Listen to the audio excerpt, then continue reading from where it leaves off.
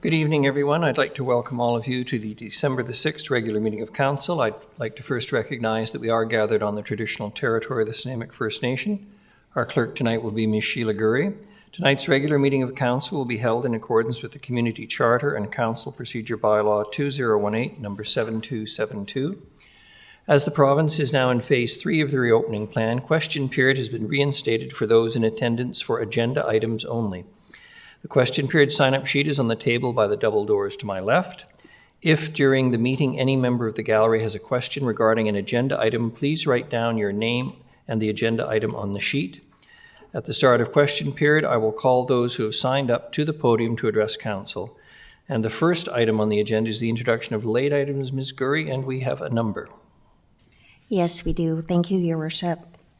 Agenda item 11A, we're adding a delegation by Pat Squire regarding Public Works, Bowen Cemetery, and stored grave markers.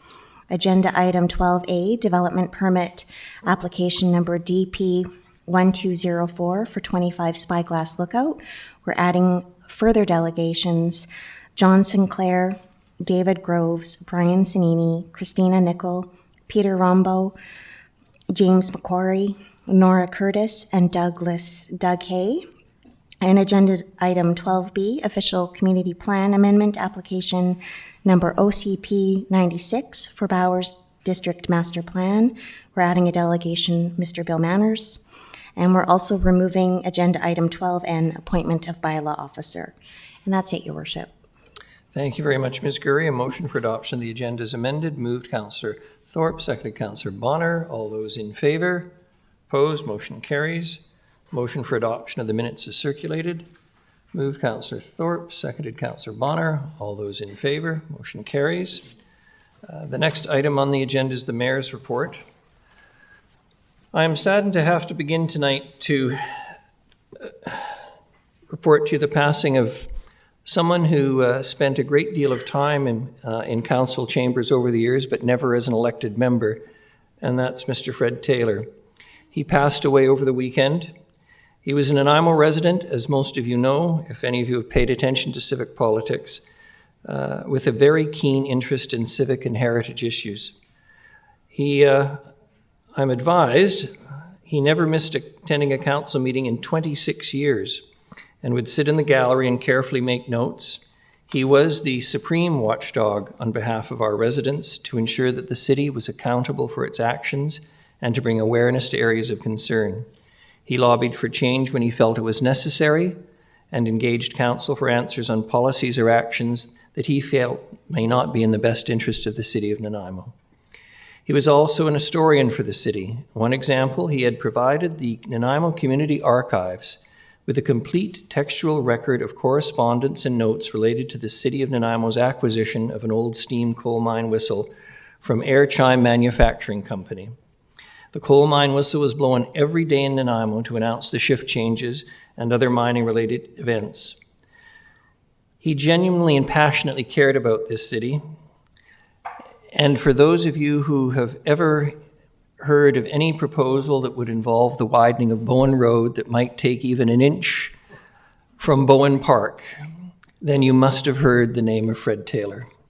That park, and which is one of the most beautiful things about this city, was a central focus of his concern for his city and reflected his love and passion. Now, some would say he was rough or gruff, but I think it was fair to say that he had a heart of gold. I know that he's been in failing health over the last 2 years, but he nevertheless took the time to visit me a couple of times in my council chamber.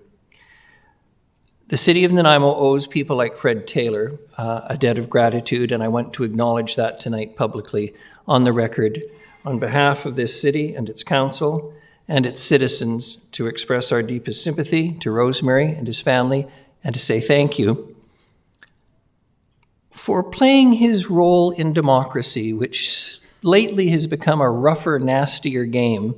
But Fred Taylor never in this chamber, in any council chamber, displayed anything other than the gentlemanly conduct that was appropriate to his time and his attitude and his love for this city.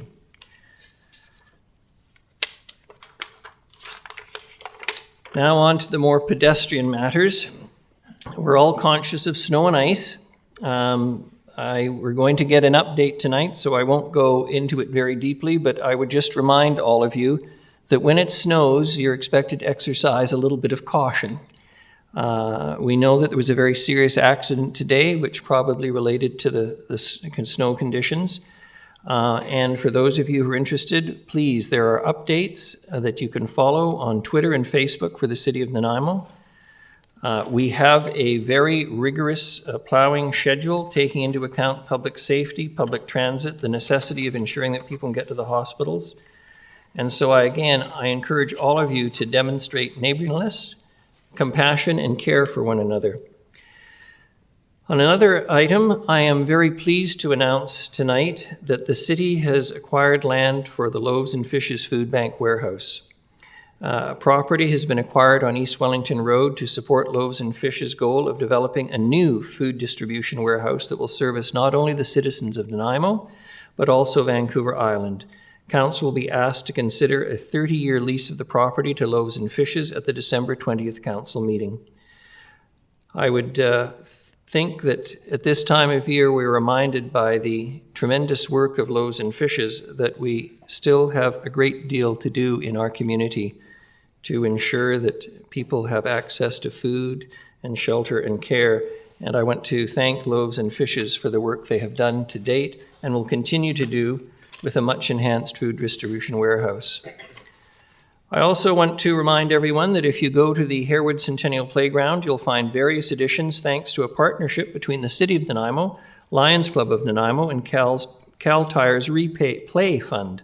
Some project highlights include the addition of 1,450 square meters of rubber surfacing, approximately 670 used tires, a wheelchair-accessible all-inclusive orbit play feature, 4 belt swings, 2 baby seat swings, and 2 accessible seat swings.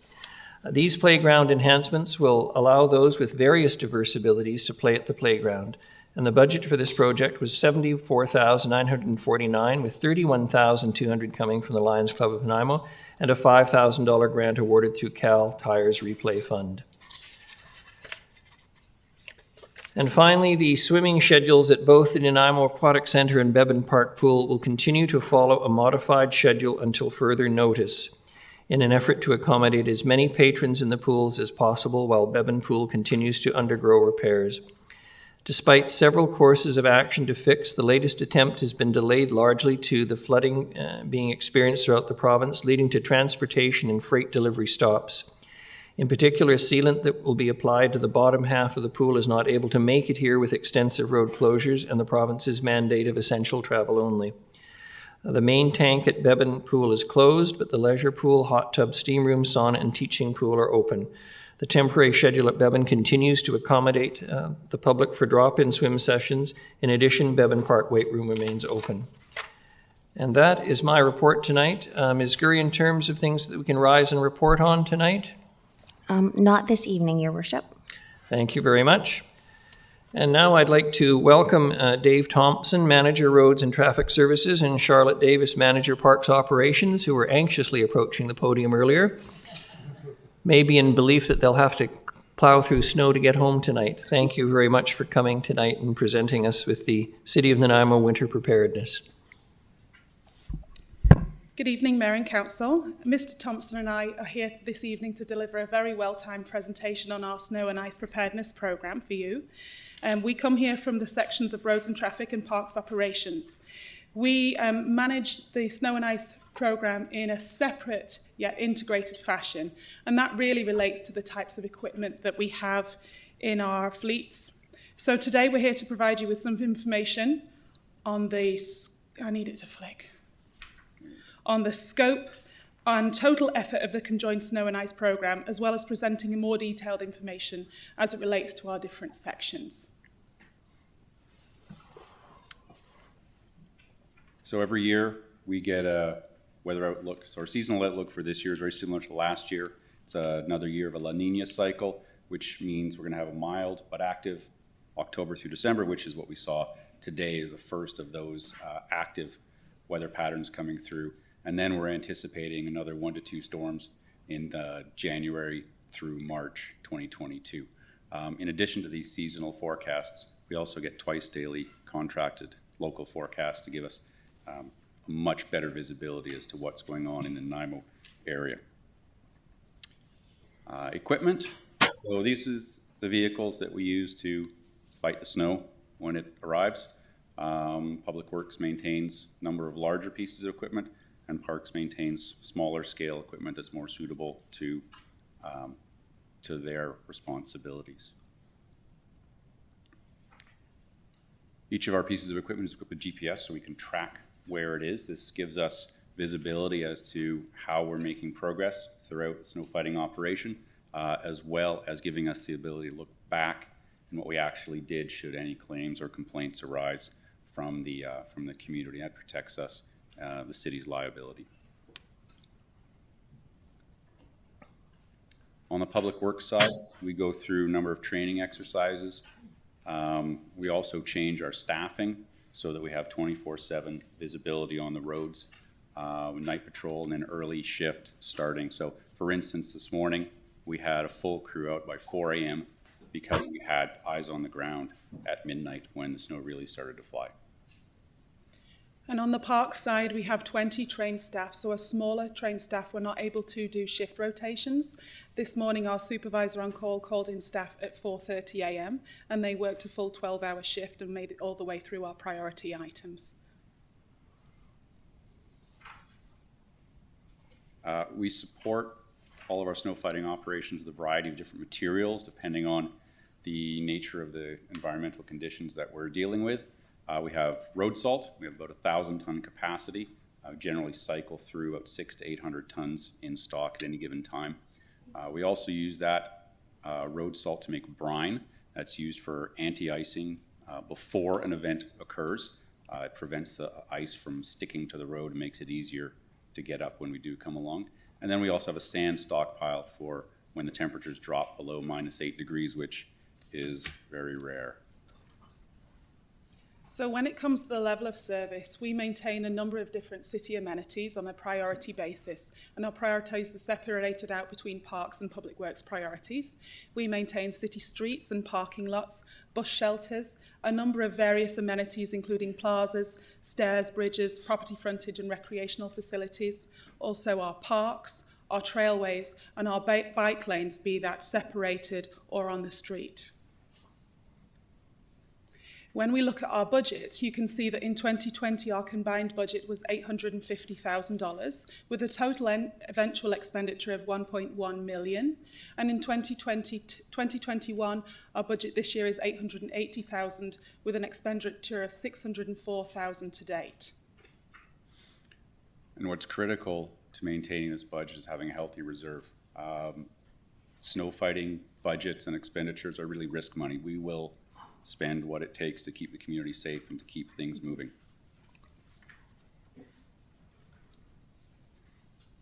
On the roads side, the city is growing. We have 3 different priority routes, priority 1, 2, and 3, very creative names.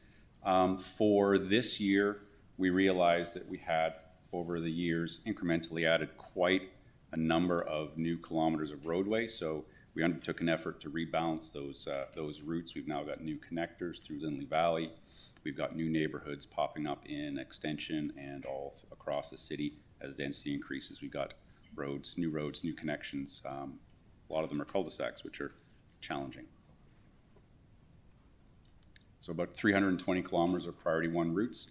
These are emergency routes, major connectors, areas around schools on school days, and transit routes, and these have been developed over the years with input from all the stakeholders. This is an example of what our drivers are provided with. Gives them a visual indication as to what the priorities are when they're out on the road.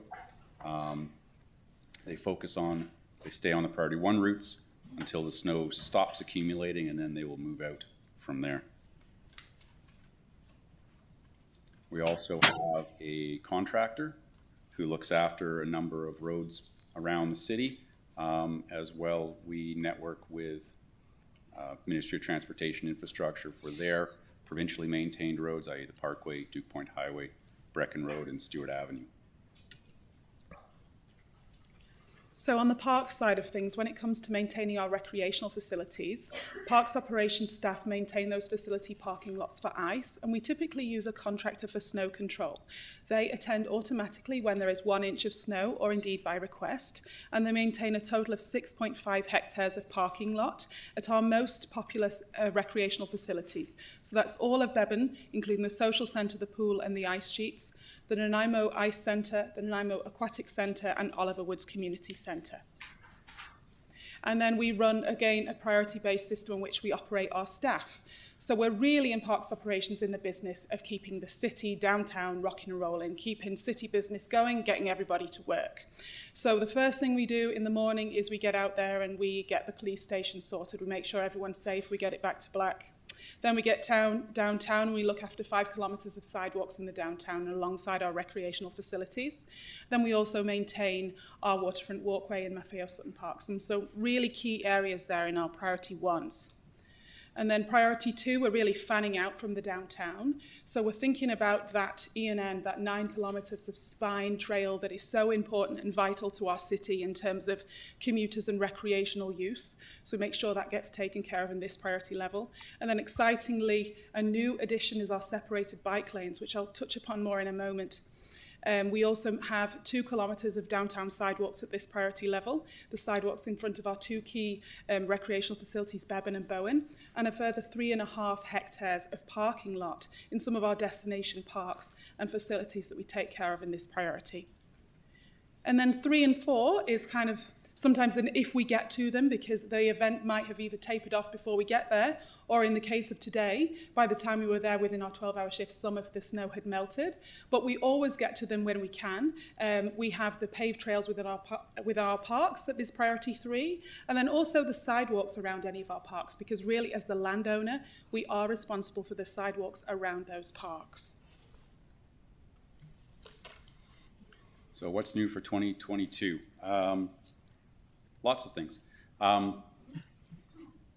We have in progress a snow and ice policy that will be coming to you. I'm not going to make any commitments, but you should see it fairly soon. It's an integrated public works and parks plan that's reflecting the current state of snow and ice control for municipalities of our size. So when it comes to new equipment, this year we replaced 2 of our utility vehicles with 2 new Kubota utility vehicles, which we got to test drive today. And staff have been raving about it non-stop. We've really gone double duty with these 2 new utility vehicles, because we now have the capacity to plough and salt and sand at the same time, which is a game changer for us. So we were really pleased to be able to get out there today and service some of our new separated bike lanes with those pieces of equipment. I'm pleased to say that all of our separated bike lanes today were cleared by 9:30 a.m. One of the things I want to be clear about, though, is setting expectations for separated bike lane maintenance. It is our intention to maintain them once we have cleared our parks priority number 1s, because obviously we have to really take care of that downtown core first. We really want to be clear about the timing of which we will maintain these assets. So at the moment we've set our goal between 6 a.m. and 6 p.m. as those are the key busy times on those assets. And we will always do our best to get there and make it safe, but it may not always be back to black side to side. There will always be a clear path. Today, though, I'm very pleased with our ability to respond to those new assets, and we learned a lot for sure. It's good timing. So in addition to the separated cycle tracks, we've also got new roads, about 6 kilometers of new roads. And in combination with the new equipment, as we replace equipment, as the city grows, we are constantly reviewing our optimization plan, make sure we got the right equipment for the right place and the right activity. We're also moving forward with deploying technology into our trucks with tablets, with route mapping, so going from old paper maps to tablet-based mapping systems. So we're just in the process of piloting that, and hopefully be looking to roll that out in the next couple of years. In addition, we're also looking at our road weather information system. We do have sensors in the roads, temperature sensors for road temperature. However, the technology, again, is advancing very rapidly. So we're looking at opportunities to improve and increase the amount of information that we've got coming into the operations center to support our eyes on the ground and make sure we're making the best decisions for the city at the right time. The other thing that's new for 2022 is a legal challenge that is City of Nelson is going through. It was sent to the Supreme Court of Canada, but not for a decision. The decision that the Supreme Court of Canada was asked to make was whether this case should be heard. The Supreme Court of Canada decided that yes, this decision was valid to be heard. And the distinction that is at play is what is a policy decision regarding snow and ice control and what is an operational decision with respect to snow and ice control. So this is one of the reasons why you haven't seen a snow and ice policy from us yet, because we're still digesting this and waiting for it to wind its way through. However, our insurer, MIABC, has advised, they've reviewed all the information, and their commentary is that the outcome of this decision does not substantially change the way we should be delivering the services to our community. So we're watching that very closely in case the advice changes. So when it comes to communications, we obviously have a very clear duty of care to keep our residents up to date on what is going on, and we use a multitude of platforms of doing that. So our social media, our Facebook, Twitter and Instagram is always kept up to date with what we're up to and how we're faring. I would also recommend, if a resident has not yet downloaded the Nanaimo Recycles app, that they do that, because they can receive updates in real time about any potential interruptions to their waste collection service. Similarly, the Voyant Alert app is our emergency alert app, and I would recommend that is also downloaded too. The Nanaimo.ca website is also always kept up to date, and we do stay in touch with our partners in the media, who will be updating residents through the news and the television on the radio. So Mr. Thompson and I thought it might be pertinent this evening to tackle some of the frequently asked questions that we're asked. And so I can kick this off with one of the questions that I've already been asked this year, which is, why is the E&N Trail ploughed before my street? And I think I touched upon some of this earlier when I mentioned the importance of the E&N Trail as a commuter trail and into the city, and how important that is recreationally as well. So we have prioritised that as a parks priority too. And then also in thinking logistically about the equipment that is used to clear the E&N Trail, we are using the park's small equipment. We have the utility vehicles and also our mowers equipped with ploughs to get on here, equipment that would not be used to clear streets. So it is possible that parks may have made it through our priority ones and be on our priority twos before your cul-de-sac has been cleared by Public Works. And so that's the reason for that. Which brings us to who is responsible for clearing the sidewalks. Continues to be the property owner, the resident, the business owner's responsibility, and the city is no different in that regard. We look after the sidewalks fronting parks, so we're bearing our responsibility as well, and we just ask that the community pull together and help out those in our neighborhoods that might not be able to clear their sidewalks for one reason or another. And what can cyclists expect for the bike lanes this winter? We are going to be doing our best. We've prioritised them as a parks priority level 2. We have to clear the downtown first, then we will be absolutely getting to the separated cycle lanes on Front Street, on Metro, and along Bowen between Labio and the Island Highway. It is our intention, once we've completed the priority ones, that we get to those locations and clear the cycle lane, at least a cyclable path between the hours of 6 a.m. and 6 p.m. Keep in mind, these are only the questions that we can share with you in polite company. So when will my street be plowed?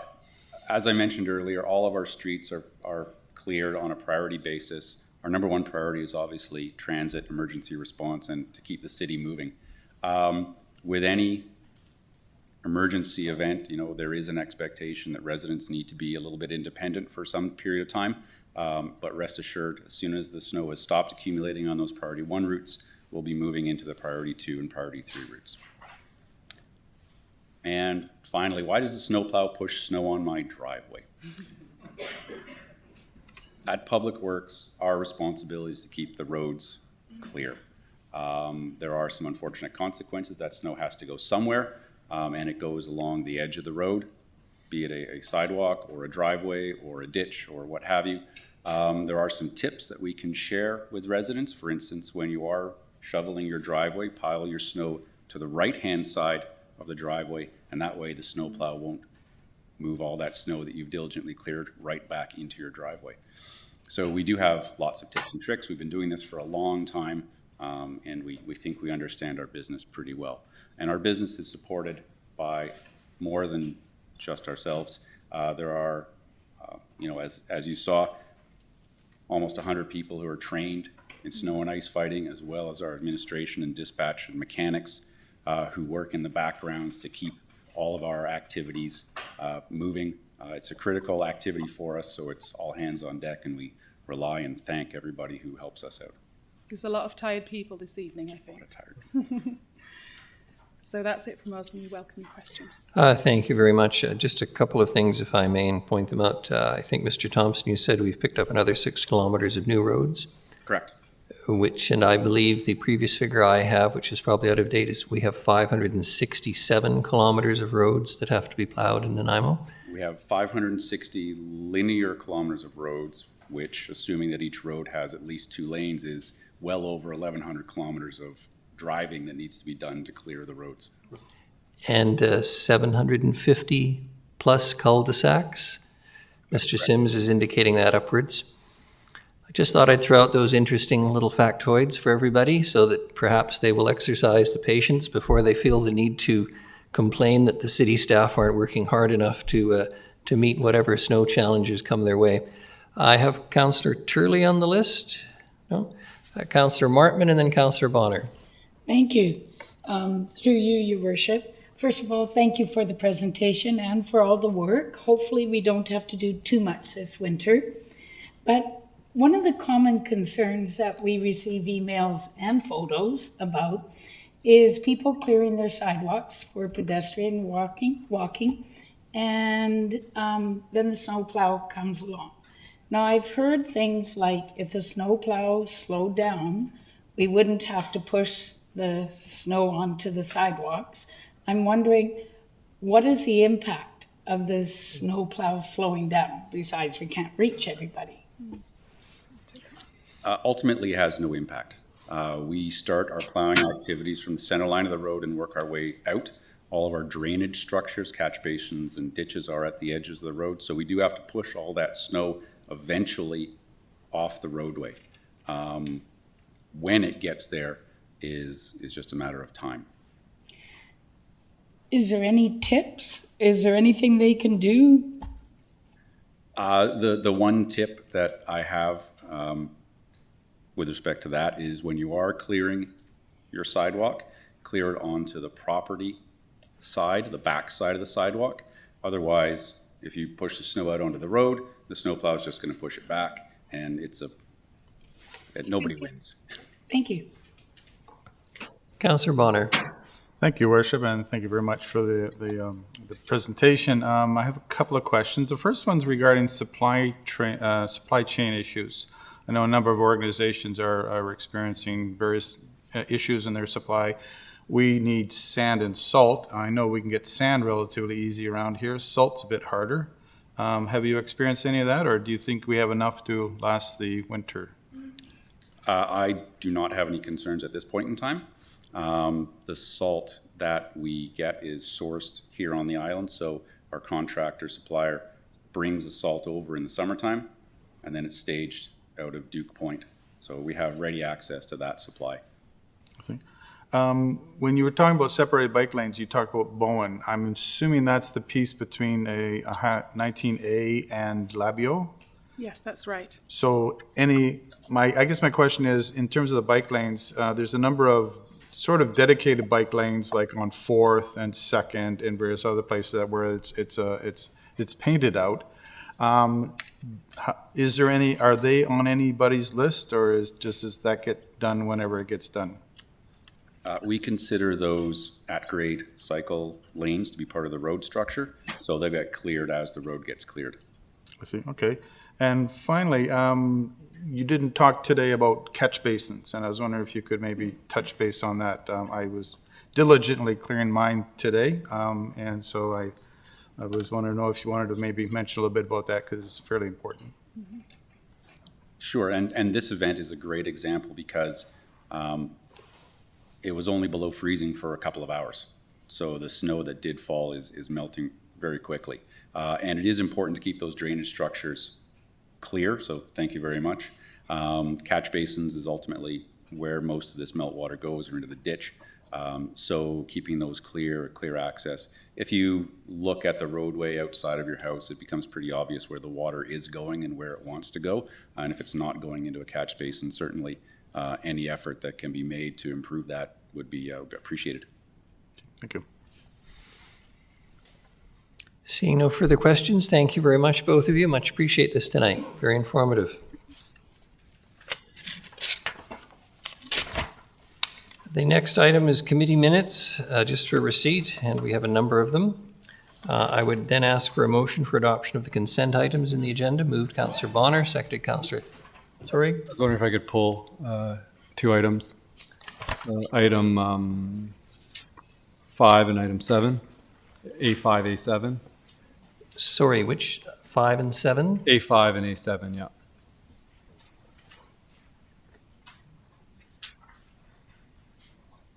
Sorry, I still didn't catch the first one, Councillor. A5, A5, yeah, and A7, yeah. A7, I've got, thank you. All right, a motion for adoption of the consent items, saving those that Councillor Gesselbrock has asked to be pulled. Moved Councillor Bonner, seconded Councillor Thorpe. All those in favor? Any opposed? Motion carries. Councillor Gesselbrock. Oh, just to vote on it, I've just switched my opinion on these. I don't know if somebody else wants to move it, but. So you just want to vote? Yep. All right. A motion on 10A5, Police Support Services. Moved Councillor Bonner, seconded Councillor Armstrong. All those in favor and contrary, Councillor Gesselbrock. Thank you. And the same for 10A7, a motion for approval. Moved Councillor Thorpe, seconded Councillor Bonner. All those in favor and opposed, Councillor Gesselbrock. Thank you. Pardon me, Councillor Brown and Councillor Turley. Thank you.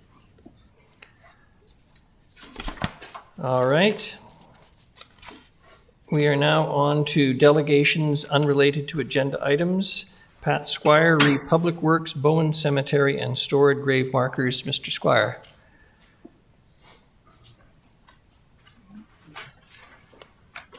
Good evening. Just to reiterate what I think you probably know, 5 minutes. I'll give you a signal at 4 minutes.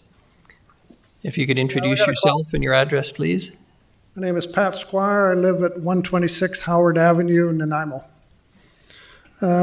Councillors, Your Honor, I'm here again, continuing story of the cemetery conversion and related matters.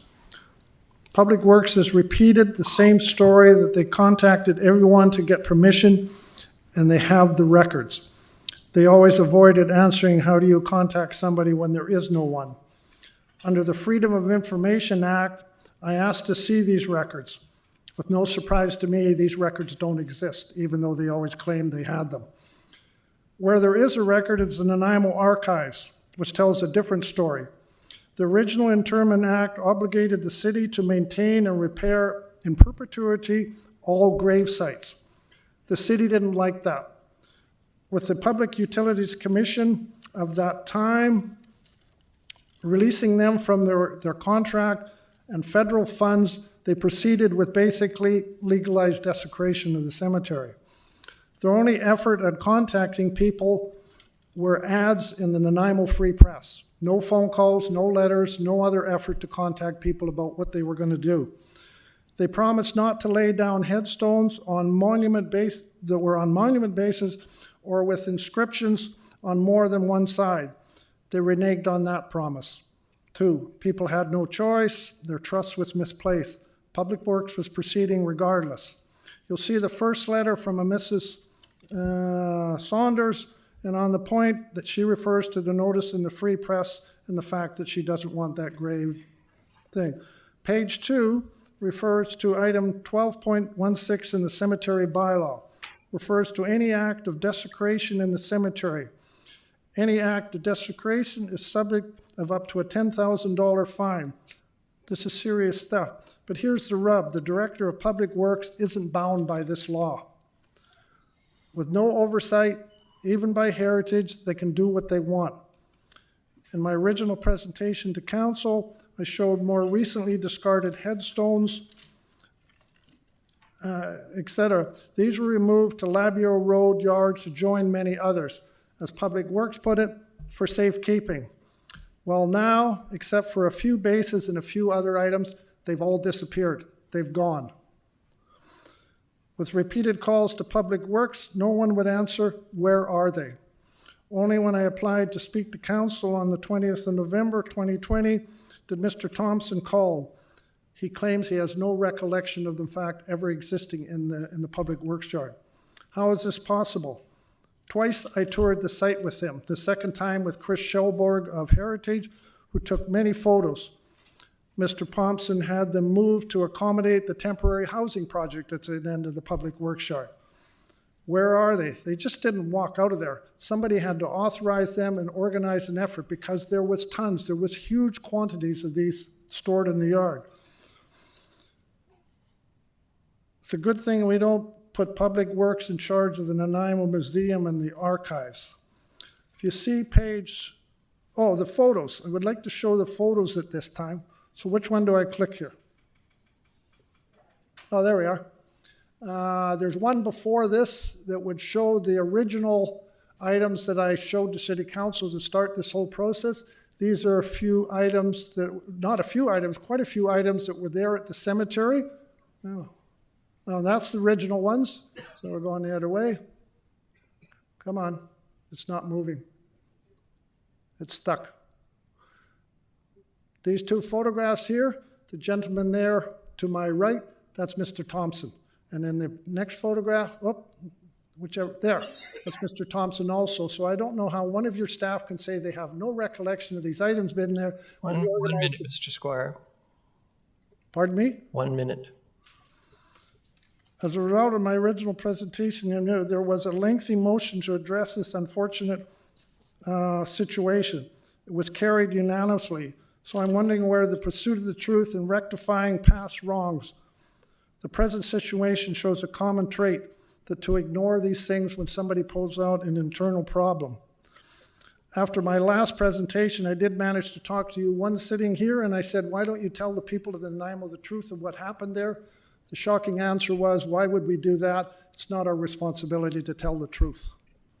So I would hope you'd be a council that would carry this forward and deal with it just so we can rectify this wrongs of the past. I hope you make that choice, and I appreciate the time you've given me to speak before you. Thank you. Councillor Armstrong, question for the delegation? Mr. Squire, you spoke about your delegation when you came in May 30th, 2016, correct? When?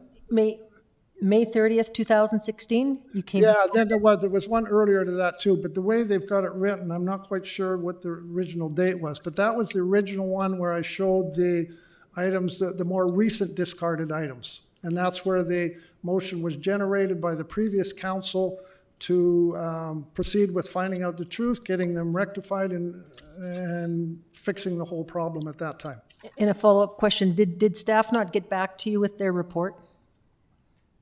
Staff never didn't make a report. It took me years to get them to even dig something up, even though council said, dig them up and deal with them. I'll have a question for staff after, Your Worship. Thank you. There was never any report generated. They just kept saying, we have permission to do all this, and that's all they ever said. Thank you. Seeing no further questioners, thank you. Councillor Armstrong, a question for staff? Your Worship, the delegation could be excused if there's no more questions for him before the questions to staff. Excuse Mr. Squire, thank you. Thank you. I was just wondering if Mr. Sims could comment on this, because I know that when this was brought forward some time ago, he did have some response that I'd like to be heard publicly. Your Worship, through to Councillor Armstrong, I would say that the original motion that council passed in 2016 or 17 has been fulfilled. Staff spent significant amount of time with Mr. Squire in attendance, excavating the discarded stones. These are grave marker stones, they're not headstones. There may be some headstones there that, have not been accepted for by the family, but all of the headstones that were originally part of the cemetery were laid down flat. So we've excavated these stones, we've stored them at Public Works. There's several hundred in the Public Works yard. Thank you. Thank you very much. The next item are reports, and it's development permit application number DP 1204-25 Spyglass Lookout. Mr. Lindsay, please, and Mr. Holm. Good evening, Your Worship, Council. I'll give Mr. Holm a moment to get seated, and then I'll turn it over to him to introduce this first report on your agenda. Thank you. Good evening, Your Worship and Council. This first application before you is a development permit for 25 Spyglass Lookout. The application was made by Alfredo and Armando, and it's to permit a single residential dwelling within an aquatic setback at the subject property. The property was created through the subdivision of Protection Island in 1960. If you could bring up attachment B, please, the context map. It'll show you the location of the property on Protection Island. The property is primarily in a natural state and is undeveloped, and it consists of an islet in the harbor that's attached by a sandy spit. That's not the Sorry, that's Protection Island property. yeah, we're looking for development permit 1204. Mr. Holm, if you could just wait until we get the proper slide up. Sure, thanks.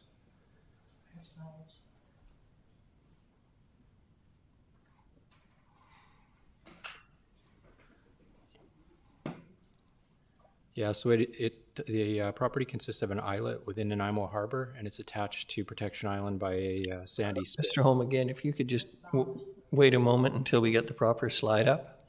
If that's okay, it'll be easier for council to follow. Sure. That is item 12B. 12A, that's right. No, 12B is what we've been seeing on the screen. 12A is what we're trying to discuss. Thank you.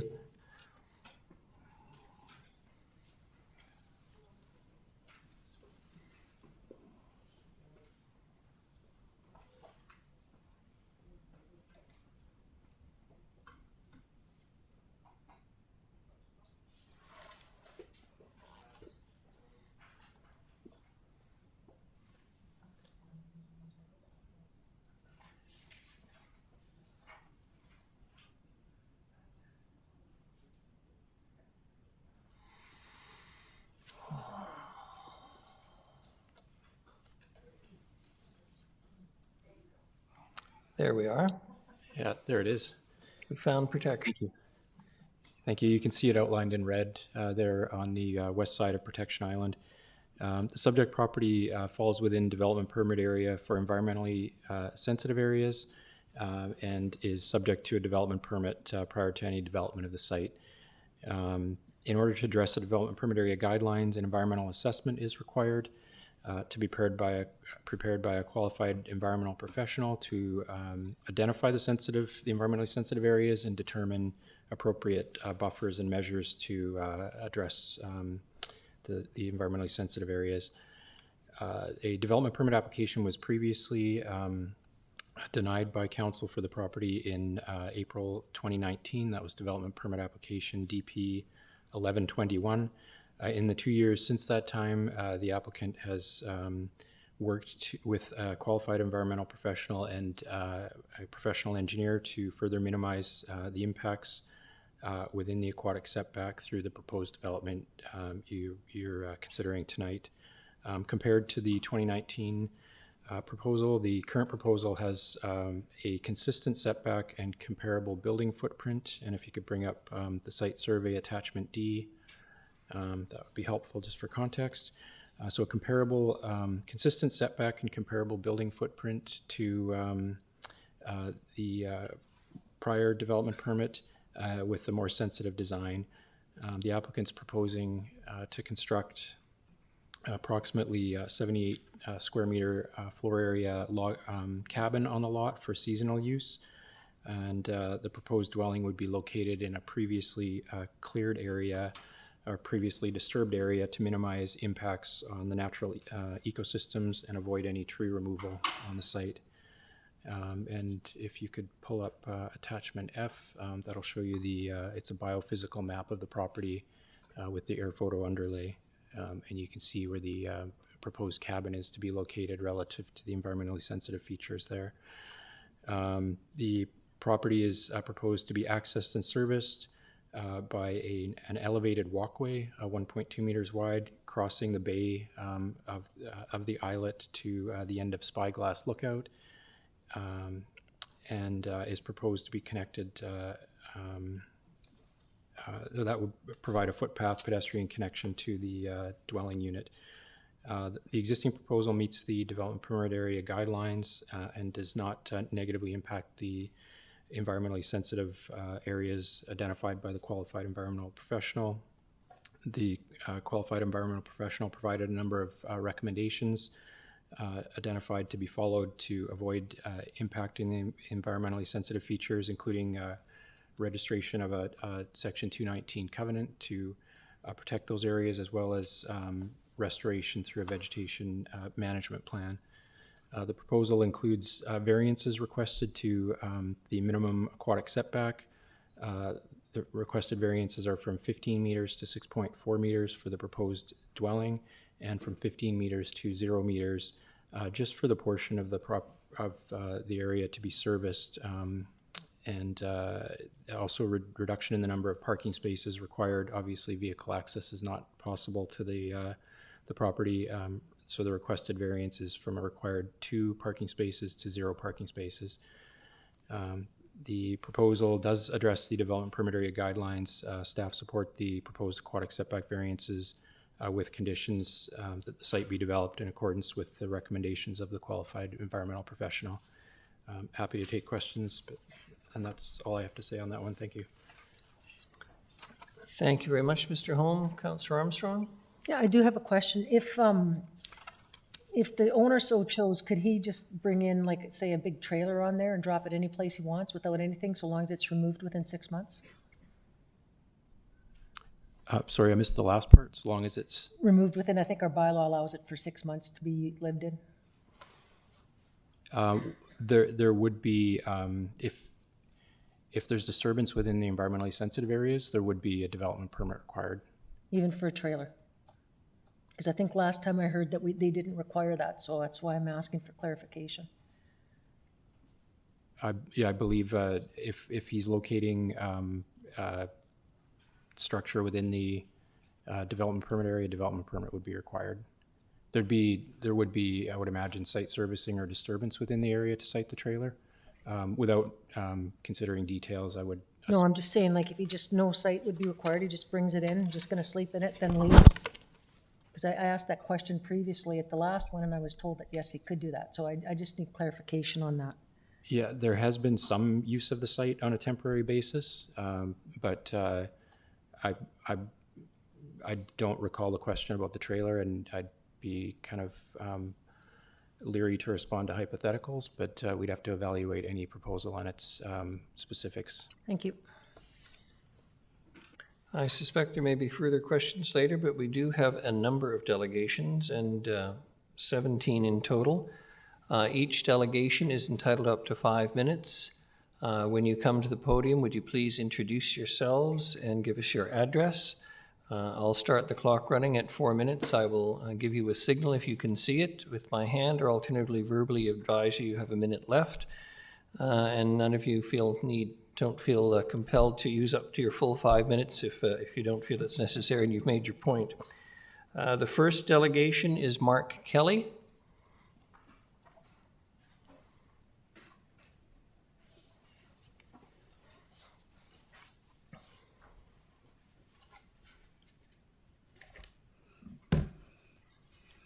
Hi, everybody. I'm Mark Kelly. I live at 169 Covalton Trail on Protection Island.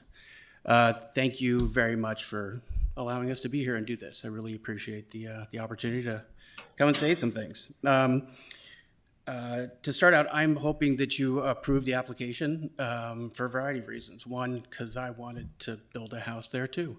So when I was looking at Protection Island to live, I've got my wife, 2 kids, and a giant dog. We looked at Spyglass Lookout to buy and develop something there. I talked to folks in the planning department, and they said, it's going to be tricky. In 2004, there was a development application that didn't go through, but it's a residential building lot, and you're more than welcome to have a go at this. We really recommend you hire a skilled group of professionals to lead the charge and show you how to do this. We looked at it, looked at the work that was required, and thought, yeah, this isn't really what we're going to do. We wanted to just buy a house. And so I've had a really strong interest in what was happening in this property, because I always thought that it would just be such a great place to live and to have a spot.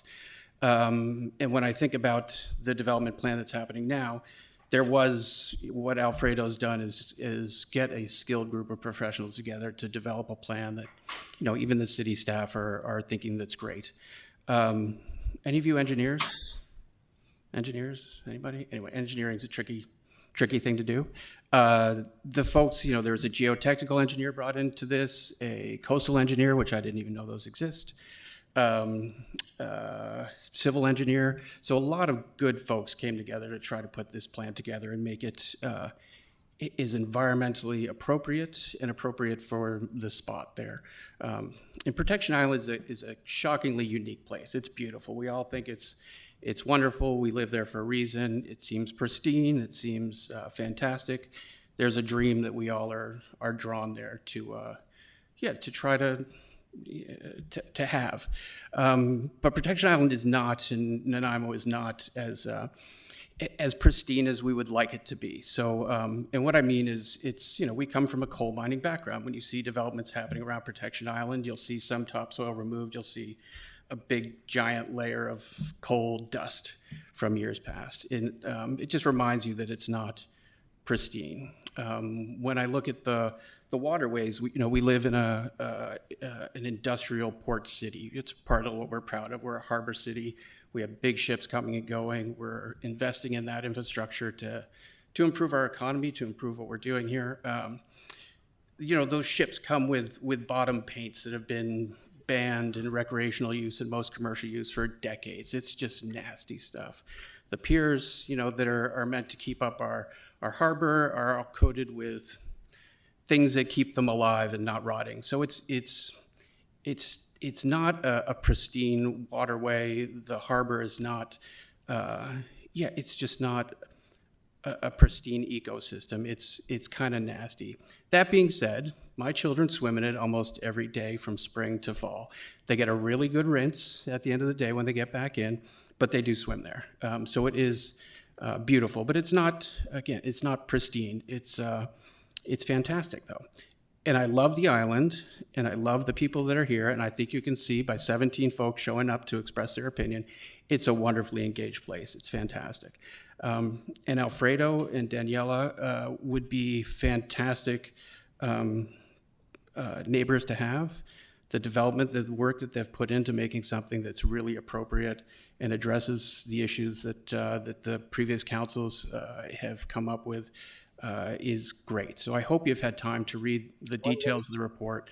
The people that have been involved in making it happen, you'll see that it's good. It's a good report. So like I said, I wanted to build there. It's a residential lot. City services are right there. It was always meant to be that way, and I'm just excited someone will hopefully be able to have, a cool little cabin out there. Thank you for your time. Really appreciate it. Thank you. Thanks. Not seeing any questions. Thank you. The next delegation is Alfredo Tura. And Mr. Tura, name and address, please, and you'll have 5 minutes, of course.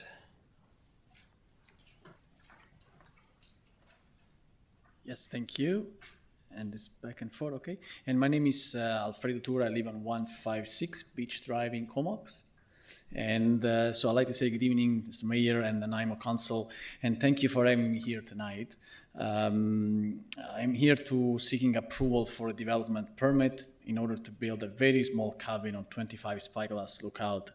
At the same time, I'd like you to know that I intend to be a steward for this unique parcel with a sensitive oak ecosystem. Just this goes for, okay. So as I probably mentioned the previous time, I'm not a developer, I'm a medical doctor. I graduated in a foreign country, and it took me the better part of a decade to obtain a license to practice in BC. I don't mind long-term project because I understand that vision takes time, and I have vision for this precious piece of land. My dream started about 4 years ago when I fell in love with this property, and I knew I could make something special with it beyond a summer cabin. I wanted to make a protected private park to build a state-of-the-art cabin in tune with the surrounding ecosystem. City services, such as water and sewer, right on my driveway, reassure me that the property was meant to be residential. City official also reassured me that my cabin idea was a viable project that needed time and a team of experts.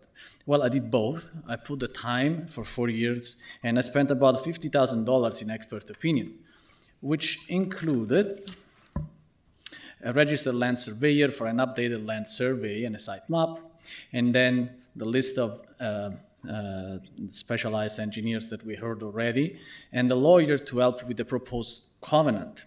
The reports were unanimous. The proposed cabin and overall project are viable and will not result in any significant detrimental effect to the local ecosystem. I also consulted and received support from BC Hydro, Department of Fisheries and Oceans, and Nanaimo Port Authority. We tried hard to access and manage the property as respectfully as possible, following a proactive vegetation management plan. We replanted arbutus, Gary oaks, and native brushes. We removed invasive species. We irrigated with water from Nanaimo, carried by hand, because I do not have access to my own water. We spent significant amount of time clearing garbage and discouraging beach fires, which were very common. As a result, the ecosystem and the trees thrived for the past 4 years. The current proposal is very different than any previous one. The building will be elevated about 2 meters above ground and built on small number of piles.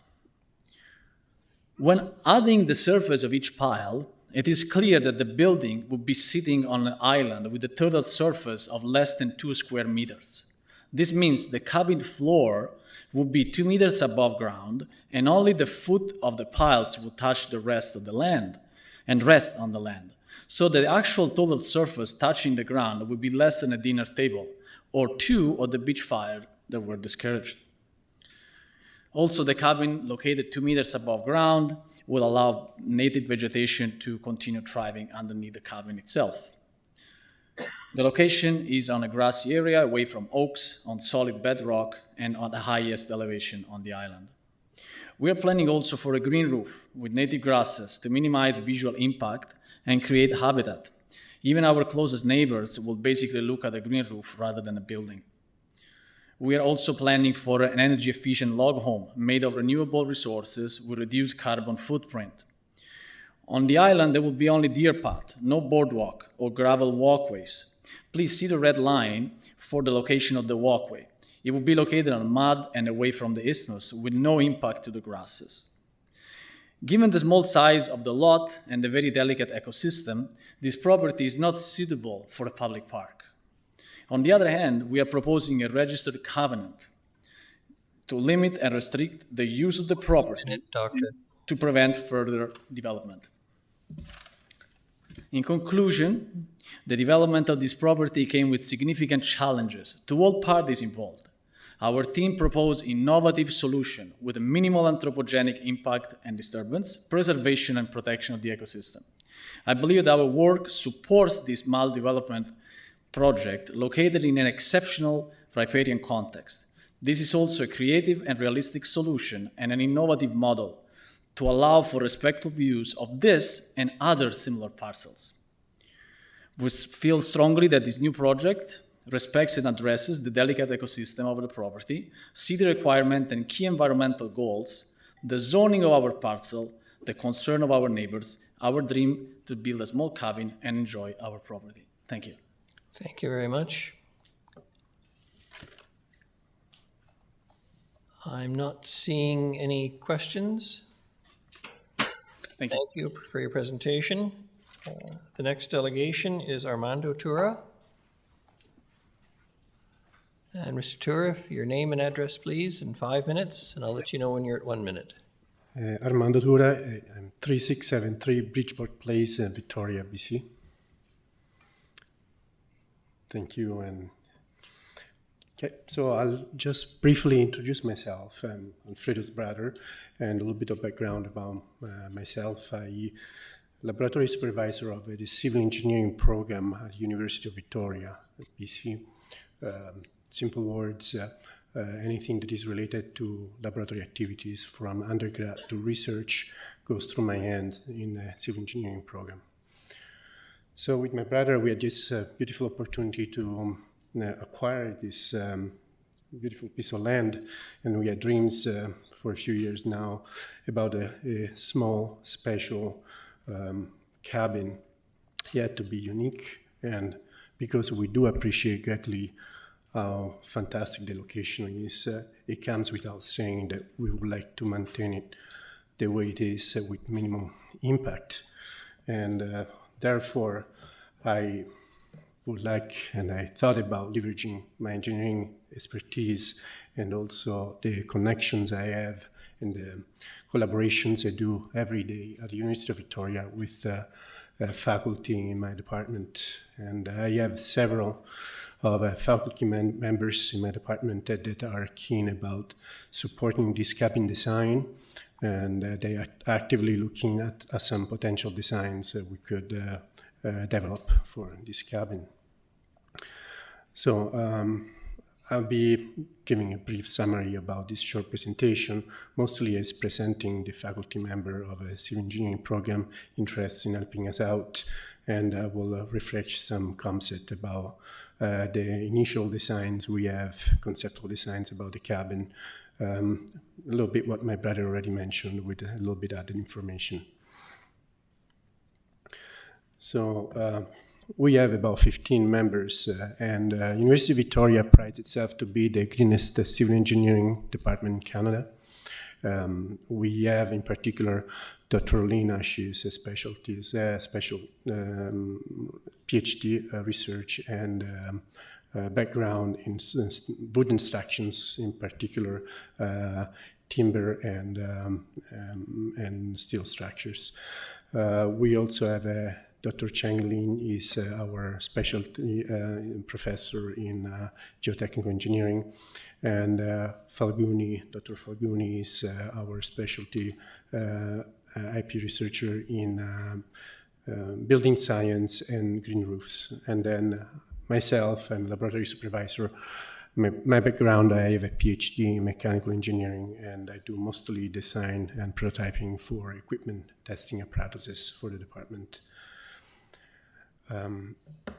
As Alfredo already mentioned, the main core aspects about this design is that this small cabin, we would like to have it elevated from the ground on a small number of piles.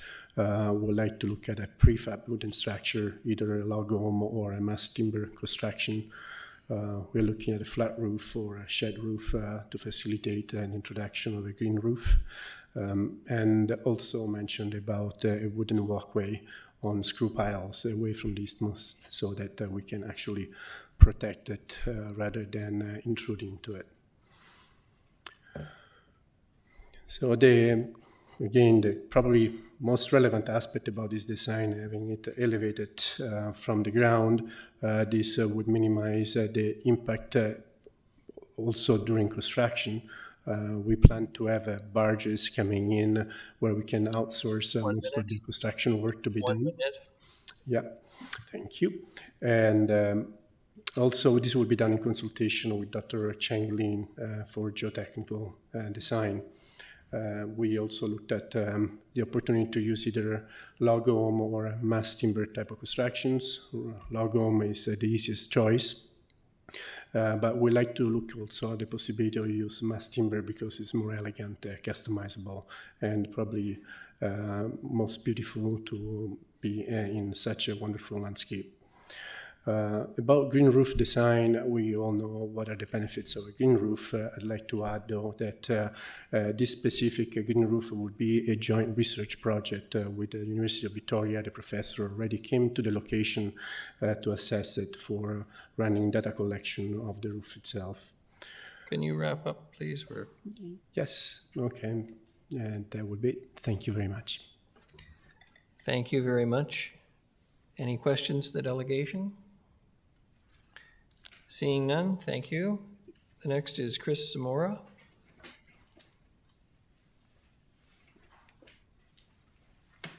And Mr. Zamora, 5 minutes, introduce yourself, address, please. Sure. Thank you very much, Mayor and Council.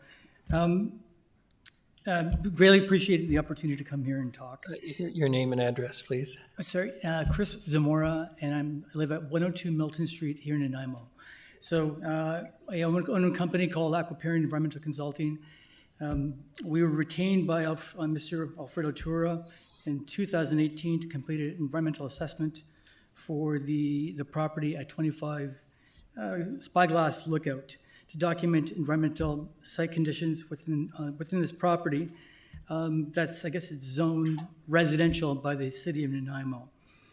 I guess it's understood that Mr. Tour is at least the third owner of the property and that he was sold the property on the premise that he could put a residential development on it. That's, again, the reason why he bought it. We completed a site survey of the property in 2018 to identify any sensitive environmental features. The feature does have an isthmus at the very entrance of it that comes off of Protection Island that is intertidal, so there's intertidal salt-tolerant species of grasses there. It rises up into a small Gary Oak forest stand, Gary Oak arbutus forest stand, and then where the cabin is located is in an area that's actually, it's a natural kind of open meadow that's actually, it's exposed sandstone bedrock. A lot of the area around the outer edges of this little island is actually open sandstone bedrock. The area's just got small grasses that are, some of them are pioneering, some of them may be invasive to some degree. But anyways, that's roughly where the cabin is going to be located. The cabin itself is 650 square meters in size. And it's going to have a 200 square foot deck on the property. That's all again that's been proposed there. Since 2018, 2019, that's all that's been proposed for the property. And since now with the application here for 2021, that's all that's being proposed, nothing else. So the cabin will be serviced by an elevated, the access will be an elevated boardwalk, about 2 meters in height.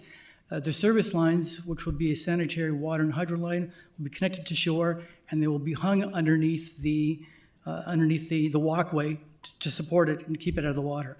So the walkway itself is actually going to be in front of the isthmus of vegetation. It'll be cutting through the upper part of a little bit of a mud tidal area, and it'll be the elevated or the supporting posts will either be just screw piled in, or manually the small piles will actually just be manually punched in to support it. So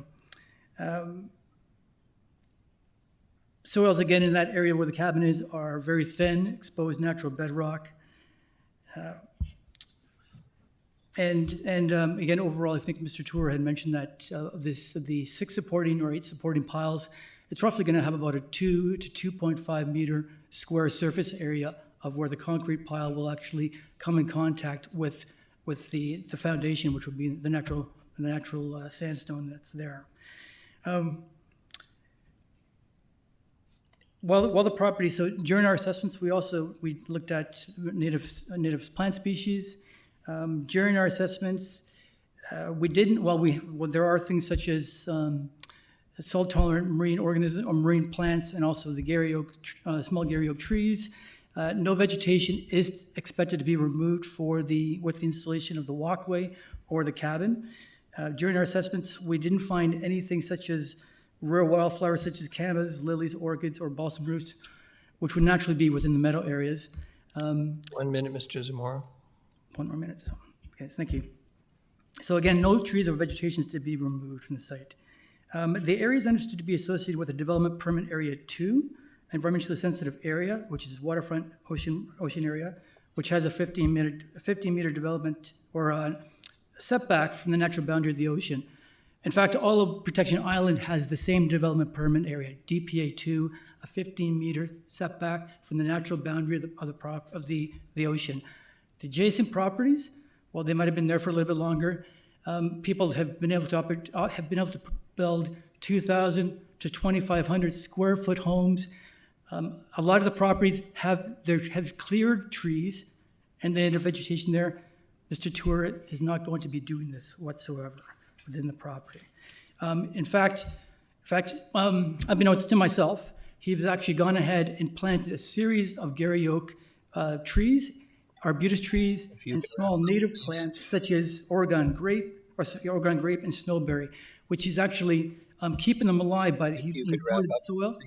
Sure, imported soil and actually brought jugs of water to keep them safe. So thank you very much again. I think I don't normally like to talk these at come to conference or council meetings. Thank you. I'm trying to be fair to everybody, and nobody gets more than 5. Very much. Thank you very much. Are there any questions for the delegation?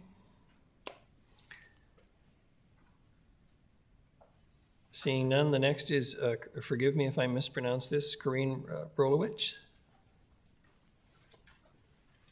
And if you could give us your name and address, please, and 5 minutes, and I'll let you know when you're at 4. Hi, my name is Corinne Brolowicz, and I live at 159 Covalton Trail, Nanaimo. Your worship and councillors, thank you for giving me the opportunity to speak this evening about the development proposal at 25 Spyglass Lookout.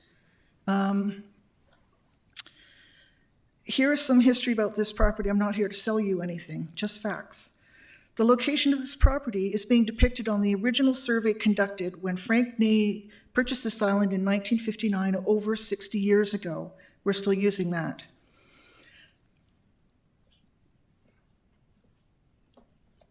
The island was developed by Nanaimo Realty into 344 recreational building lots and 3 other properties. The lot numbers start at the beginning of the park at the top there and end at the bottom where you see that big open space. The 3 other properties were never intended to be residential lots as part of the original development plan. Lot 345, which is the one at the very top that you see there, commercial. Lot 346 is this little islet, and lot 347 is the undeveloped area that is not a residential lot. When Protection Island was incorporated within the city of Nanaimo in 1975, this property at Spyglass Lookout was included and zoned as an R3 island building lot, which I believe was a mistake by failing to exercise due diligence. In fact, this DFO chart from 2020 outlines the 3 islets which define the dimensions of this property today. I don't know if you can see that, but there's 3 little pieces that are islets. As you can see in these pictures, oh, there's the miniature version of it. Sorry, you can see blown up. This is an actual nautical chart from the DFO. As you can see in these pictures, the property does not meet the definition of a municipal lot. It spans between municipal and federal and provincial, separated into 4 pieces. How can a property divided into 4 non-contiguous pieces be considered one lot? This is the final piece, where above that boat. Right on this document, the covenant area shown in green on this proposal is important wildlife habitat. A permanent fence is proposed on this property, which would be detrimental. This is an ecosystem, not a zoo, and this zoo would keep the animals out. There is very little remaining of this property that's within that covenanted area. As mentioned earlier, This property covers multiple jurisdictions, city, provincial, and federal. Recent federal legislation has made new protections for fish habitat, and I've seen seals hunting in the bay. Similarly, the new Canadian Navigable Waters Act protects all navigable waterways from obstruction, which includes waters surrounding these islets. These waterways have been enjoyed by kayakers and other recreational boaters, and the proposed bridge walkway will block these navigable waterways. It does differ from other boardwalks. It is carrying raw sewage. Port Authority officials have informed me personally they will not allow a lease for the proposed bridge without further review and consultation with the DFO and MOT. The Ministry of Transportation can have the bridge removed as an obstruction. No bridge, no house. I didn't realize that character was going to be a part of this discussion on this proposal, so I brought some pictures today which speak volumes. I've witnessed the negative changes on this previously pristine, and it was, property, and the changes on the wildlife habits in the last 2 years since the new owners purchased it. I have photos here of the owners mowing the Gary Oak meadow, covering it with carpets, erecting structures without a permit, and disturbing the landscape by planting non-native species, which is strictly prohibited in an ESA. Even though the city environmental officer has ordered these things to be removed, most of them remain. The owners illegally parked a houseboat up on blocks for recreation on this property over the last 2 years before the Port Authority forced them to remove it recently. 1 minute.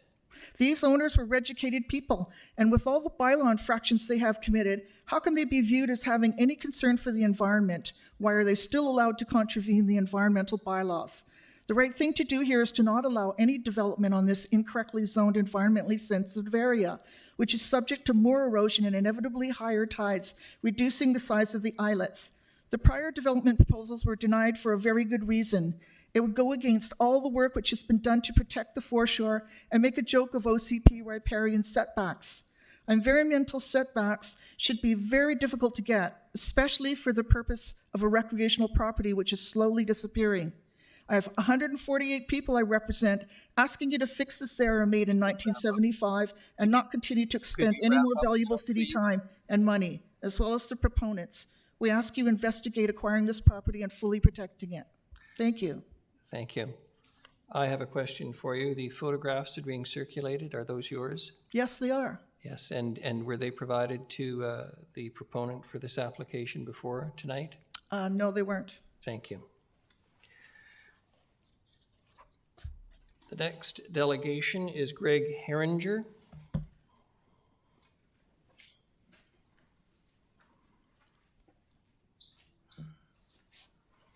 Mr. Herringer, if you can introduce yourself, your address, and you'll have 5 minutes, of course, and I'll let you know at 4, please. Good evening, Your Lordship, Council. My name is Greg Herringer, and I reside at 6321 View Street in Port Alberni, in the Alberni Valley, and it's on unceded traditional territory of the Sishat and Hupacheset First Nation. I welcome the opportunity to speak here as a guest on the unceded territory of the Nanaimo First Nation. I work as a forest technologist with British Columbia Timber Sales in Port Alberni, and as such, I'm a member in good standing with the Association of BC Forest Professionals and the Canadian Institute of Forestry. Membership in these organizations carries an obligation to uphold our code of conduct and ethical standards. We're also beholden to practice good stewardship of our land and forests, no matter where it is in the province here. We have to adhere to these principles in our professional life, and it also carries over into our personal life. Alfredo Tura, he's a practicing professional, a doctor of medicine.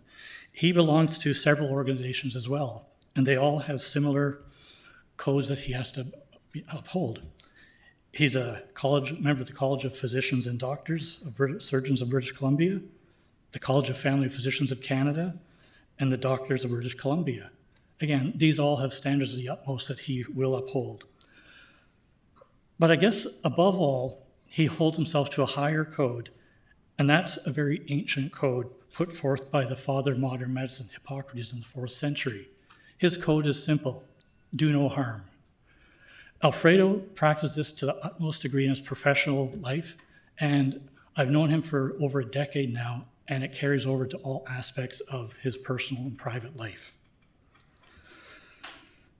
His property on Protection Island, specifically 25 Spyglass Lookout, is a project where he is and will be continuing to apply these principles of doing no harm. Some mistakes have been made in the past, but they've been rectified, and he's taken the time to consult all the necessary professionals so we can move forward in a very positive manner. We all recognize that this property comprises a small remnant of the Garry Oak system, ecosystems, which has been and is in the process of being eradicated throughout southeastern Vancouver Island. So Protection Island is a very unique place that must be preserved, and Alfredo and all his brother and everyone else involved in this are quite aware of that. What is the Garry Oak system? It's a name. We all bandy it about, but what actually is it? It's characterized by a mosaic of open woodlands consisting of Garry Oaks, meadows, grasslands, scattered Douglas fir stands, and open rocky areas. This islet embodies all of these except for the Douglas fir. There aren't any on the island at present, aside from a few that have been replanted there. Alfredo has been trying to bring this island back to its former glory. He's planted numerous Garry Oaks out there, arbutus, Mahoney, Oregon grape, and snowberry, all representative of the Garry Oak ecosystem. He wants to make the system really representative, bring it back from the degradation it suffered over the years when it was treated more or less as a public park. He's taken great care to nourish these plants for the last 4 years. He's mulched them with seaweed and leaves that have fallen, carried water, numerous jerry cans by his little motor launch from Nanaimo over there to keep them going, especially through the heat dome we experienced this past summer. There have been invasive plants on the island. They've been removed to help so they won't outcompete the native species there. If you took the time to visit this island now, you would see the beginnings of a park, and where he wants to apply to have a covenant and applied to have this in perpetuity. 1 minute. Moving to the cottage itself, he's planned. It's not a big 2,000 square foot house. It's a 600 square foot cottage raised on pilings. It's designed to be unobtrusive visually from Protection Island. The nearest neighbor is 300 feet away. The cabin is going to be situated so the shed roof with the living roof faces these neighbors, so they'll be looking essentially at an extension of the meadows of the island. The cottage will be of a log-style construction, which will help mirror the washed-up driftwood on the beach to further help integrate it into the island to reduce its visual impact. So with all these in mind, I think it's very apparent that Alfredo is applying that adage of do no harm to everything he's doing on this island here, and he's learned as he's gone along here. I appreciate and thank you for your time, Council. If there are any questions, I'll entertain them now. Thank you very much. Any questions for the delegation? Seeing none, thank you. The next delegation is Teresa Vandergoes. Ms. Vandergoes, I think you've probably heard the drill enough tonight. 5 minutes, introduce yourself and your address, please. Absolutely. Teresa Vandergoes. I live at 288 McCleary Street in the Old City Quarter. And I want to say greetings to the Mayor and Council. I'm an interested citizen and a colleague of the owner. I've been a citizen of Nanaimo since 1968. So I've seen what's happened in Nanaimo over the years. I've been witness to the sprawl, to the focus on development, and I think of those as the bad old days where there appeared to be no limit to the urge to develop land and profit therein. I'm grateful for the official community plan. The OCP is a massive antidote to the former sprawl. It's reasoned, considered, and a living document to take Nanaimo into the future. I'm a strong believer in principles, goals, and objectives, and in planning for the future. I'm going to show how the proposed development at 25 Spyglass Place is congruent with a surprising number of goals in the OCP. To stay in an urban containment boundary means that the available land should be used, even if it's difficult. 25 Spyglass Place, Spyglass Lookout, is a very difficult site to build on, as many have referred to. Either you have a steep slope or an environmentally sensitive area.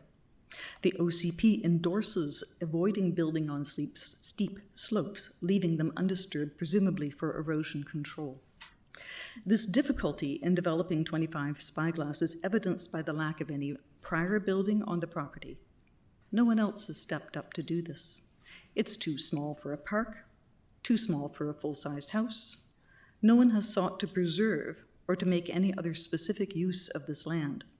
This proposal meets the goal of developing on land within an urban containment boundary, even when it's very challenging, and it leads the way with an innovative and sensitive approach.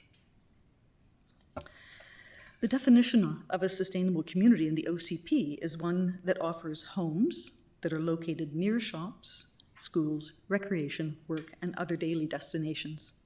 It's difficult to build a permanent home at 25 Spyglass. However, a resourceful way of using this land is as a recreational property. It's close to the heart of Nanaimo, within kayaking distance from downtown, and thus would be making efficient use of this difficult piece of land that is congruent with being in a very central location. To be sustainable, you need these innovative proposals to show how it can be done. This one is key. 25 Spyglass is very much on an environmentally sensitive area, and it is on the waterfront and in the inner harbor. The owner, Alfredo, is acutely aware of this, and the proposal pays heed to both these objectives.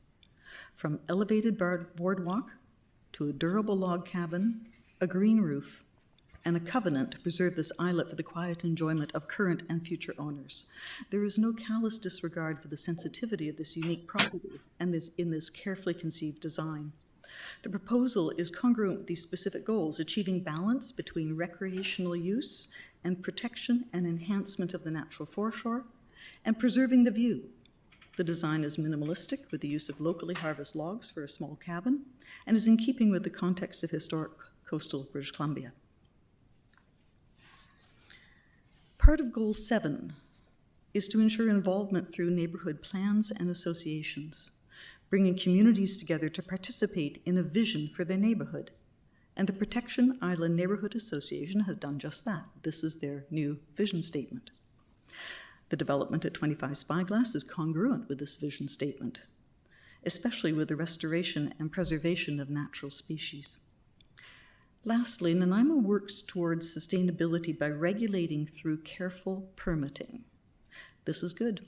Communities should care and voices should be heard. One minute. Objectives, goals should guide this process. Sustainability needs innovation for our city to grow and to respond while containing urban sprawl, meeting environmental needs, and community needs. The proposal for 25 Spyglass Place fits the bill as innovative, creative, sensitive to environmental and community needs, and shows how one can develop a difficult property with these important principles from the official community plan in mind. Thank you. Thank you very much. I'm not seeing any questions. The next delegation is Jim Harris. Mr. Harris, if you could introduce yourself, your address in 5 minutes, and I'll let you know when you're at 4. Ready, set, go. My name is Jim Harris. I live at 173 Colton Trail, close to Alfredo's property. And I'm here basically to share with you my impressions of the Garry Oak system. My background is in horticulture. I help run the community garden, and I've tried with a bunch of other residents to restore another Garry Oak, small portion of Garry Oak system in another park on Protection Island, and that's where I learned how difficult it is to do a restoration like this. Earlier this year, I was invited to visit Alfredo on his island. I saw firsthand what he'd accomplished with his small Garry Oak ecosystem. It really was amazing and worth a visit if you get an invitation. Most striking of all were the Garry Oaks. He has them of all sizes, saplings to mature trees, all of them green, all of them verdant, all of them lush, no gall, no dieback, no yellowing. Really spectacular compared to the other trees, other Garry Oaks elsewhere. Being an avid gardener, I'm not above borrowing information from other gardeners. So I immediately asked Alfredo what he did. And this is what he told me. The first step, he said, was to limit access. And what he did is put a log across the entrance to his property, put a sign on it saying private property, and that seemed to have worked wonders. That's a no-brainer. I learned that when I wanted to visit the Cowichan Valley Gary Oak Restoration Project. You have to make an appointment. These systems are very delicate and they don't handle human traffic very well. First step. Second step, he established some paths, which again is a no-brainer. It's limiting the access, keeping people from tramping all over the system. Step 3, he identified all the Gary Oak saplings and then he mulched them all. Some of the mulch was bark chips and some of it was carpet, which works very well. Both of them restrict the movement of water out of the soil and hold it for the young plants. Apparently he takes the carpet off in the winter. The next step was to put around the Gary Oak saplings barriers of page wire in a circle. And that, of course, is a no-brainer too. That's to keep the deer from browsing. The next step, and the final step, was to water them. And that doesn't sound like a difficult thing to do, but there is no water on that island.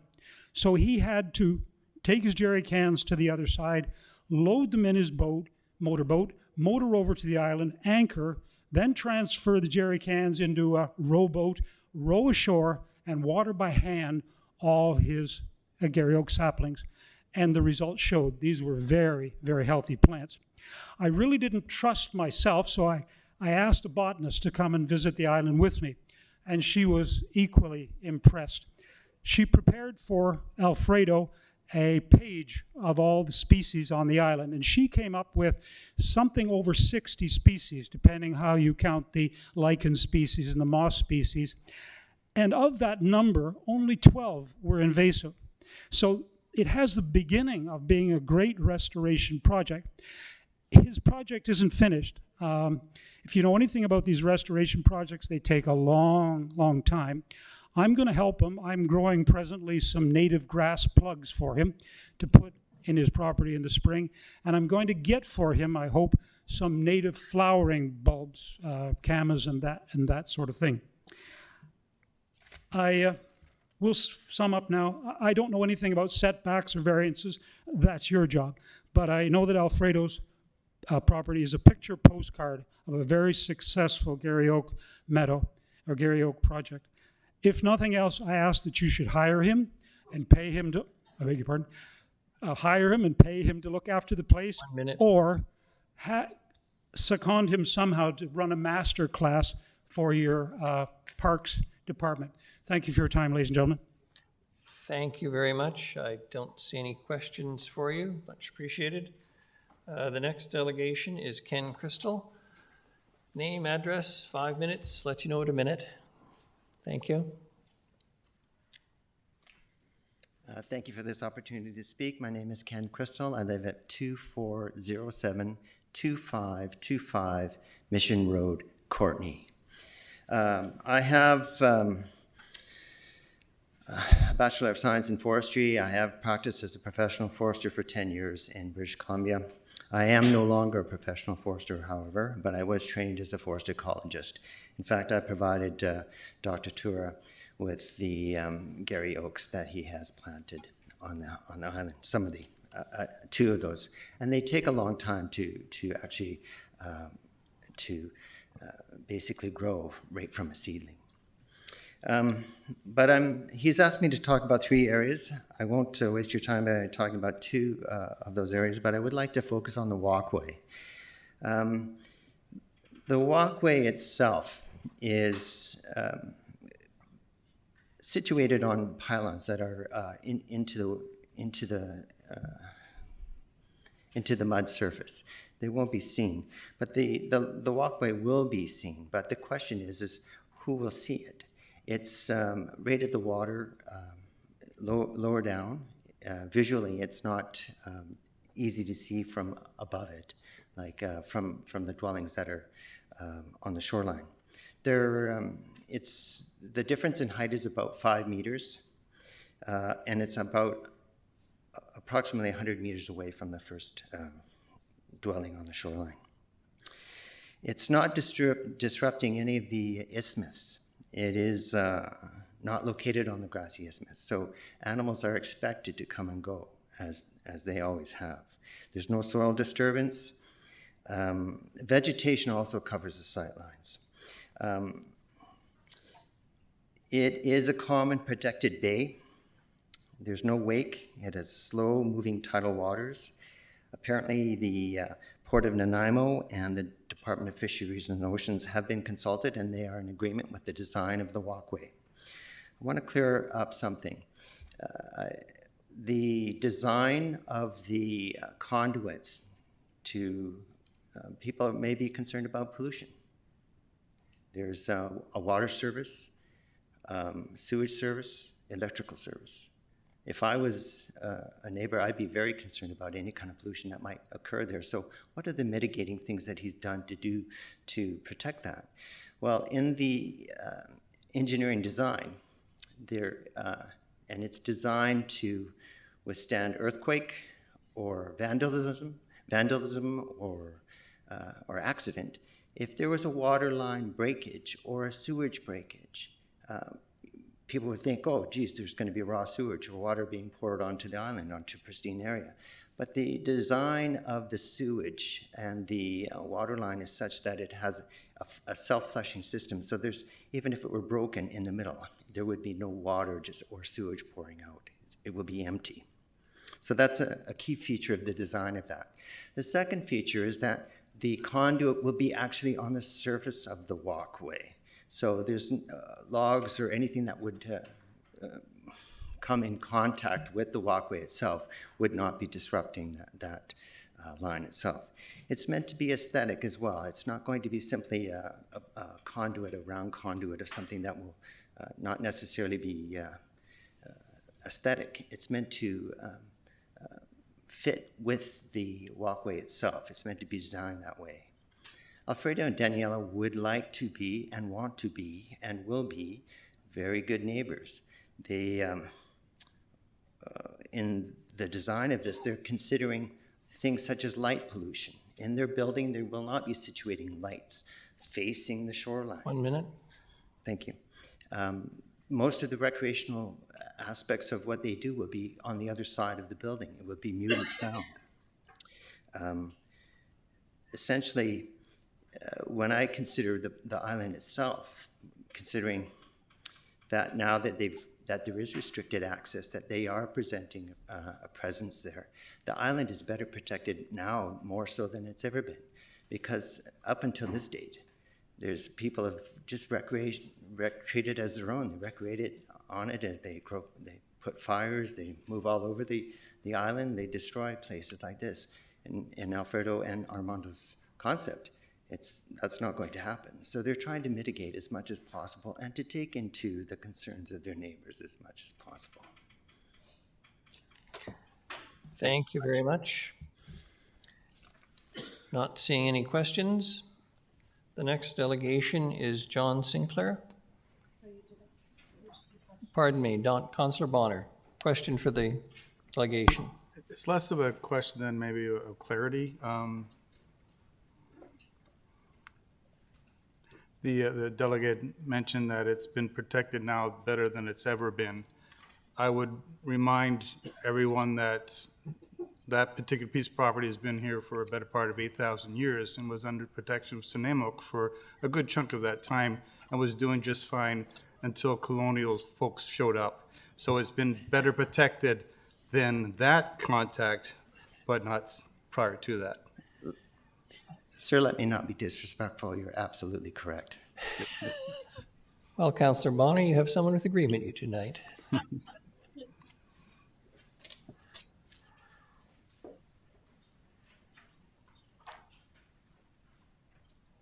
Mr. Sinclair, I understand your wife may have to assist you tonight because of some health issues, so... Yes, I'll let her. But we're not going to be any more indulgent than anyone else. It's still only 5 minutes. If you could introduce yourself and your address, please, and I'll start the timer. Sinclair, greetings, Mayor and Council. 153 Covalton Trail, and we're the only property that connects with his property. Spyglass Lookout is currently zoned R3. It's an obvious and admitted error. It should be zoned as park. The process to achieve is well established, and and is used to correct other zoning areas. The city should negotiate a fair market price for the property, acquire the property, and rezone it.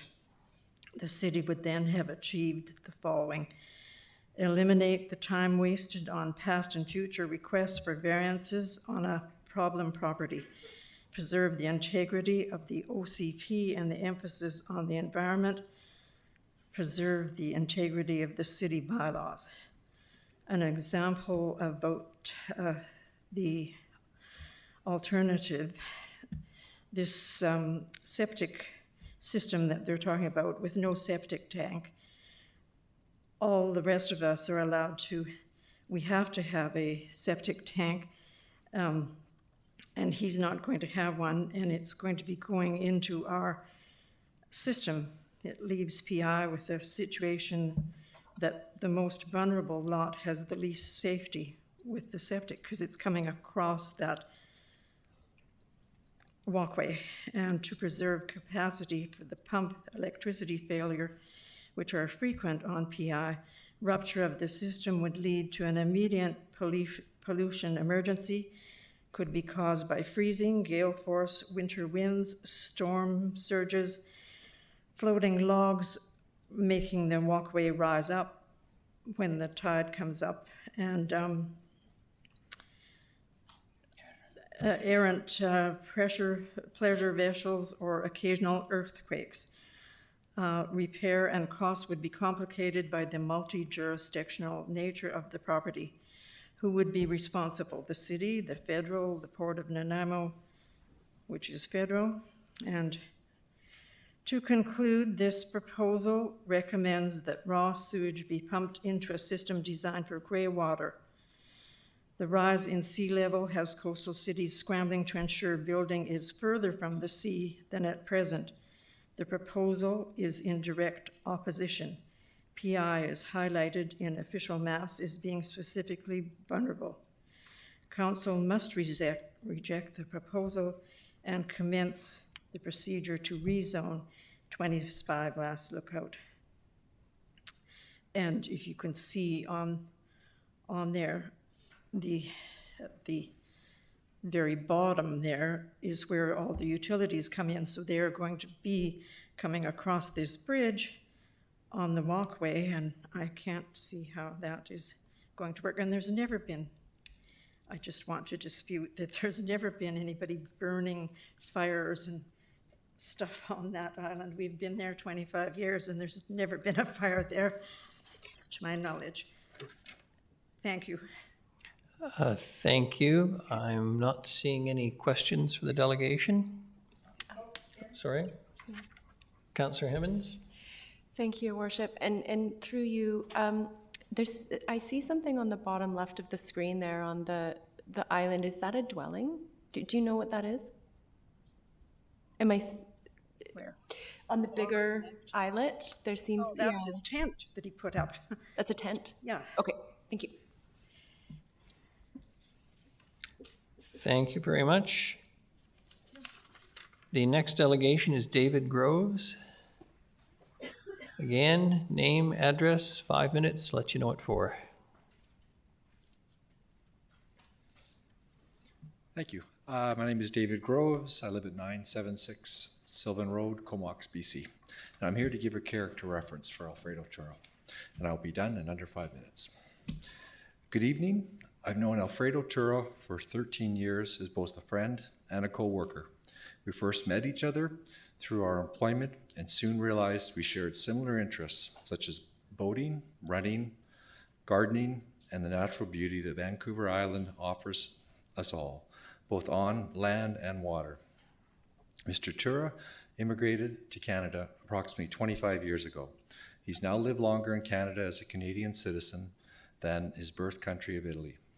Since his immigration to Canada, some of Mr. Churro's accomplishments include graduating from the University of British Columbia as a medical doctor, training and volunteering as an RCMP auxiliary police officer to complete such assignments as coordinating and developing neighborhood block watch programs, patrolling the community streets by mountain bike to assist persons of all backgrounds, and maintaining a respectful presence to assist in keeping our community safe.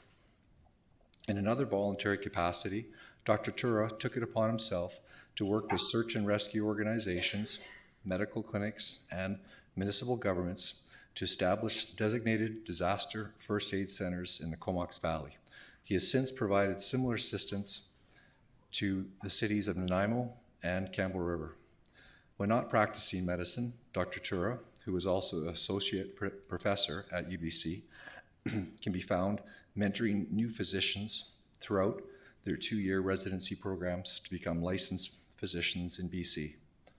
Throughout the past 13 years, it truly has been my privilege to interact with Alfredo Tura as a colleague and a friend.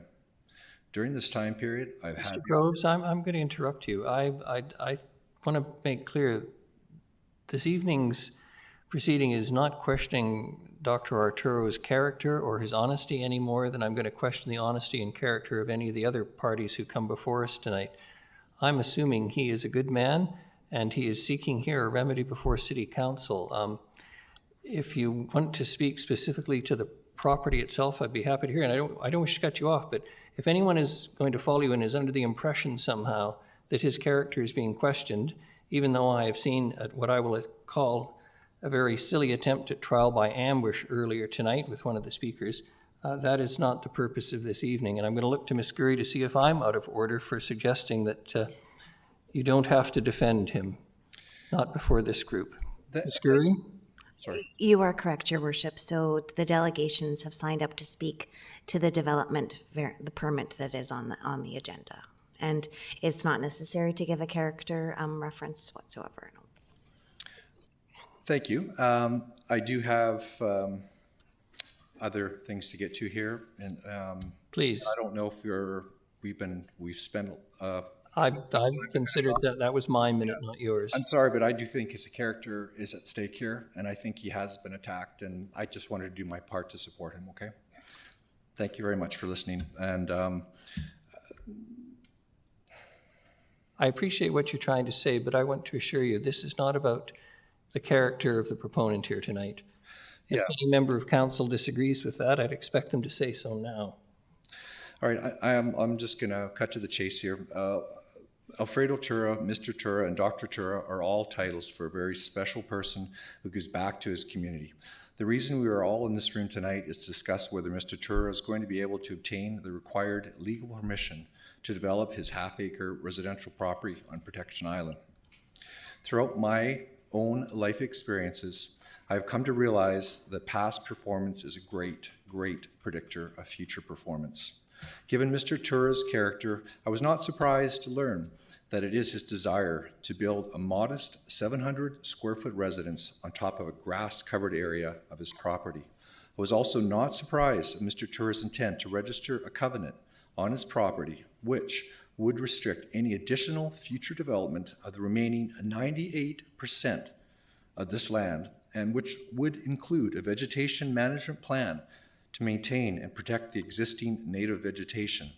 I was also excited to learn that Mr. Tura contacted the City of Nanaimo Planning Department to discuss his intent to create a green roof on top of his residence to assist in blending his residential structure to the surrounding vegetation. These are some of the current examples of Alfredo's character, which further confirm his willingness, desire, and intent to be respectful to his neighbors, his community, and our environment.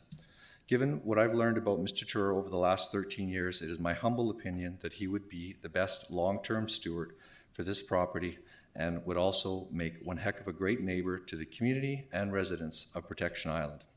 Thank you very, very much for allowing me to speak. Thank you very much. Any questions for the delegation? Thank you for your time tonight. Thank you. The next is Brian Cini, Heath Law. Your Worship, I believe he is on Zoom. Zoom, very good. We'll give us a minute for everyone to get Mr. Cini connected.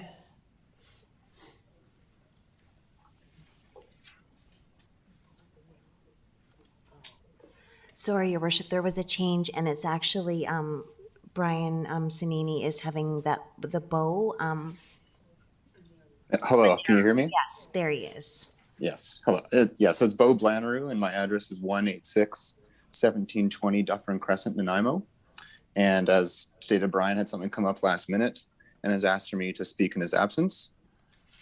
This presentation is in favor of the DP application and provide a description of title to the subject property, a history regarding the development of this lot and Protection Island, and the difference between this application and the application that took place in 2019.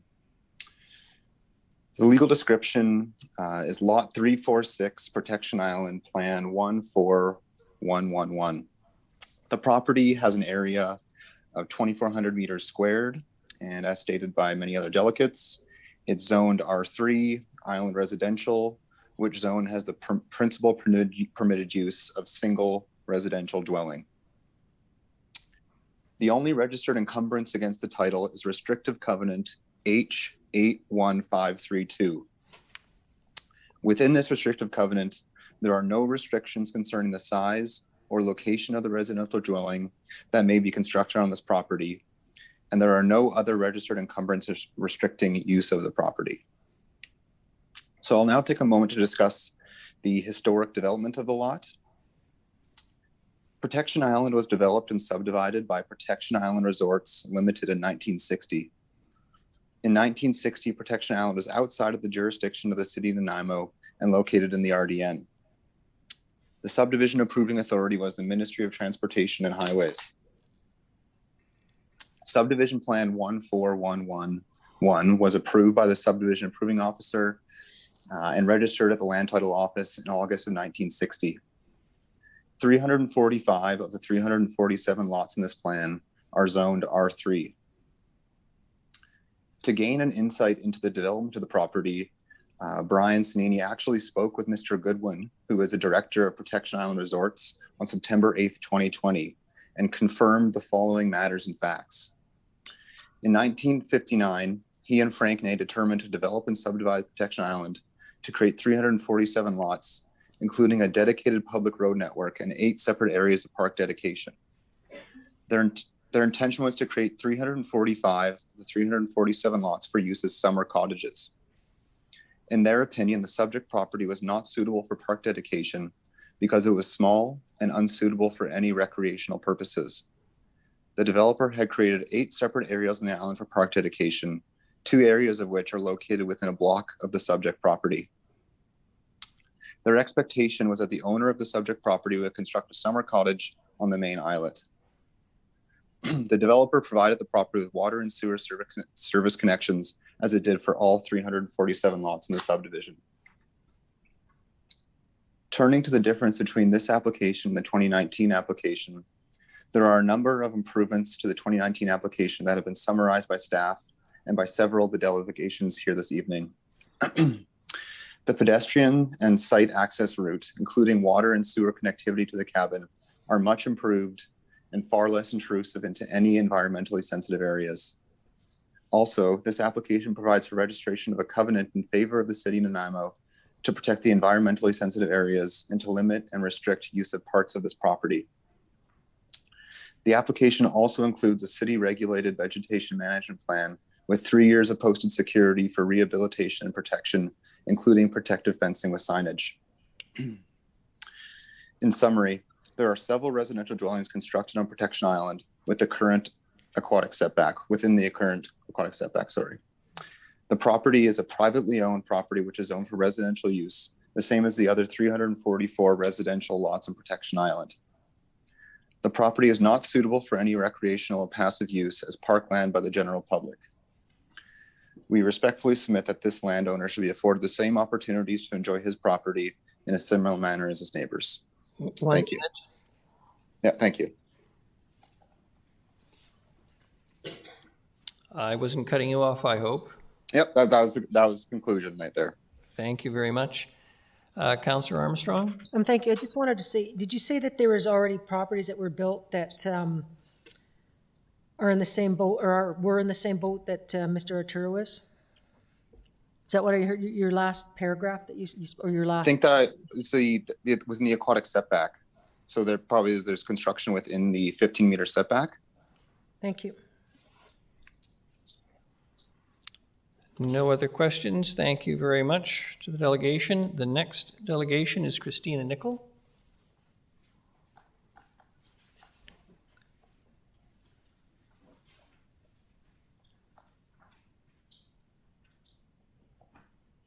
Ms. Nickel, good evening. You've heard the spiel. 5 minutes. Give us your name and your address, and I'll let you know when there's 1 minute left, please. Thank you. Yes, I'm Christina Nickel, and I live on Protection Island at 80 Pirates Lane. And I live in one of the houses that was built probably about 1965, but nobody has the record because it was not part of the city of Nanaimo. But because of that, it is built closer to the water than is presently allowed. I'm not sure how close, but definitely I'm in a grandfathered situation. And the interesting fact is that people who have built subsequently on either side of me have both been restrained exactly to a 15-meter setback. They have not been allowed to move closer to the water simply because I'm closer to the water. And there are a number of properties like mine on the island that were built before Protection Island was the city of Nanaimo, and there were no rules. And so I think that should be noted. In sort of a comment on the previous presentation. However, nowadays, I think we are part of the city and we have bylaws, and bylaws are uncomfortable, but we all recognize that what they are is what restrain each of us from making life uncomfortable for our neighbors. And they restrain each of us from damaging the value of our neighbor's property. There are many bylaws to restrict us in that way in Nanaimo, and they're a good thing, and I think they should be respected. And one of the bylaws which I believe should be respected is the setback from riparian and marine areas. There are some notable reductions allowed. Recently, I have a list of 4 right here, which I plucked from 2020 and 2021 council records, in which a 15-meter setback, for example, has been reduced to 9.7 meters on Junction Avenue. A 15-meter setback has been reduced from 30 meters, this was on some major creek, to 6.9 meters. That's about just over 20 feet. And then another one where the setback has been reduced from 15 meters to 6 meters on Departure Bay Road, simply to accommodate somebody's plan about their building. But the most interesting one really is the one, I think, which is reduced from 7.5 meters, I don't know why it was as small as that, it was on a creek, to 0.8 meters. That's 80 centimeters. That is not even a yard in the old measurement. That's 32 inches. Someone is allowed to build 32 inches away from a creek. And I want to suggest to this council that you have a rather bad record in allowing these variances to go through, that you're gradually destroying the waterways, and if you allow this variance on that little island, 20, whatever it is, the subject property of today, when you allow that to reduce from 15 meters, which everyone else on the island who builds now must stick to, if you reduce that to 6.4 meters, that's just over 20 feet. That's nothing on the beach, nothing. And the reason for having the setback is to preserve the foreshore.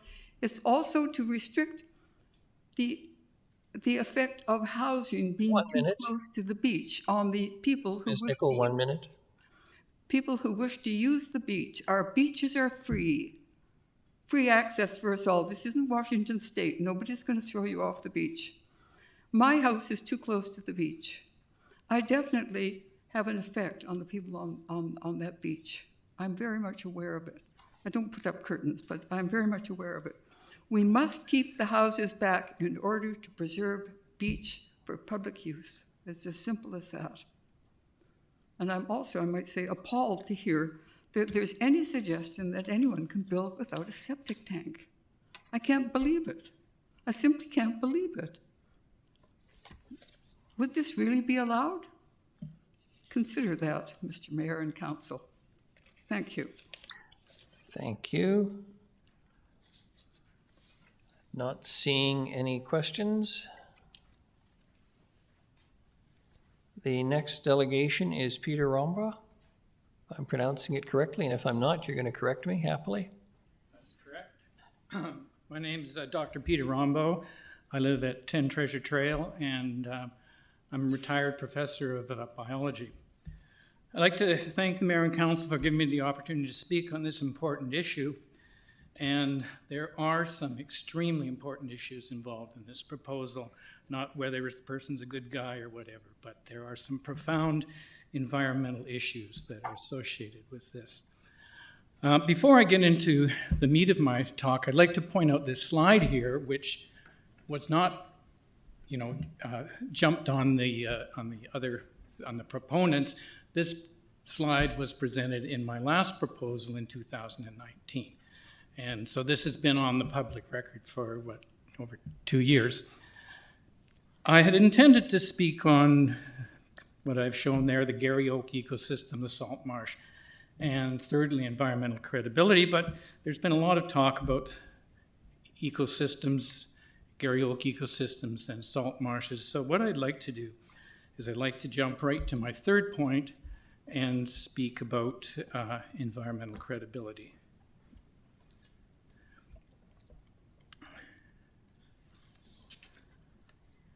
Now, this last summer has been a bit of a lesson for people in BC with the heat domes and the floods, and it's shown the importance of environmental protection to people's lives. People have died this last year because of environmental problems.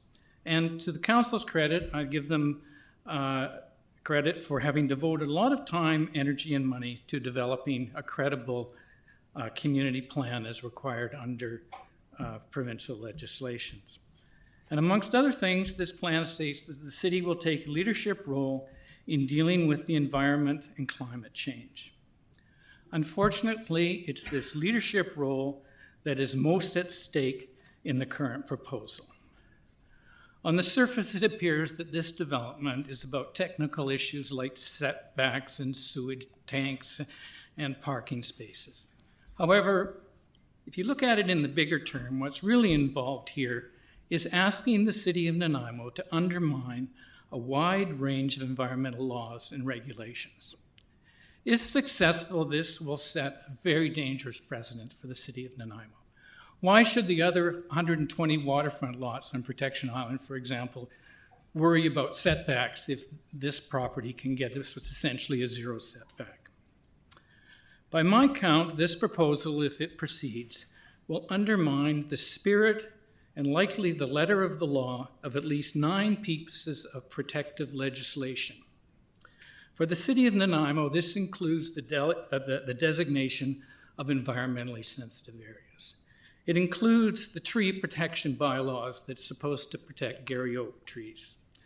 Most crucially, it impacts the official community plan. It makes a mockery of the official community plan. If we look at the provincial realm, it's in violation of the Wildlife Act. There are endangered birds living on the property under consideration. I see no indication that they have notified the Wildlife Branch about this or done any research. It's also probably in violation of the Heritage Act. There are registered archaeological sites on either side of the property under consideration. Now, given that First Nations have been living in this area for over 10,000 years, I think it's highly likely that there's probably an archaeological site on the property that's under consideration. And then also under the provincial realm, we have the Declaration of the Rights of Indigenous Peoples. As I said, the people have been living here for more than 10,000 years. You would think that the First Nations in this area would have some say before land that they have used for that extended period of time is irrevocably altered. There are also 3 federal legislations here that people are just One minute. making light of. There's the Endangered Species Act. There's the Navigable Waters Act, which you can see you can actually put a canoe between the foreshore of Protection Island and these islets. That's illegal. It would require a bridge with a permit, which is very difficult to do. And there's the Fisheries Act, which people seem to have suggested that DFO was okay with this proposal. Not my conversation with DFO. DFO has not given its approval for this particular project. So what do? What City Council is essentially asked to do is overthrow not only your own environmental legislation, but weaken the environmental legislation put forward by the province and by the federal government. If you could wrap up, please. And what's it for? It's for a summer cottage for some rich guy. The sense of entitlement that this proposal is bringing forward is mind-boggling. I'm sorry, Dr. Amba, that's not a reasonable commentary in this application. I don't appreciate it. It's not going to assist you. If this was these homeless people living down the street from us. Doctor, yes. Sorry. That is not. I feel like somebody needs to call, a spade, and what this issue is really about. It's about rich guys. It's not the appropriate way to make it. Thank you.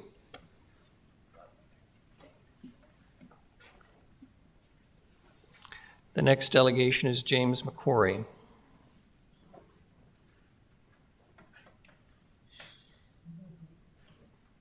I indicated earlier, and I'm not suggesting for a moment, Mr. McQuarrie, you'll be guilty of this. It won't happen, I promise you. My name is Jim McQuarrie. I live at 22 Spyglass Lookout.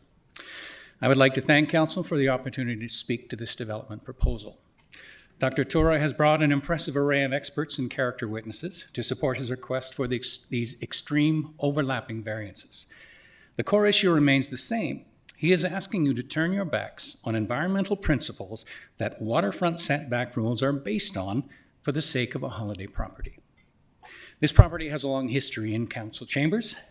Back in 2004, one councillor asked the city staffer whether the property would be zoned as a building lot if the lot lines hadn't been drawn before amalgamation. The answer was no. So 17 years ago, councillors realized that this property was inappropriately zoned, and the need to fix that has never been more pressing.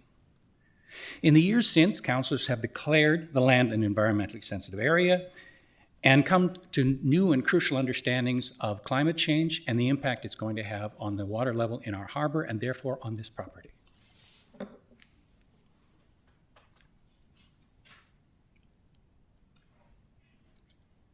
What am I looking at there? Oh, thank you. Okay, the conceptual rendering, that's not it. Go back one, please. The conceptual rendering the proponent has included in his presentation is grossly misleading. Most of the land on display is actually the seafloor of the harbor. Next one, please. This is what the sorry, back one. Back one, please. No.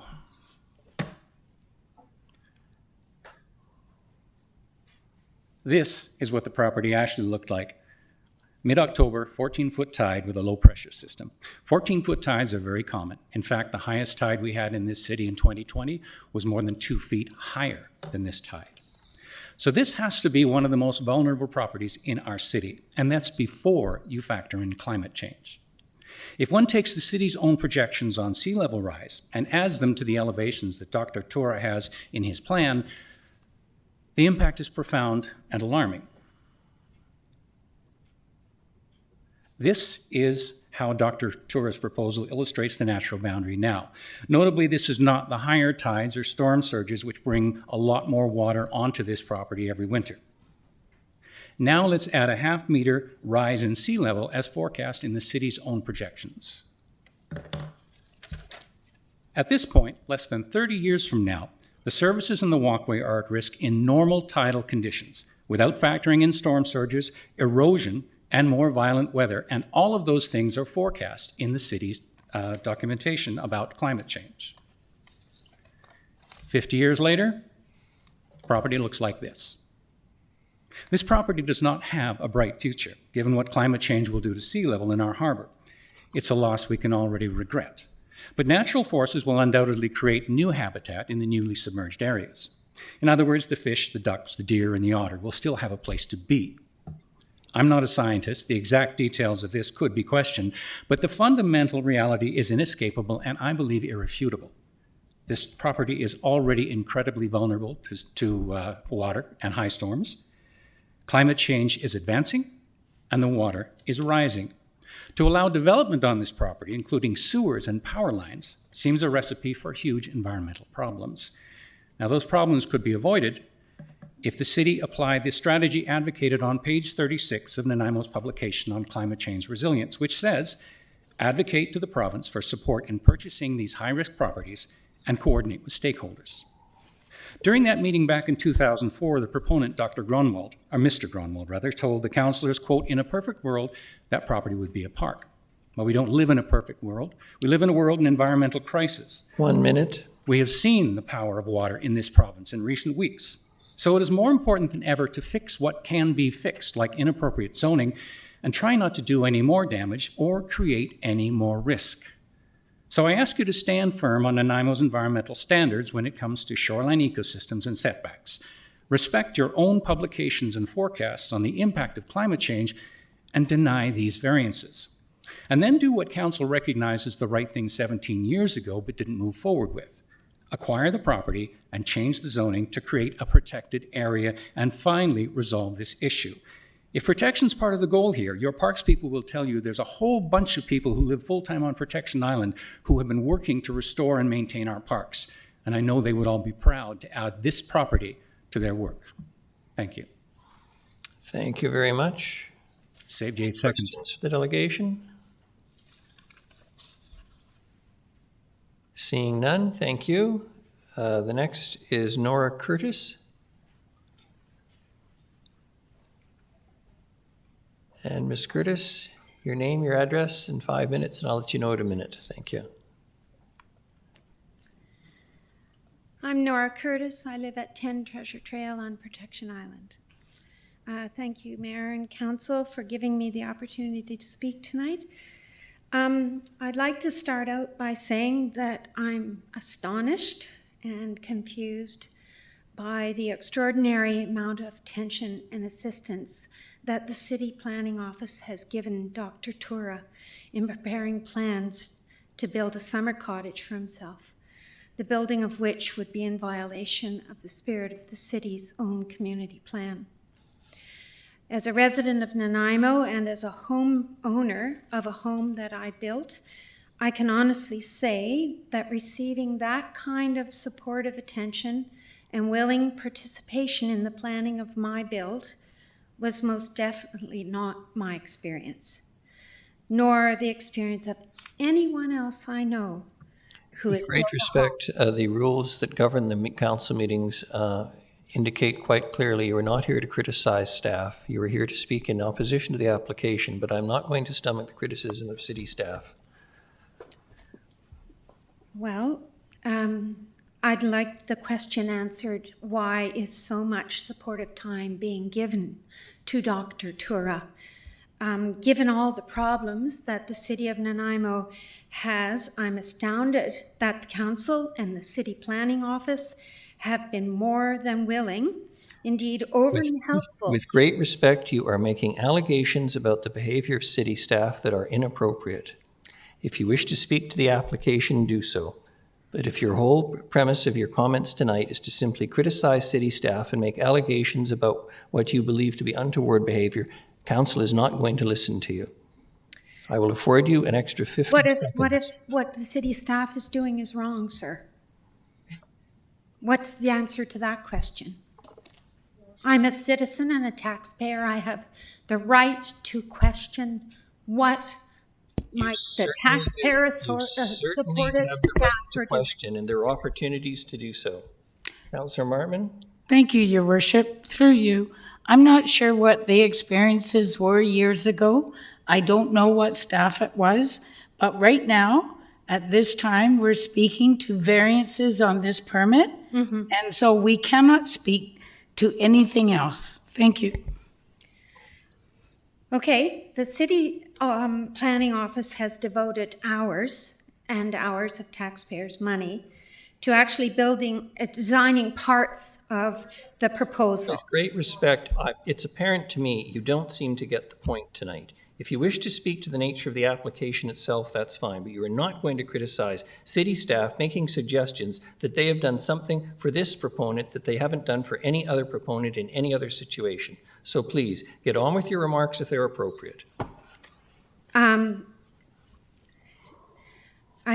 like to point out that Dr. Tura, after his failed application 2 years ago, went to BC Assessment and requested that the assessed value of his property at 25 Spyglass Lookout be lowered based on the fact that he believed he had an unbuildable property. They agreed and lowered the value of that property by nearly $100,000. They lowered it by 40% of the assessed value. He since then has been paying property taxes at that lower value. Again, taxpayers' money.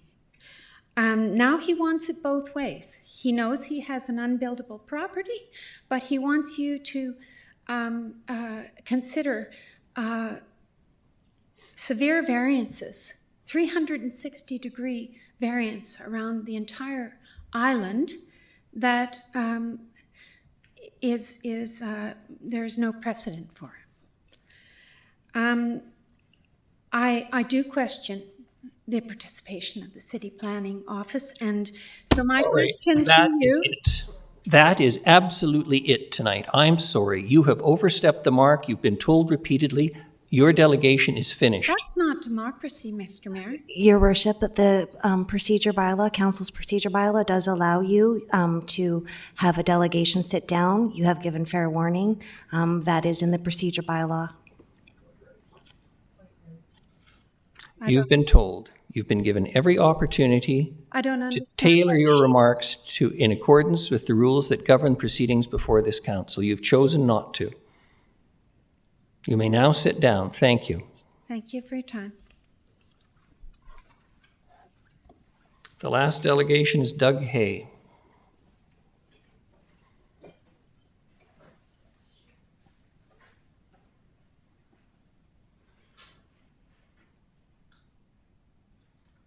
Mr. Hay, your name, your address, you'll have 5 minutes, and I'll let you know at the 4-minute mark, please. Thank you, Mayor. Thank you, Council. I, like everybody, I'll try not to overstep. My name is Doug Hay. I live at 180 Captain Morgan's Boulevard on Protection Island. I've lived in Nanaimo for almost 45 years, and I've lived on Protection Island for about 20 years. My background is a mixture of academia. I've consulting in Ontario, the Maritimes. I worked at the Pacific Biological Station for 30 years. I'm a fish head. If it's above the water, I don't care. Not exactly. But my background in fisheries work led me to focus on the intertidal, subtidal areas. That's where I think a lot of things are happening. And Nanaimo Harbor, which is really an estuary, is a pretty dynamic area and a very rich one. There's 2 documents that the city has produced that I think are good, and I don't have this in terms of a presentation, but I was very impressed by the city's sea level rise study, and also very impressed by the climate change resilience study. Actually, except for Jim McQuarrie's talk, the sea level issue is really the elephant in the room. And that's what I just want to focus on for my next few minutes. As the sea level rises, and it will rise, estimated at about 0.38 meters in the next 20 years, by 30 years to 2050, that's going to encroach, inundate much of this island, or we call it an underwear island. It's going to inundate much of it. I estimate, using the same kind of figures that Jim McQuarrie mentioned, about 50% will be underwater year 2050. And I also estimated roughly 80% will be underwater by about year 2200. That changes everything. The concept of a variance makes a fundamental assumption, implicit assumption, that the sea level is static. It's not, it's changing. The other thing that I thought was interesting, and I haven't heard this, but when the sea level rises, who owns the land that's inundated? And I think it falls to the Crown. In other words, the homeowner here no longer owns much of that land. I think if you could survive another 80 years, it's only going to be 80%. Or 10%, well, 20% of what's there. And I think that's a problem. And I'm going to wrap up quite quickly to say that, again, I really do think that the sea level rise study and the resilience study are excellent. And I think if you looked at the marching orders in those studies, you would be compelled probably to not support this project or the application. In spite of some of the merits you've seen, it simply is not a viable prospect. And it might actually produce more problems than it solves. I did a little bit of reading on what's happening in the US, particularly the Gulf states, where they've been severely inundated. And the problems there are, who pays for this? People are paying taxes for for land that's underwater. In some cases, it's a different system altogether. And the other issue that's getting bigger is a lot of the structures are now inundated, deteriorating, and who pays for the cleanup? So if you look ahead 30 years, some of those issues may actually apply in this application. Thank you very much for your time. Thank you very much. I see no questions to the delegation, and that concludes the delegations to on this matter. Ms. Gurry? Yes, Your Worship.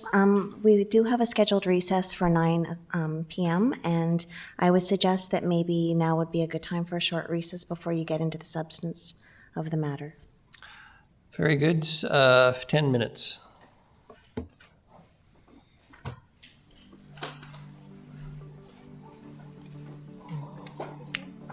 Sorry?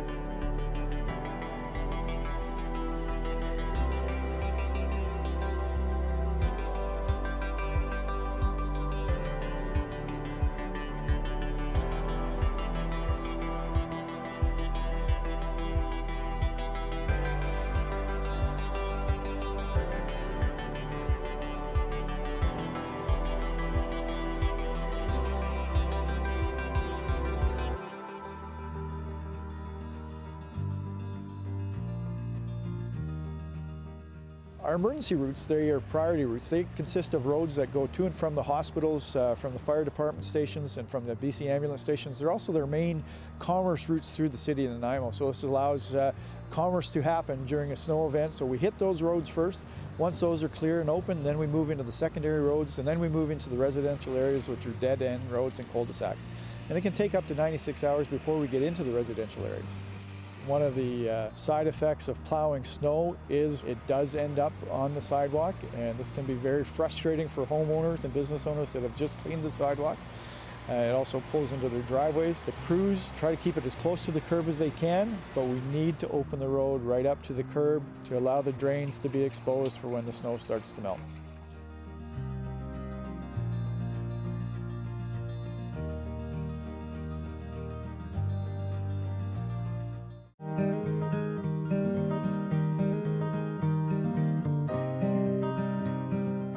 So this is one of our larger winter maintenance vehicles. They're very versatile in that they can be equipped with a lot of our different pieces of equipment.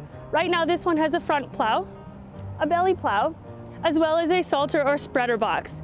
We also have a brine unit that fits into this vehicle. This is the belly plow, and it's really good at removing hard-packed snow and ice. And then back up here to the front, we have what everyone is more familiar with. This front plow can push a lot of snow, so make sure that you slow down and keep your distance from the vehicles to ensure safety. We have 17 vehicles that we use within the snow and ice operations for the city of Nanaimo. We also have an early shift that starts at 5 in the morning, and we have a night patrol, an afternoon shift, and an evening shift. They are eyes on the road, keeping us appraised of the conditions so that when the snow starts falling or ice starts forming on the roads, they can start salting and also call for other resources and mobilize the crews out.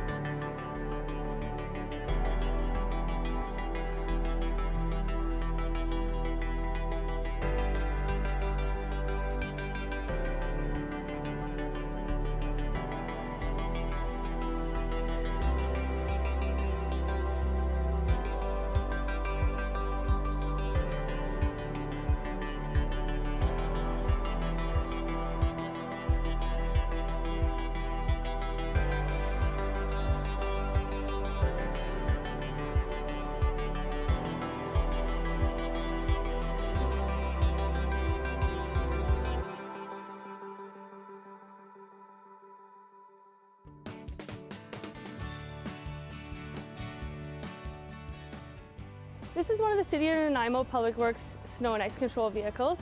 And this is actually set up for a brining unit right now, or anti-icing. And what brine is a 23.3% sodium chloride solution. And it comes out of the spray bars down here at the bottom, and it's made here at the Public Works yard. It's a proactive method of snow and ice control, as when we know that there's a winter storm coming, we can actually lay this down on the road prior to the event. By putting the brine down before the snow comes, it buys time. It lets us get on the roads, and then when we hit it with the plows, it doesn't stick. The snow doesn't stick, it comes off much easier. Whereas if we didn't brine, the snow has an opportunity to freeze to the road. So another benefit of the brining or anti-icing unit is that during the frosty mornings, we can have it drive down the road, and then immediately the frost disappears as they're applying the brine. Brine's a great tool for us. It's very cost effective. We can stretch our hard-pressed tax dollars to the maximum. We can make brine for cents on the dollar. So the other thing that we ask is that everyone stays back from these anti-icing or any winter maintenance vehicles, as they have limited visibility and it's poor conditions out there, and they're trying to maneuver around everything. So just stay back and give them a little bit of room to operate and clear the roads.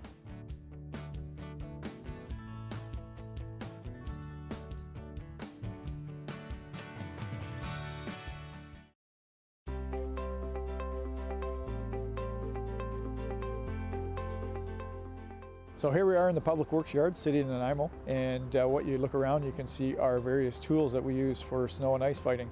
We have tandem trucks, 4x4 trucks, we have backhoes. All our trucks are capable of having front plows on them, and the larger trucks we have belly plows on them as well, and they all have a salter sander that can be mounted on the back. This is another tool in our winter maintenance fleet. It's a salting machine. And what happens is that the salt gets loaded into this hopper, and on this conveyor where it gets hit with these two saddle tanks, which are full of brine.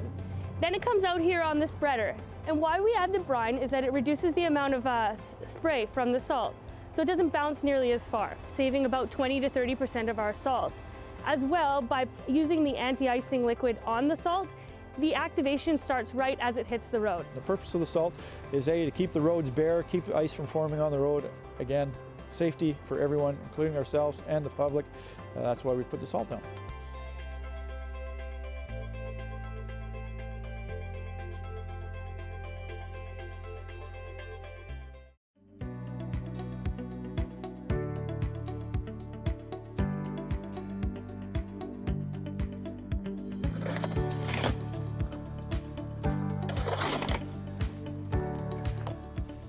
Today we're talking about clearing catch basins or road drains on residential roads. The first thing to understand is where the catch basin is in proximity to your residence. When clearing a catch basin or road drain, we want to make sure that you make yourself visible and aware of oncoming traffic. When clearing snow or debris from a catch basin, we ask that you put it in an area where it will not plug the catch basin again, not placing it on an already shoveled driveway or sidewalk. Sandbags are available at 2020 Labio Road 24/7. Just remember to make sure you bring a shovel. The City of Nanaimo and Public Works appreciate your help in keeping your catch basins clear. Thank you.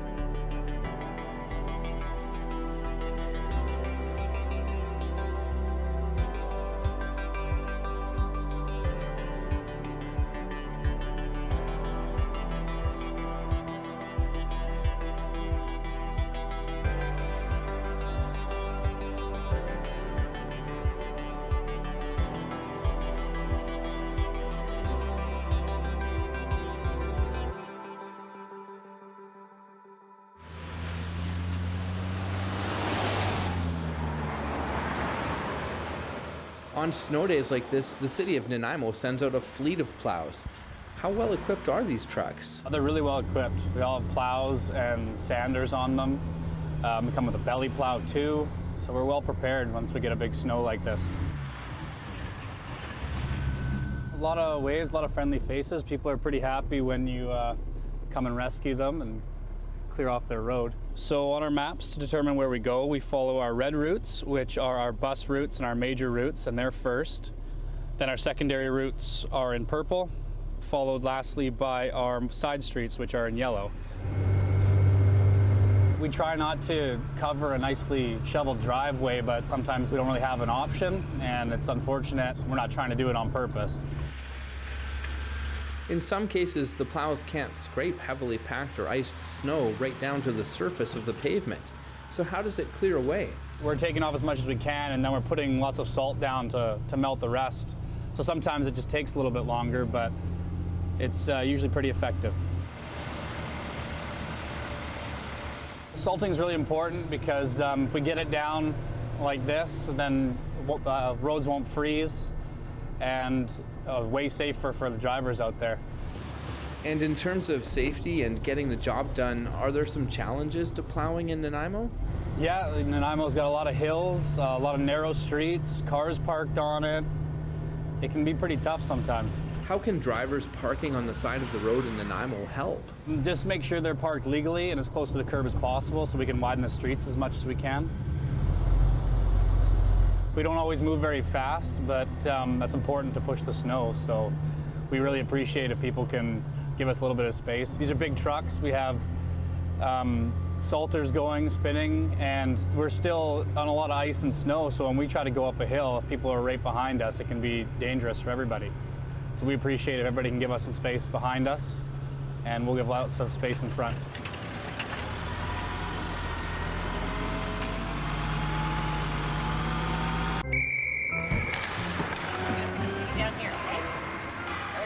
Hey, Tiana. Hey.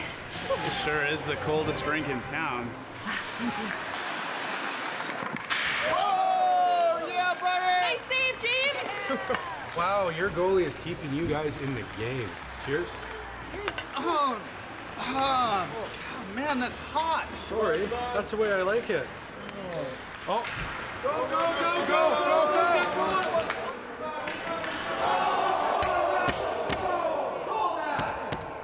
Penalty shot!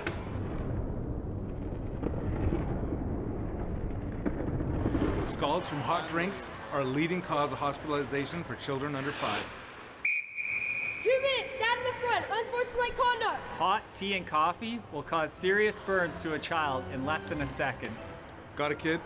Use the lid.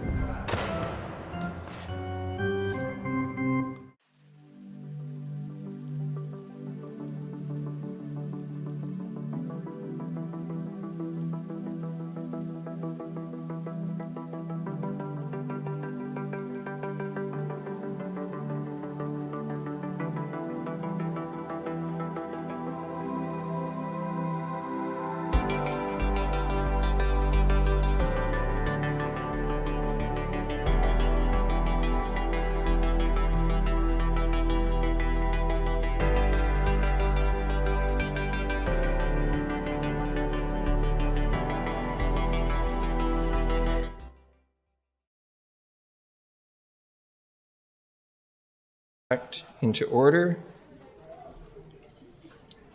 If people could take their seats, please, and we can reduce the noise level.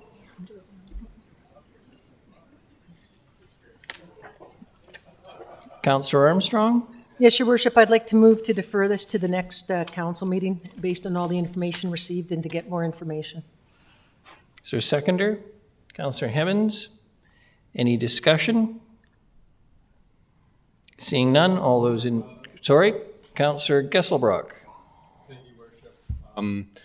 Yeah, I don't feel a need to defer this to a subsequent meeting. I'm pretty clear where I'm at on this, and so yeah, I'm not going to support the deferral. Thank you.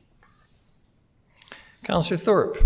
Thank you, Your Worship. I would have preferred to deal with this tonight, and I appreciate the time of all the delegations that showed up, but I appreciate the intent of Councillor Armstrong's motion to get more information, and I'm willing to support that.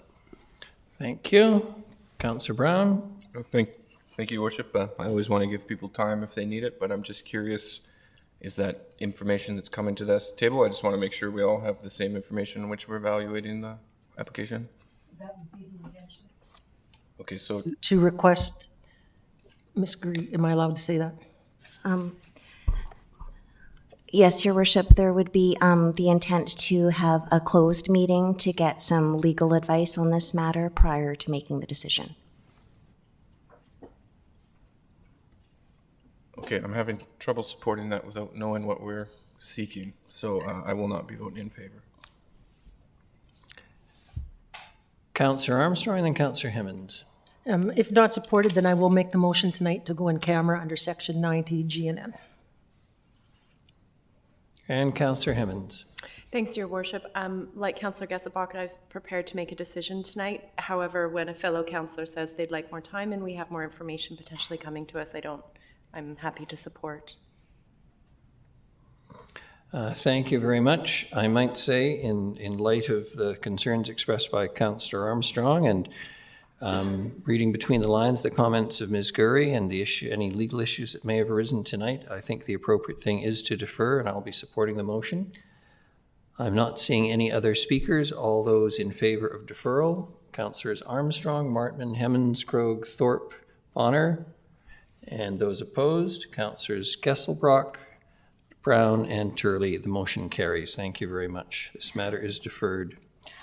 The next item on the agenda is the official community plan amendment application number OCP 96, Bowers District Master Plan, and Mr. Lindsay.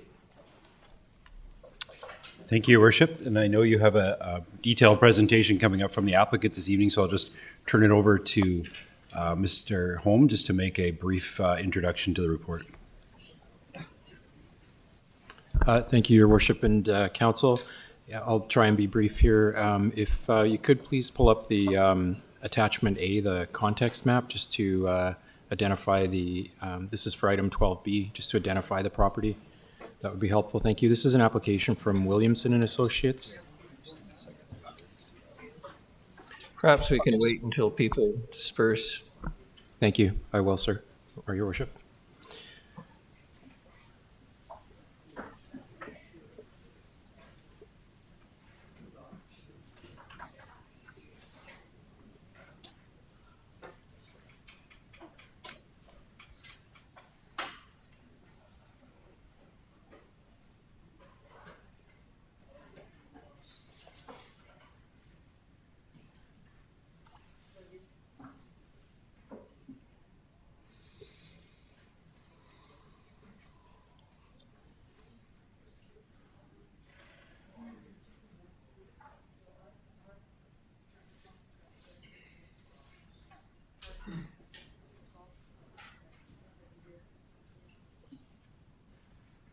I wonder if someone can shut the door.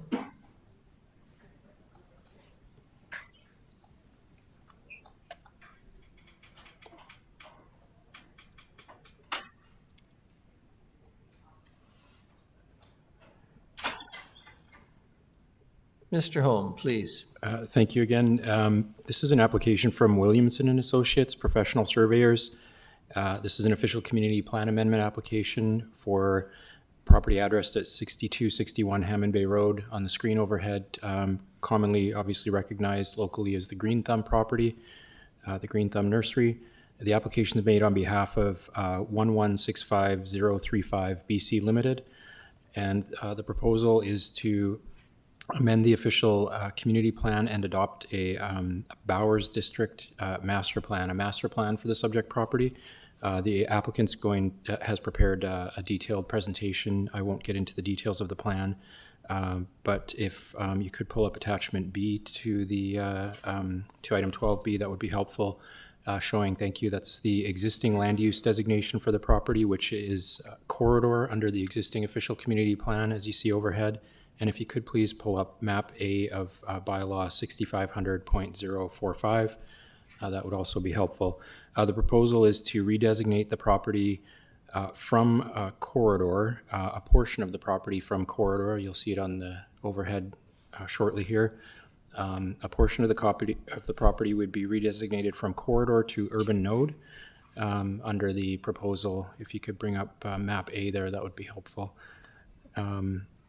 Currently, the property is designated corridor, which supports densities of up to, there you go, densities of up to 150 units per hectare in a 6-story building form. And you see the hatched portion of the property.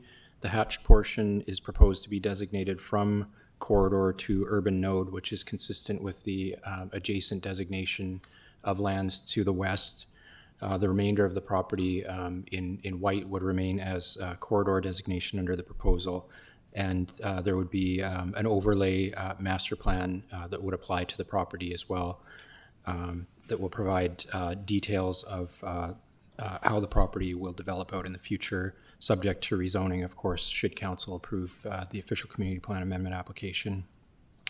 The Bowers District Master Plan provides the purpose of the corridor to urban node designation is actually to accommodate taller buildings on the western and northern portion of the site, while supporting context-sensitive transition in height and density to existing neighborhoods to the south and to the east. The Bowers District Master Plan addresses OCP policy to provide future park acquisition within the subject property, as the plan proposes approximately 30% of the site as open space, which includes approximately 15% as publicly accessible parks, trails, plaza, and public open space. The Bowers District Master Plan also addresses the policies of the affordable housing strategy and providing a range of housing type and form and with different densities proposed across the site, as the applicant will demonstrate shortly here. What the master plan would do is to provide or to apply a comprehensive planning and set of key urban design principles to the development of the property going forward. The development of the lands would be guided in the absence of the Bowers District Master Plan. The general OCP policies would apply to the property, and there would not be the general policies of the corridor designation would apply to the property, and there would not be the fine-grained urban design principles and comprehensive planning vision that's been developed through the plan that the applicant will present shortly. I'm happy to take questions later, but I think the applicant will provide a great deal of information for council to consider. Thank you. Thank you very much, Mr. Holm. We have a presentation from Evan Peterson, Barefoot Planning. Mr. Peterson, good evening. Can you hear me? Yes, I can. Can you hear me? Yes. Don't be afraid to speak up, though. Okay. And can you hear my video? Or sorry, can you see my video? We can see your PowerPoint presentation, yes. Okay. I'm just wondering whether or not to keep my Zoom video on or off. I will turn it off. Okay, yes, my name is Evan Peterson, and my firm is Barefoot Planning. I'm working with Williamson and Associates on this project on behalf of the landowners. You have to forgive me, I'm actually in Central Mountain Time at the moment, so it's approaching midnight, and I'll try to stay as coherent and articulate as possible. And I also recognize you have a very busy agenda, so I'm going to just skip right to the meat of the proposal and the proposed master plan concept. And hopefully I can answer any questions in terms of other more detailed matters. Next slide, please. So I'll walk you through a bit of the context and then the vision and concept plan, which really acts as a framework for all of the policy content in the master plan. And then I'm just going to speak to the sort of 4 key sections of the plan at a fairly high level. And we can dig into details as needed after that. And thank you to Mr. Holm for sort of providing additional great context there. Next slide, please. And next slide again. So I think we're all quite familiar with the site. Might as well go next slide to save some time. So in terms of the process to date, this project, in terms of my involvement in sort of the real master planning process, started back in 2019 with a substantial background analysis phase. And then we got into a visioning phase where we were looking at the sort of high level development vision, worked through some that got worked back and forth in our early consultation. And it was around that time that we, as Mr. Holm referenced, we were working with city staff on whether or not we would be looking for a straight OCP amendment process, or looking eventually, the decision was made to develop a master plan. And so that's what we're doing. The consultation occurred primarily in 2020, in the fall of 2020, where we workshopped the original master plan concepts with the community, and there's a number of changes which I'll point out from that. And then we spent the majority of 2021 developing the details of the master plan and working back and forth with your staff on different issues, because this is now going to make up part of the OCP. So it really changes the level of detail and need to be cohesive with your entire policy framework. And onward we go. The next slide, please. So the recent historical context, obviously there's a pre-Gerke family historical context here, but the recent historical context started in 1959 when the Gerke family purchased this property and eventually started the Green Thumb Nursery and Garden Center. And the Gerke family is involved in this project now and into the future, and I'll speak more to that as we go. Next slide, please. Site context, I don't think we need to belabor this, but so obviously has some very key adjacencies that need to be addressed from a land use and design and transportation perspective. Uplands Drive in the top left there, Hammond Bay Road in the bottom left, and next to it we see the Island Highway. And then at the high level on the right, we have this, giant, unique, special site with all of these encroaching or enveloping urban environments around it. It really represents a special opportunity. Next slide, please. So planning context, Mr. Holm already kind of reviewed this, but this will become more relevant as I speak to the land use policy and the concept. Just want to draw your attention to the top left being the Woodgrove urban node. That's the red in the top left, the northwest portion of the screen there. And then the blue, which might be a little bit hard to see on your screen to the right of the site, is the corridor, which actually currently includes the subject site. And the sort of not colored areas are residential designation. So what we really have is the Green Thumb site, the subject site, being at this transition between the urban node designation and the corridor designation. Next slide, please. So I'm just going to speak briefly to the vision and the conceptual framework, which we sort of the point where we start and build this platform from which the rest of the more detailed policies and the more actionable items of the master plan are built upon. I'm not going to read this. I included all of this text in case you had an opportunity to review this in advance of the meeting. But I will just note that today and historically, the Gerke family's vision was to create a place that brought the community together, honored and celebrated the land, and provided a place where people feel like home.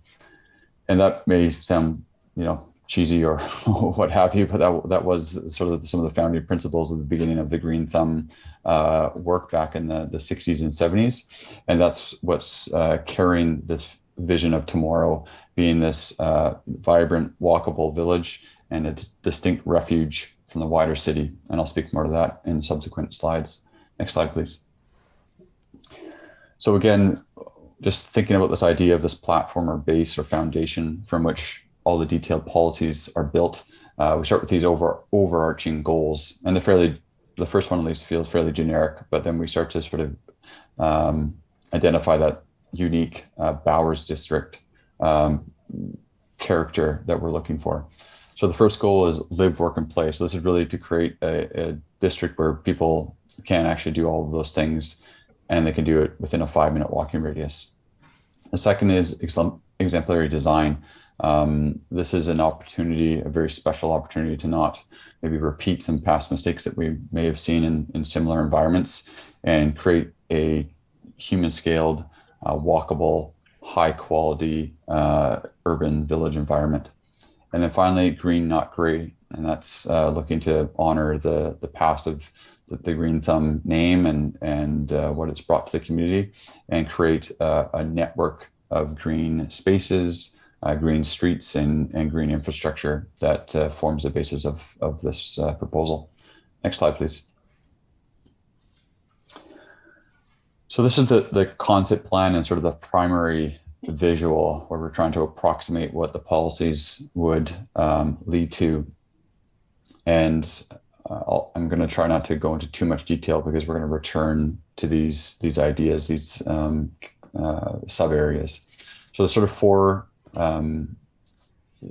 precincts that are defined through policy and land use that are here just turned into concept. So the first one in the center of your screen, the red, is the village mixed use area. And that's this idea of sort of a lower rise urban village, the center of this new community, and a place that would serve surrounding residents as well. So a mixed use area with retail and commercial on the ground floor and residential or office up above. The bottom designation, the village residential, which may be hard to see where it begins and ends, but that sort of wraps around the south and east sides of the village mixed use, is a village residential, which would be this low to mid rise, 2 to 6 stories, acting as this transition from the urban node and these urban uses that I'll describe out to the surrounding areas, Parkwood and so on. And then the 2 urban designations, urban residential and urban mixed use, those are more longer term, future oriented designations, which give more flexibility to incorporate some perhaps high rise along with low and mid rise. And obviously the residential would be primarily a residential area wrapping the whole west side of the site. And on the north along Hammond Bay Road, there's a narrow band of this urban mixed use, which would look to be an extension of and transition out of the Woodgrove urban node, providing more of a mixed use and potential commercial element along the major corridor of Hammond Bay Road. Next slide, please. If we take this concept into sort of the physical and policy context and land use context, just going to draw your attention to these diagrams. So at the top there, it's a conceptual height diagram where we see Woodgrove urban node with the potential in yellow for high rises. That's policy, not actual form at the moment. And transition to the west and north side of the Bowers District plan, we have the potential for low, mid, and some high rise along those edges, transitioning down to a low to mid rise form across the middle of the site. And then as we get over towards Uplands Drive, there's specific policies and design guidelines looking for sensitive transitions over to Parkwood and other lower rise residential, even though those do have potential to go into the same height ranges. Down the bottom left, we have just illustrating that height transition again, where we have sort of high rise potential up in the northwest area with the urban node. And then in the corridor areas, we have that up to 6 stories. And our policies look to just create the Bowers District as essentially a transition area across those heights. And then from a land use perspective, again, you have the more commercially oriented Woodgrove Center in the northwest, and then you have this very residential oriented, these areas to the east, and as well as to the south, at least for some distance. And again, that is consistent with the concept that we've developed for the Bowers District, creating this transition. Next slide, please. This is just a conceptual illustration of sort of the village main street. This is just very much meant to be indicative in terms of design, but showing wide sidewalks, a big emphasis on wide landscaped buffers in the streetscape, and a low to mid-rise built form with active retail on the ground floor. Next slide, please. Okay, I'm just going to review land use a little bit. This is really, the heart of any land use or master plan is land use. So bear with me a moment while I explain what's going on here. I'll start at the high level, which Mr. Holm already addressed, which is the OCP designation proposal, which would create 2 broad high level categories: urban node, which you see labeled in dark red in the top left, and corridor, which you'd see labeled in blue on the right-hand side. And you can see a dark line sort of zigzagging from top right to bottom left of the site. And so that actually splits the so-called urban land uses and the so-called, the urban node land uses and the corridor land uses. And we've broken those further down for the purposes of this master plan. So that's the dividing line between the urban node and the corridor as proposed. Then within that, if we start at the urban node, we have 2 designations which are consistent with the concept plan, which I already described.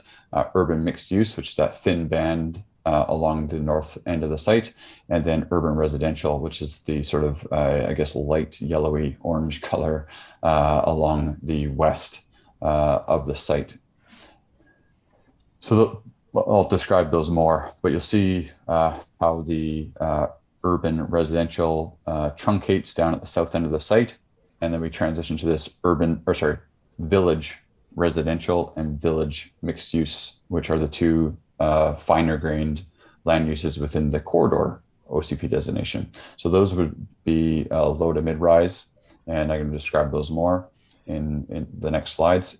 And layered over top green is the park network, which you'll see more of. Next slide, please. So I'm not going to read this all. This is for your reading pleasure and reflects what's in the master plan document itself.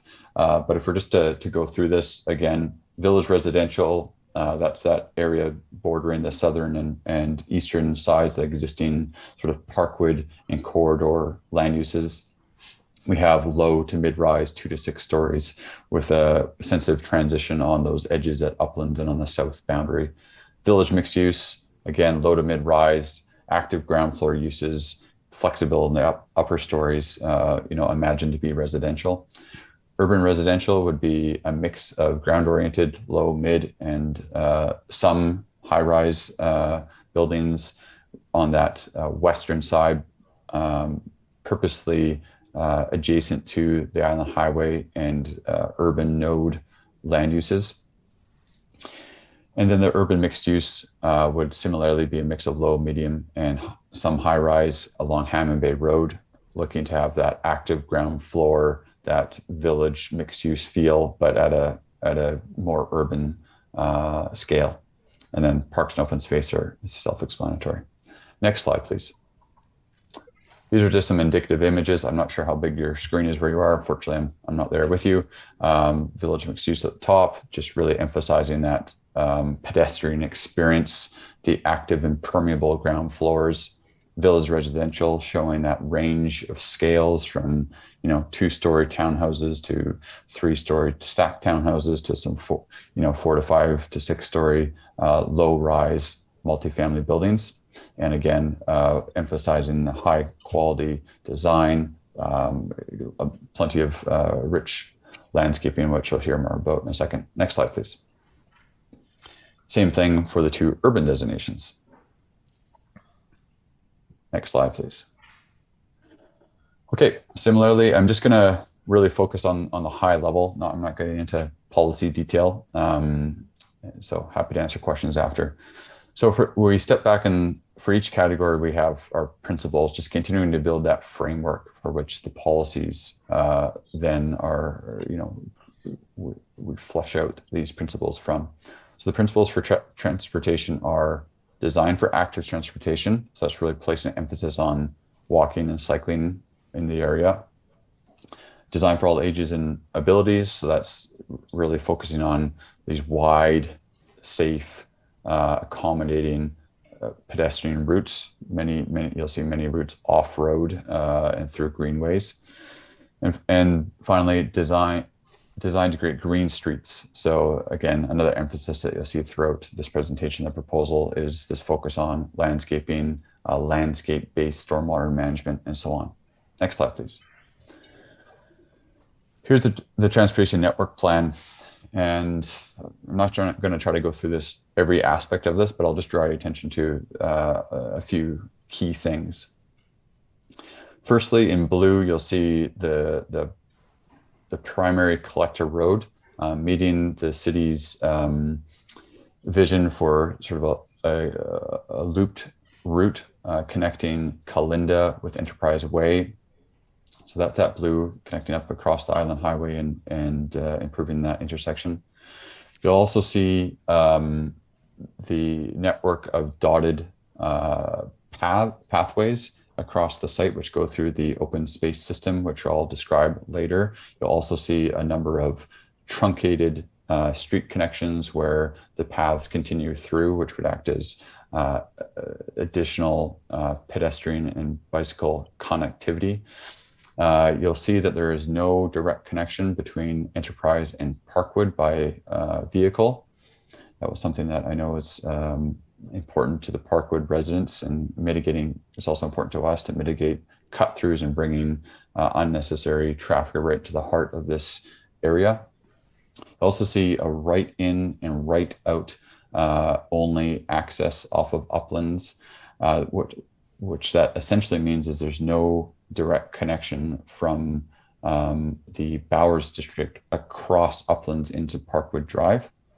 However, it doesn't mean that the access into Parkwood Drive is right in, right out. And I know that was a concern, a recent concern of residents, and that's not the case. There would be a left turn and full continued access into Parkwood Drive there.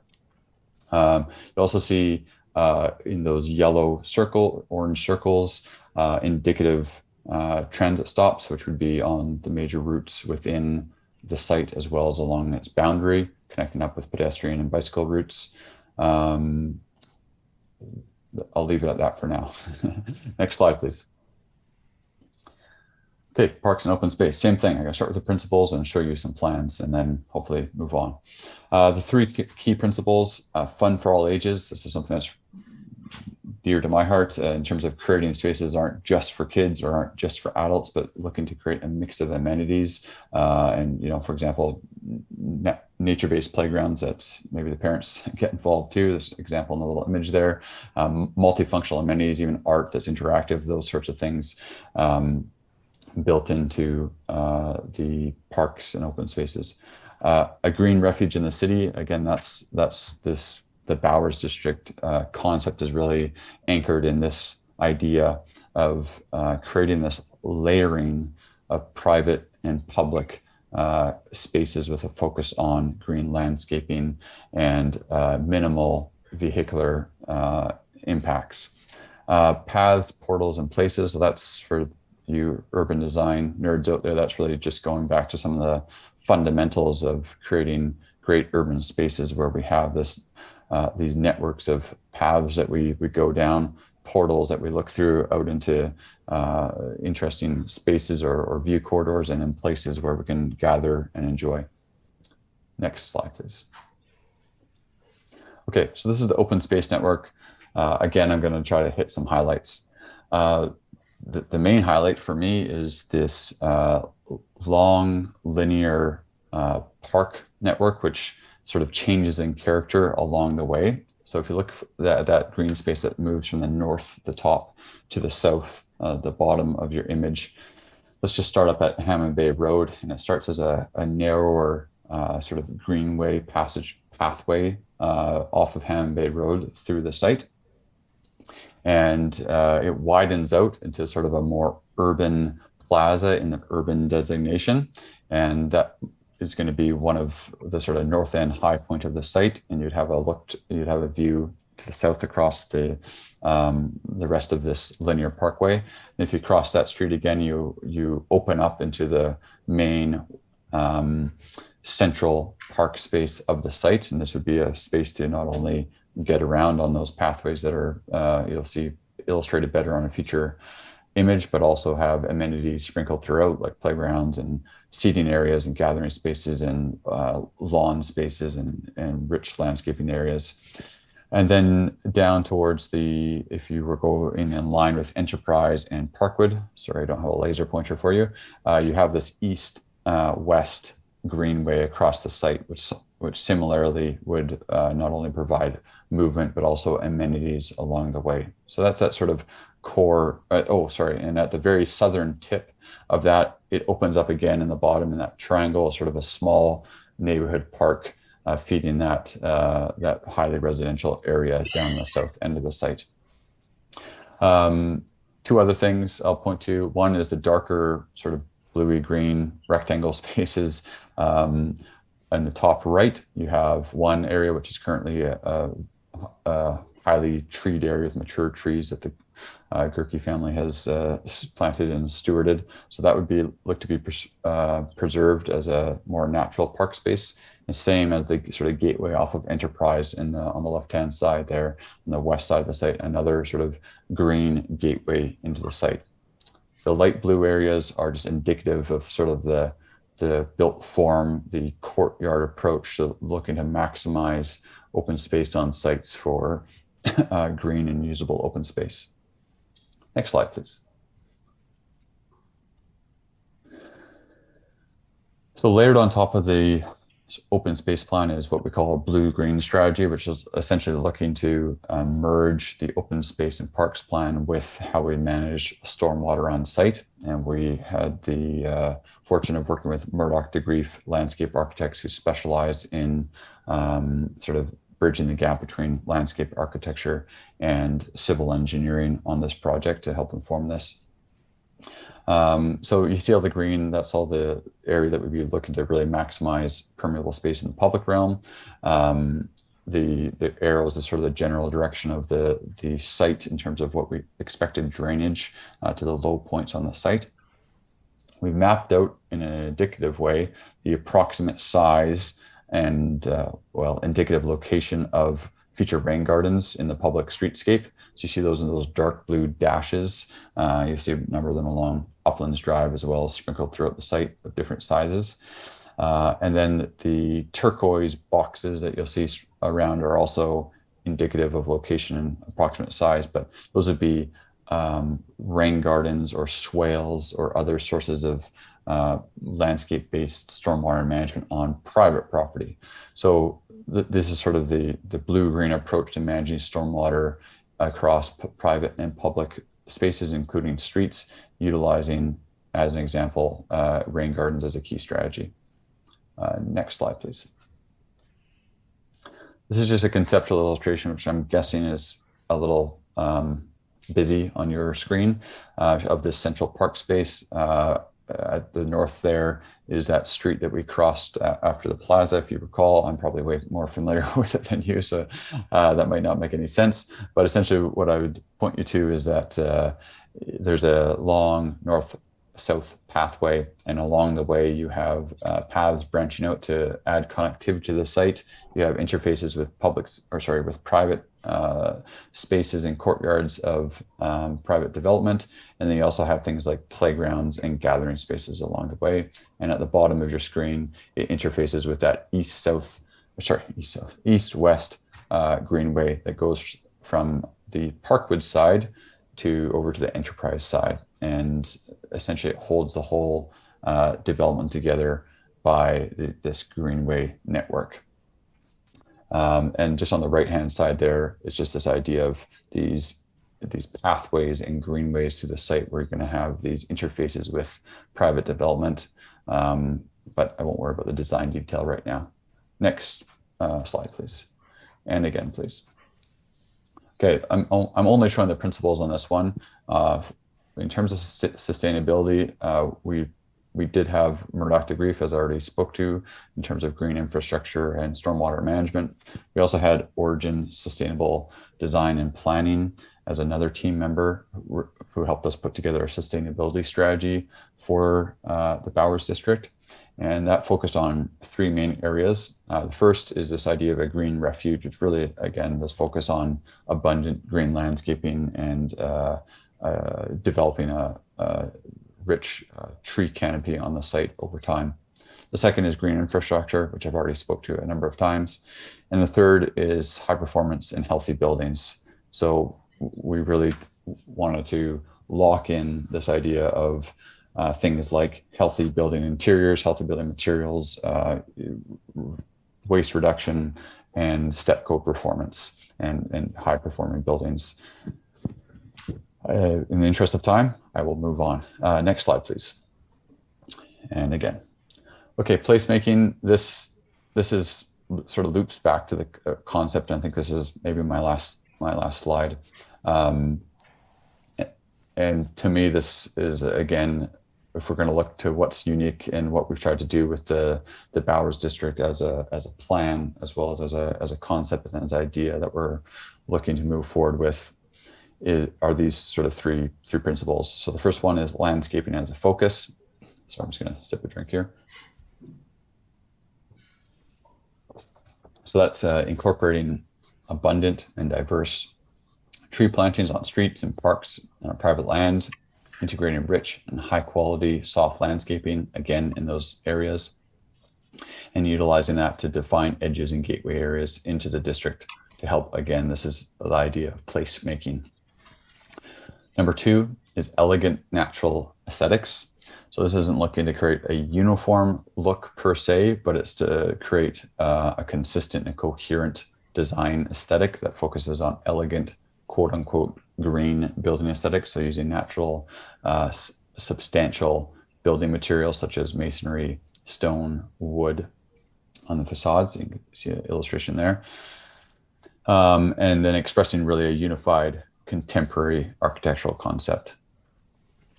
And the third one is this, again, this idea of focal points and gathering places. And this is also on private and public land.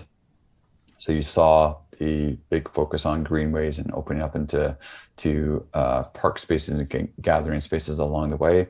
And we also have direction, as in this illustrated in this image, of this idea of creating courtyards and internal pathways and gathering spaces on private land as well. So if you layer those things together, that's sort of the essence of the place and the sense of place that we're trying to create for Bowers District.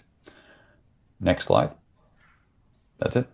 So thank you, Mayor and Council, for your time and consideration, and I'm happy to answer any questions you might have. Thank you very much, Mr. Peterson. Councillor, in order, Councillors Martman, Armstrong, and Thorpe. Thank you. Through you, Your Worship, I'm just wondering, thank you for the presentation and all the great information. When you're both talking about the park and the green spaces and then the healthy building, are you making sure that there's accessibility so those that use mobility scooters or et cetera, that they have, that all those parks and that are accessible, or that the healthy buildings are?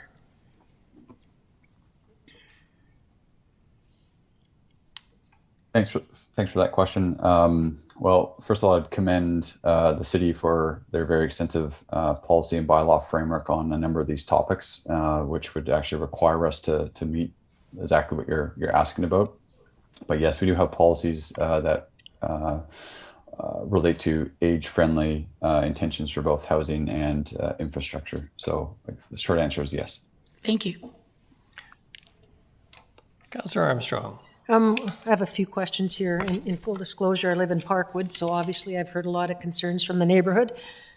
Biggest one that I would say, and I imagine Mr. Manners will be talking about it after, is there's huge people against the 20 stories or above. Everybody's happy with 6, but there's much opposition to over 6 stories. So that's number one.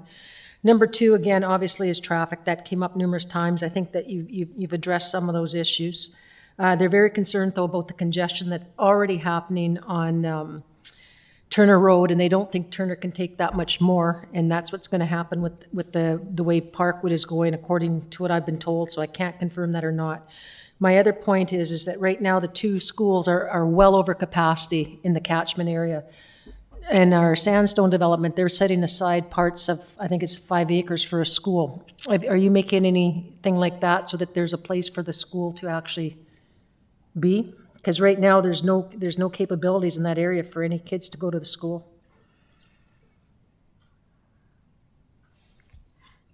Was that a question for me? Yeah.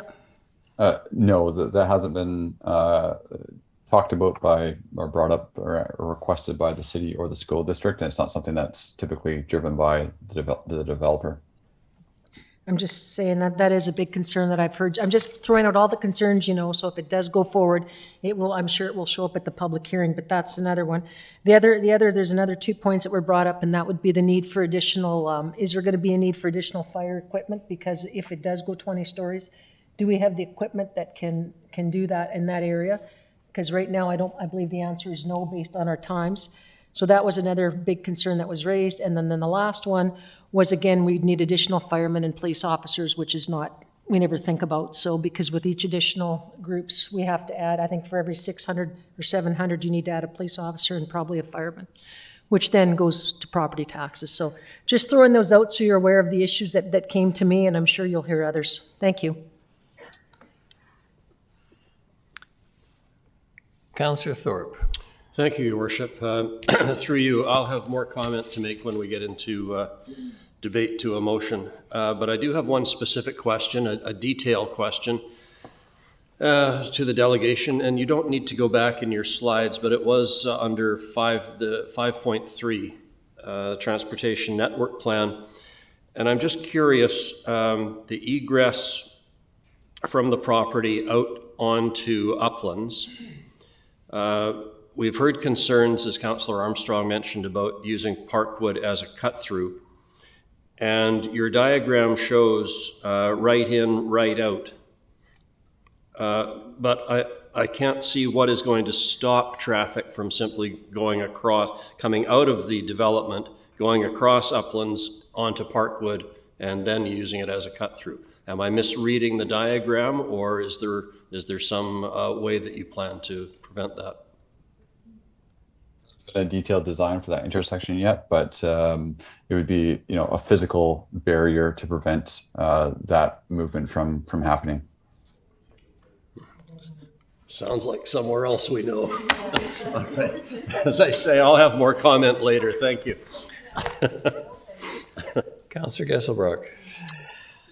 Thank you, Your Worship. The first question is for the proponent. I'm just curious, it's tough to visualize the scale, but is that centralized green space, the park in the center there, is it designed for usage for folks outside of the development? Like, is it kind of a, I don't know, not a regional attraction, but other neighborhoods would come visit it as a central park area.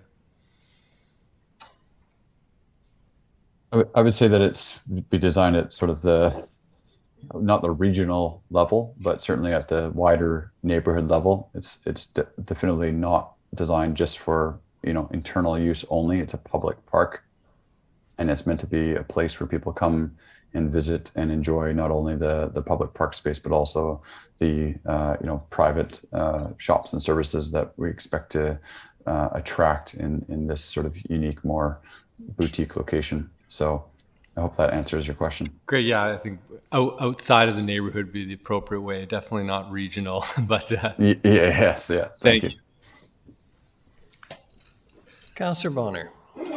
Your Worship, I was kind of hoping someone else would answer this question. I seem to take the role of Councillor Turley here, but it's a fairly large, extensive park area, and all the pictures I saw was immaculate parks, cut lawns, the whole kit and caboodle.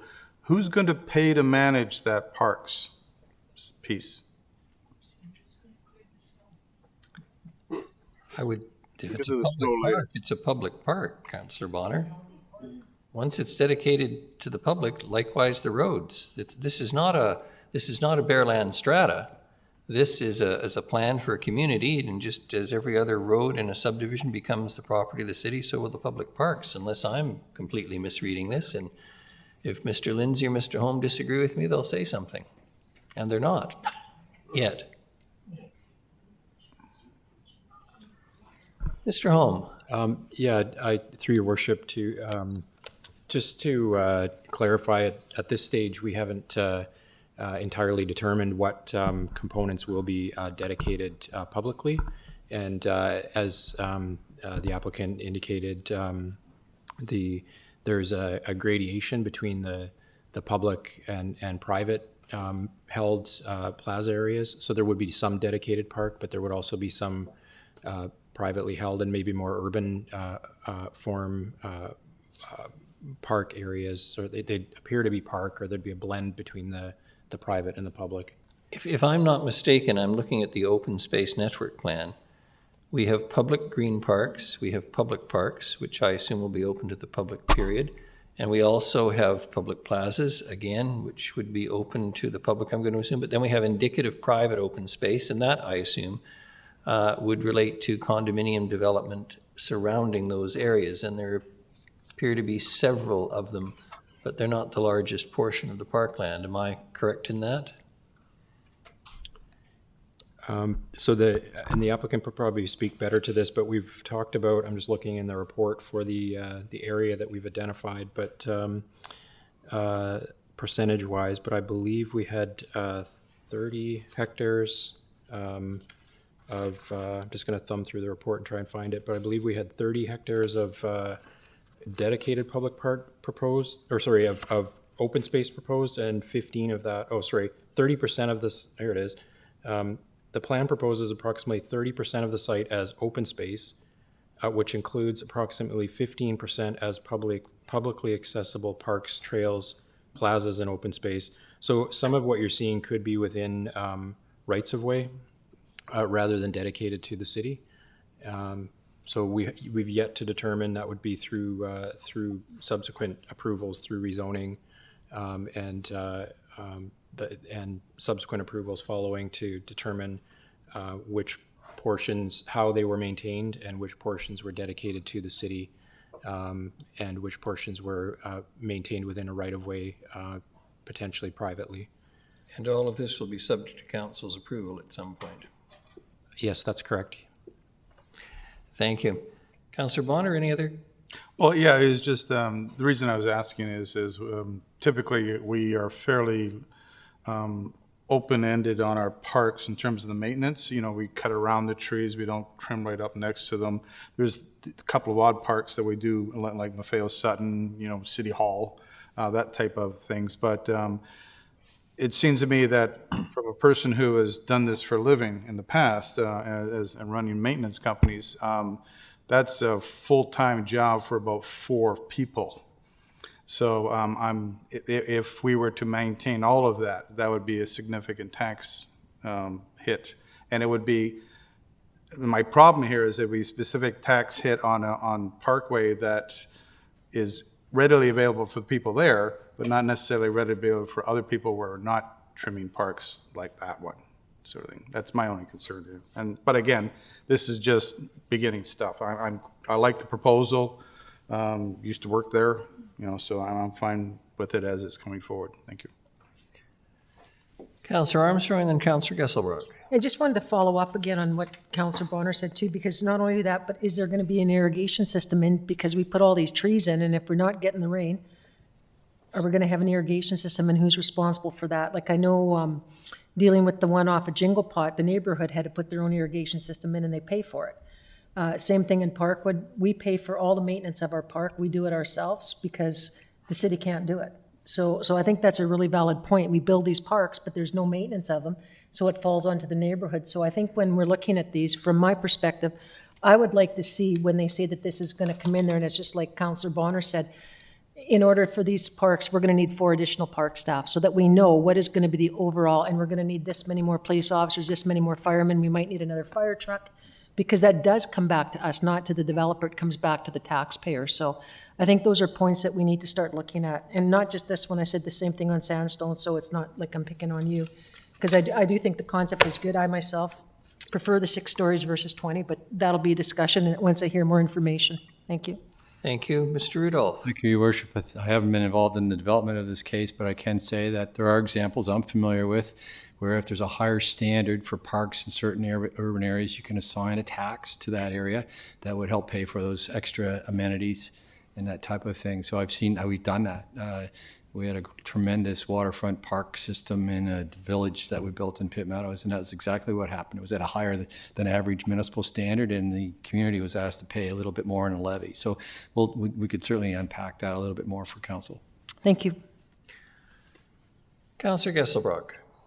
Thank you, Worship. In regards to parks, I think as that whole area densifies, there is going to be a shortage of those type of park green spaces, and I'm sure that the additional density will be able to take care of the spot. And my concern is it big enough, what's dedicated there?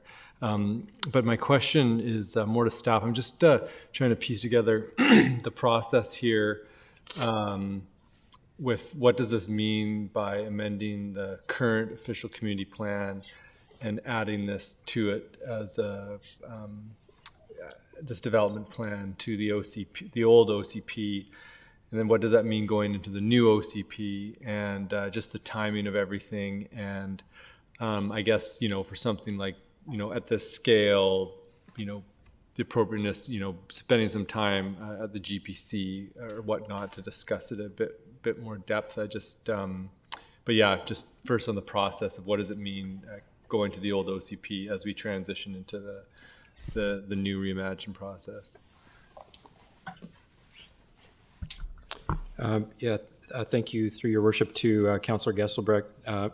So yeah, we would anticipate that if this were to be supported through to adoption, that would obviously inform the land use for the property in Reimagine. So that would carry through to the new OCP.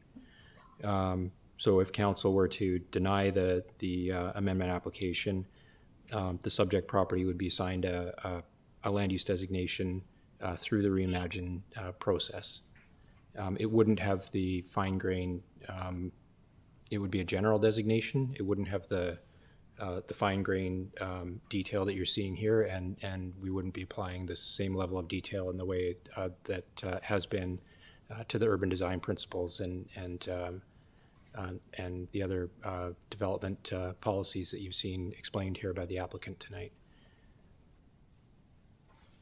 Thank you. Thank you very much. If there's no other questions for Mr. Peterson right now, I would call on Mr. Manners, who's been very patient, who's our sole delegation on this matter. Mr. Manners, I don't think I have to tell you about name, address, 5 minutes, and 1 to go at the end.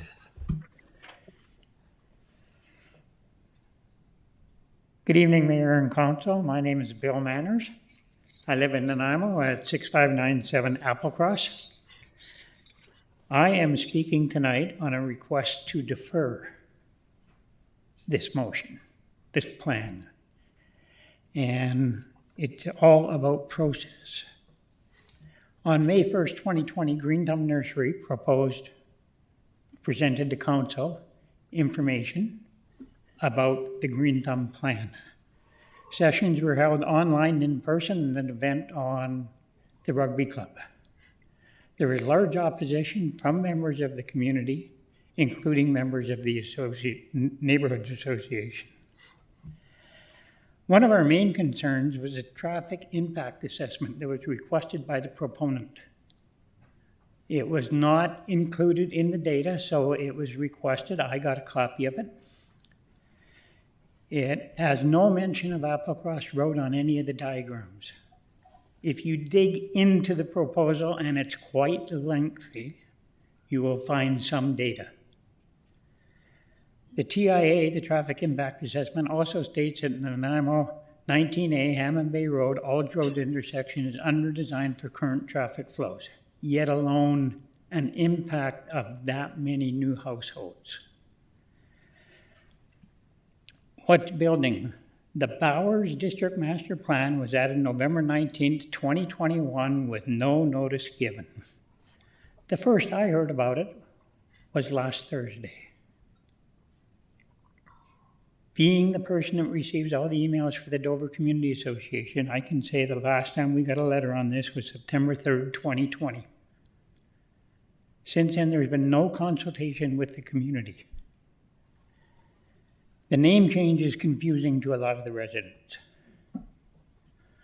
I had no idea what the Bowers District was until I started reading it. So as I mentioned earlier, there's no Applecross. Where is Applecross Road? It's right up there where it says, where is Applecross? This means the data is not accurate. I asked Evan Peterson of Barefoot Planning about a new TIA. It was requested over a year ago, and there's been no response to date. The intersection at Nanaimo Parkway, Aldridge Road, and the Island Highway, Aldridge Road, both of these are not suitable for existing traffic, yet alone future. Now, timeline contradictions. Council presented on 2021, postponed the 2021 May 1st and November 1st intake rounds for OCP applications. However, the first page tonight of a staff report says that on 2021, May 1st, they submitted the official community plan amendment. It's my opinion that it shouldn't have been presented until after the Reimagine Nanaimo. There's been numerous requests to staff that I be kept in the loop regarding updates to Green Thumb Nursery Amendment, and I talked to quite a few of them. They've all been very helpful. I've been told the proponent was reworking the design. Again, as I mentioned, I asked for an updated TIA. I'm unaware of any notice from the city for an opinion in regards to Bowers District to the Dover Community Association. And as I mentioned earlier, the name change is very confusing. Residents need time to research and discuss this proposal. Council has a lot of questions. We need time, we need answers. As a former member of the Community Engagement Task Force, one of the things that we were very strong felt was that we have communication. To me, it's been lacking here. And for that reason, and the reasons that I gave through my presentation, I requested council defer this amendment or deny. Any questions? Thank you, Mr. Manners. Councillor Martman. Thank you. And this is going to be a question for staff, but it's something that Mr. Manners has brought up. So through you, Your Worship, my understanding tonight is simply an official community plan amendment application. It has nothing to do with the development per se, although we've seen a presentation on the development. But really what we're voting on is whether or not we include this as not being corridor or whatever, and et cetera. Can staff perhaps clarify that? Because if we approve this tonight, my understanding is there's a lot more long-term development that would go into the planning. Mr. Holm. Sure, Your Worship, I'll try and address Councillor Martin's question. So yeah, this is the first stage, it's high level stage of policy development for the property. And there would be, if this follows through to adoption and it's adopted as official community plan policy, then there would be subsequent development approvals. There would be a rezoning to follow that would flush out a lot of the details that I think have been some of the questions that have come up around the table and through the speaker here. So yeah, and further to that, there obviously from here, if this bylaw gets readings tonight, then it would proceed to public hearing as well. And I understand the applicant has also has prepared some engagement options and opportunities for residents prior to the public hearing to help them understand how how the feedback was factored into the plan as it's presented. But yeah, if the bylaws were supported at first and second reading, there would be a public hearing. Following that, obviously, there's additional bylaw readings to consider.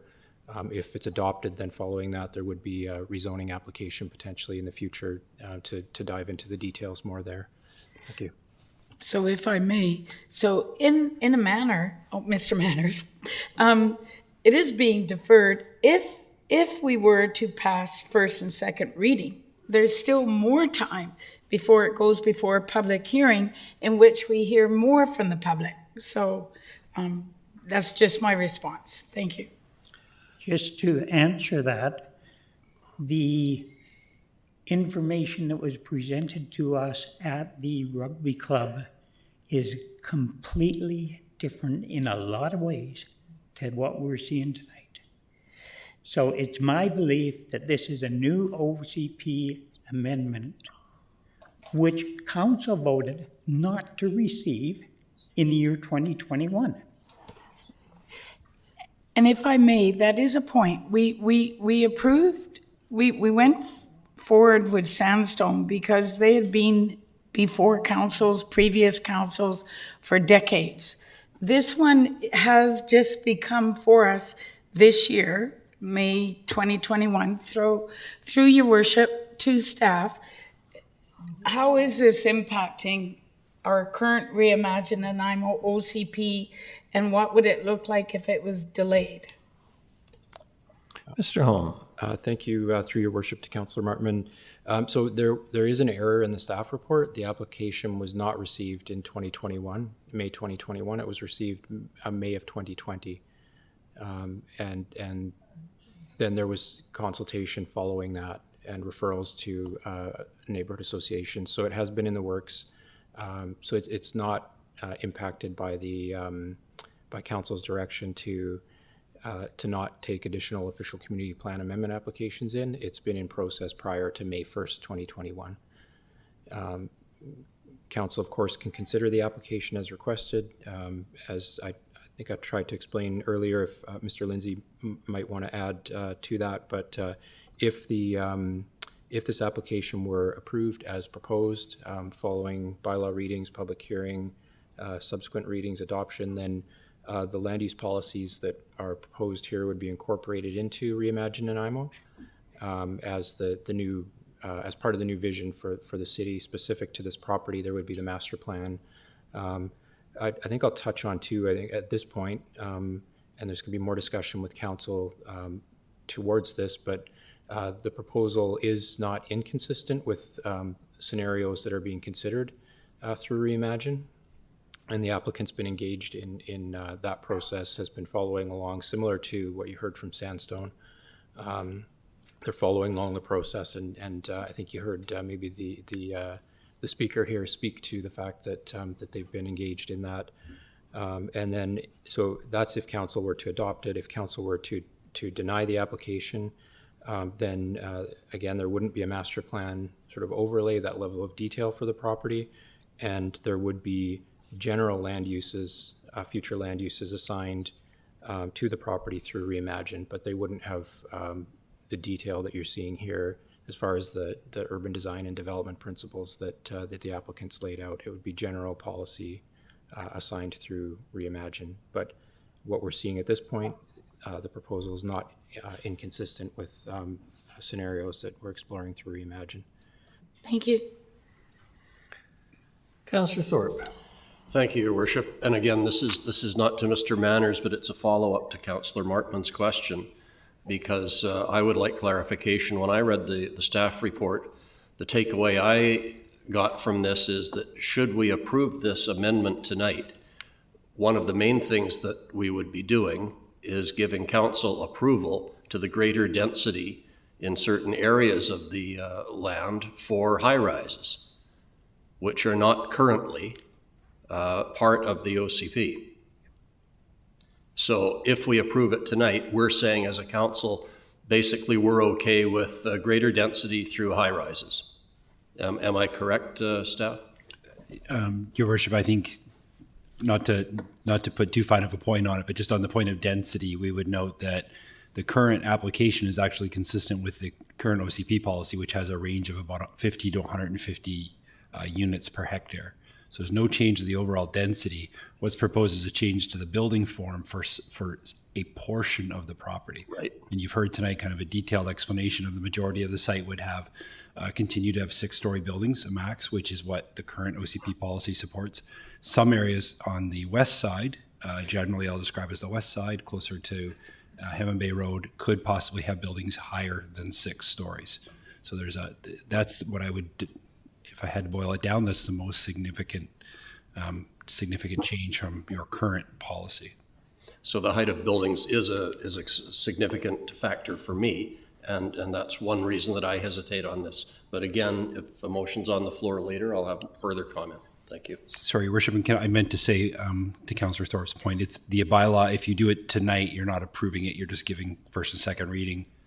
We'll go to a public hearing, and then finally council would make a decision. So tonight's not the final adoption, just the very start of the bylaw process. It's a start of approval. Councillor Armstrong. Thank you.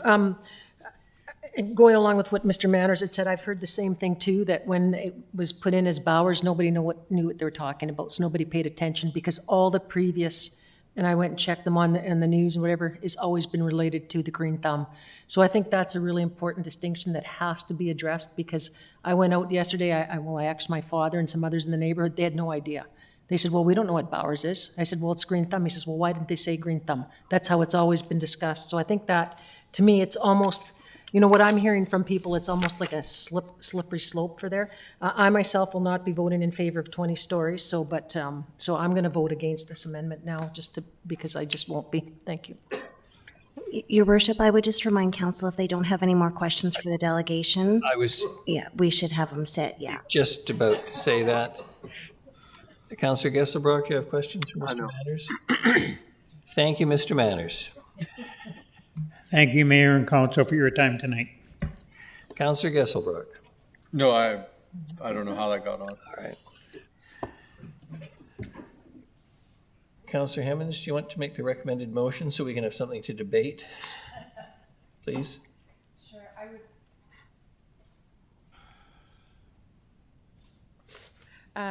I would move that official community plan amendment bylaw 2021, number 6500.045, to include the Bowers District Master Plan as Schedule M of the official community plan bylaw 22008, number 6500, pass first reading. And I would move that. Sorry, do I need to do it separately? One at a time. Right.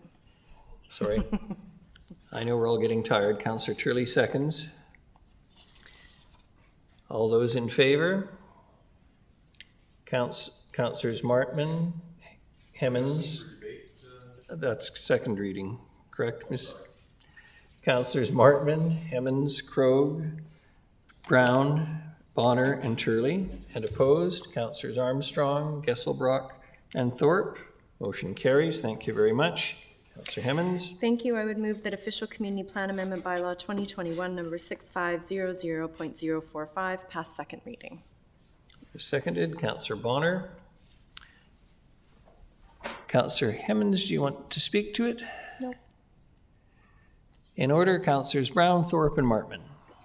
Thank you, Your Worship. Question through you to staff. Obviously, the plan isn't super granular, but there is some roadways articulated and things like that. The conversation bounced around a little bit there, so I'm just trying to figure out. We have a recent example of where there was some articulation of those type of things, and then it became problematic and required future OCP. So I'm just trying to get a sense of how will that be avoided in an application like this if it was to proceed.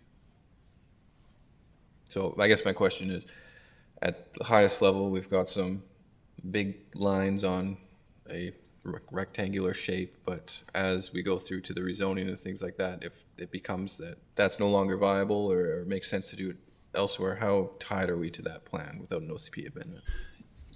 Your Worship, it's always a balance between policy and then going to the next step of rezoning and getting into details. What I would say on this application is a lot of work has been done with the applicant and with staff to at least have a review of the concepts around the road networking to make sure that they work. A lot of discussions with Ministry of Highways to make sure their needs can be met. Factoring in the existing desires of the transportation master plan that talks about specifically how it interconnects to existing neighborhoods. So we have a pretty high level of comfort that the project as generally proposed can work. But you're right, as we move into rezoning, that's when we'll get more detailed traffic studies, servicing studies, those kind of details that may end up shaping the final plan. But we believe that the concept before you this evening is one that does substantially comply and work. Thank you very much. Councillor Thorpe. Thank you, Your Worship. I won't be supporting the second reading. To me, this just feels very rushed. And there's a lot of things in this proposal that I like and would be willing to support, but I don't see the need to push ahead with this amendment when the land is still going to get developed through our current OCP guidelines. And I'm hearing, well, we've got to do this. And don't worry about the details. We'll sort out the transportation and the density and the high rises and the connectivity and those things. And we'll have a public hearing. Well, to me, there's still too many questions to even move to that stage. I'm just really uncomfortable with this process tonight. So I'm not against the development per se. I think it's quite exciting, but I would prefer to see it move ahead on the original path that it was going on. Well, I think we need much more consultation even before we get to public hearing. I'm not convinced that the neighborhood is supportive of this. I have a lot of concerns myself, and I think these are preliminary things that need to be discussed before we even talk about moving it to public hearing. So I won't be supporting it. Councillor Martman, then Councillor Armstrong. Thank you. I think Councillor Thorpe has changed my mind. I was at first willing to support the second reading for it to go to a public hearing and hear more from what the public has to say. But I also am hesitant because I have that feeling of being rushed as well. And so more public consultation. I don't see why this has... We've got a dealership that's still not built that we voted for in our first year on term. So I don't see why we have to rush into this, and I think maybe more public consultation should occur. Thank you. Councillor Armstrong. I agree with many of the points made by Councillor Thorpe and Martman, and I said I won't be supporting it. The 20 stories is a huge issue for me. I heard that loud and clear from many, many residents in the area. The other thing is I look at the difference between how much time and work or information we were given on Sandstone. We even had a GPC on it, which is a little bit bigger, but still 2,500 is still a large thing, and I would like a lot more information than what we've got. I agree, like we said, if we prove it in principle, well, then people are going ahead thinking it's going to happen, whereas we might be able to get a lot of these stuff done before it goes to zoning and all these issues, what the public issues are. And we've heard it, I've heard it numerous times, and I think Councillor Thorpe is living in the area as well. Everybody that I've spoken with is adamantly opposed to 20 stories. They very much favor the plan if it sticks around the 6 stories. So for me, I'm going to go based on what the people told me that they want. So I won't be voting for this at this time because of the 20 stories. Thank you. Before I go to Councillor Hemmons, a question for Mr. Lindsay or Mr. Holm. And correct me if I'm wrong, it's late, we're all tired. By voting for this, we are not approving 20-story buildings, correct? We're not approving any. They will still be subject to council approval. So, Your Worship, the language in the actual plan, which the consultant went over with in greater detail tonight, I don't have the image up in front of you, unfortunately, but generally the policies talk about a maximum building height of 4 to 6 stories. There are certain precincts within that area that talk about buildings taller. All it says is buildings in this area may be taller than 6 stories, supported by policy. It doesn't say 20, it just says taller than 6. That, based on that policy, when we come forward for rezoning, would be the time that we'd actually put zoning in place that would restrict height limits. The zoning, if that policy was adopted, the zoning could anticipate higher buildings in that area, but it would be subject to bylaw and zoning approval by council at that point. Thank you, Mr. Lindsay, because that was certainly my recollection of the reading of this. It is simply higher than 6 stories. We are not committing ourselves to 20 stories or 46 stories or 100 stories. We are simply dealing with the second reading of this matter. Councillor Hemmons, sorry to interrupt the flow here. Not at all. You asked a question I was curious about as well, and thank you for the confirmation. I'm curious if this doesn't pass second reading, what are the steps? Like, do we go back to the proponent and say we'd like more community consultation? What does that look like?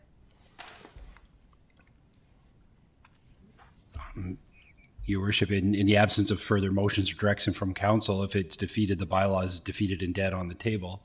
I think the applicant, if that happened, would listen to what council's discussion has been this evening, and could go out and pursue further public engagement, and then come back and ask for the bylaw to be reintroduced. But it would be a new bylaw. We'd be starting over, so to speak.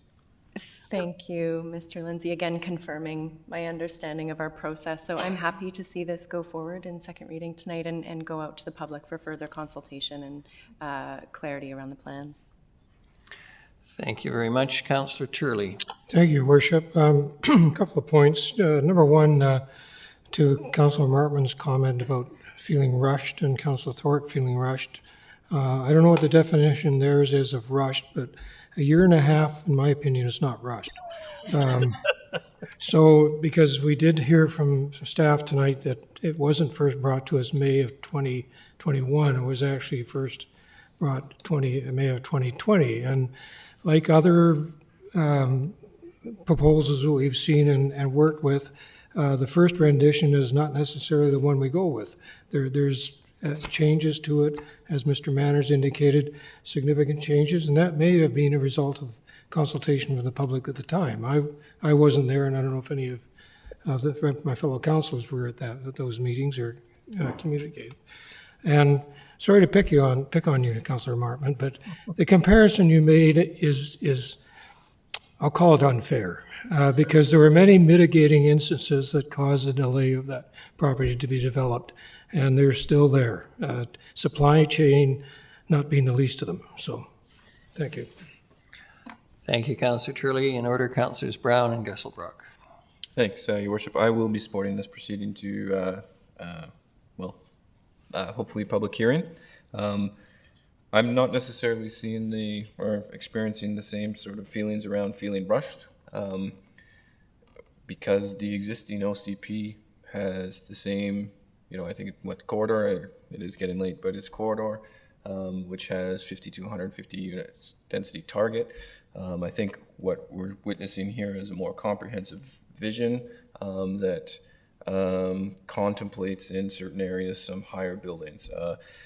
I think that is appropriate, considering the amount of variances that see for a lot of these multifamily projects that are struggling to stick within the existing zoning. So I'm very pleased that someone's very upfront about that and saying, you know what, it might make sense that we need to go a little bit higher in some places. But I'm fully confident that that's going to come down to zoning, which has a public process as well, that will hear from the impacted neighborhoods, the nearby residents, and then future councils, if this did proceed, would be have the ability to make that call at that given time. Neighborhoods change, sentiments change, priorities change. I think this council has dealt with numerous times where there has been a response to particular concerns that placed restrictions on the parcel through covenants in some cases, which has proven problematic as context changes and applications have had to come forward to make that. So building in flexibility at the highest level makes a lot of sense to me, and working out those details as you get down towards a more buildable project makes a lot of sense to me. And at no point in that process do I see the public not having a say in the final product through their elected representatives, which would sit at this future table. So I'm fully confident with hearing from the public on this and seeing where it goes. Thanks. Thank you, Councillor Brown. In order, Councillors Gesselbrock, Bonner, and Thorpe. Thank you, Worship. I think given, as the first round, I've gone through an OCP refresh and these processes, to be totally honest, I'm not 100% clear on exactly what this process means and what will happen. I mean, we're getting clarity now from staff and that. So I do feel a little bit of a sense of like, okay, what are we deciding on and what are the ramifications for that? I mean, the scale of this is not exactly the same size as Sandstone. I'm curious, is there any benefit of having this go to a GPC for discussion on the concepts a little bit more to provide feedback? I'm not hearing strong feedback from council. I mean, there's some concern about the building heights, approving that. There's also some questions around traffic routing and the connectivity. So I'm undecided on terms of the best process going forward. I think it is important that we go hear from the public, and a public hearing is an excellent way to go about doing that. So that's kind of where I'm at right now. Thank you.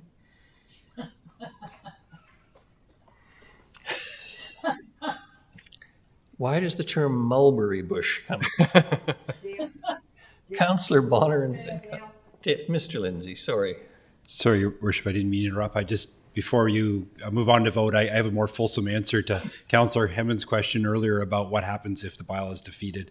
And I was neglectful in reminding council that you have under your procedures bylaw that if a bylaw is defeated, they cannot reapply for 6 months unless there's council to be waived. So if the bylaw was defeated tonight, the application couldn't come back to you for 6 months.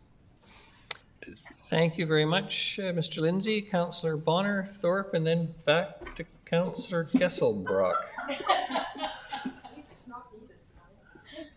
Thank you, Worship. I'm fine with seeing this going to second reading and then to public hearing. This is not unlike the Sandstone that has come to us. It came to us in a certain way when we met at Cranberry Hall, or the fire hall there, and then the version that we saw just recently was slightly changed. I don't even see this one being changed that much from when I went first to the public the open house. The areas are roughly the same. The density they were asking for is roughly the same. So I think I would like to see the public, through our public hearing process, make a decision on this. And I would hate to see this thing killed at this stage of the development. If we're going to turn it down, let's at least do it after the public hearing. Thank you.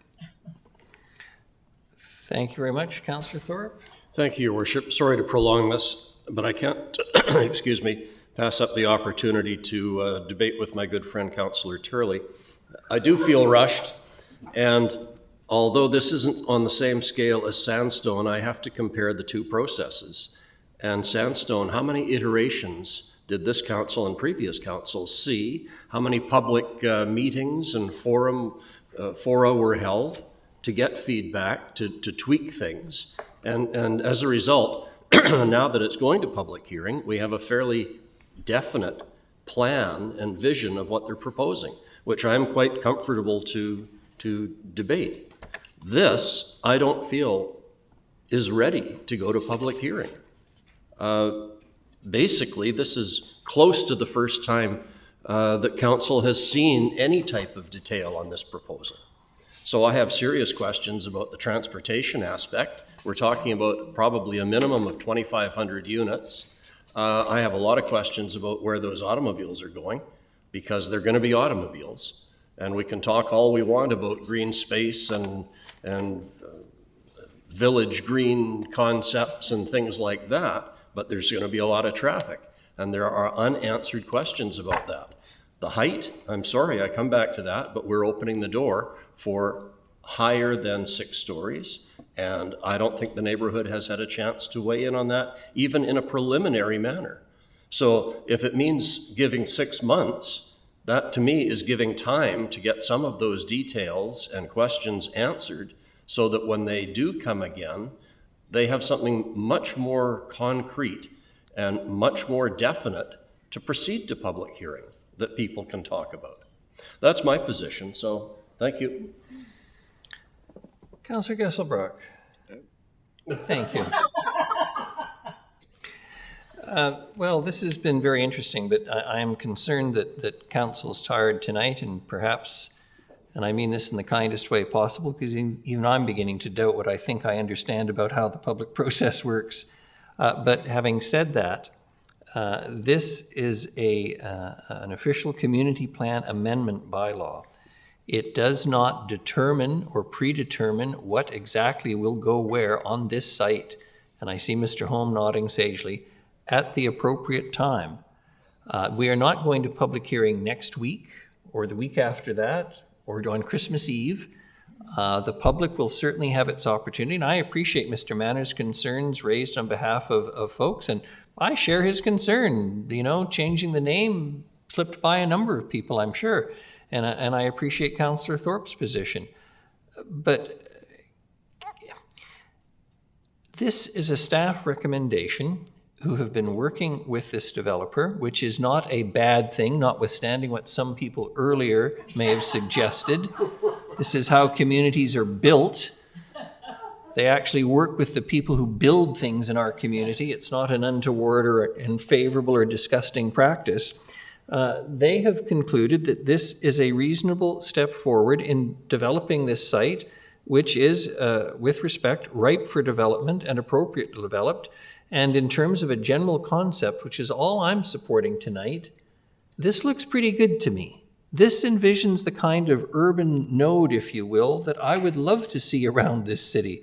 We're all familiar with the property. I bet you there's not a soul in this auditorium tonight that hasn't at some point bought something at Green Thumb.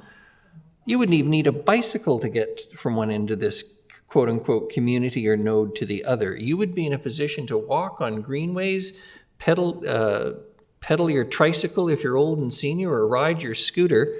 And we're not being asked to approve 20-story buildings tonight. We're not being asked to nail down exactly what's going where. We've been presented with a conceptual plan, an amendment to the official community plan.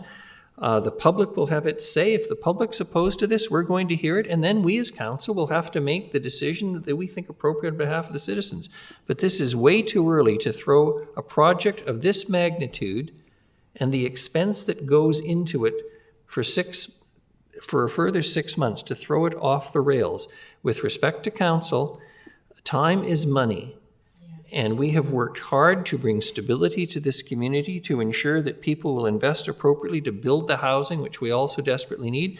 And I'll give a shout out to Councillor Bonner tonight. It ain't the only thing that's going to solve our housing problem, but one thing I will guarantee, if we don't build more housing, there'll be less housing.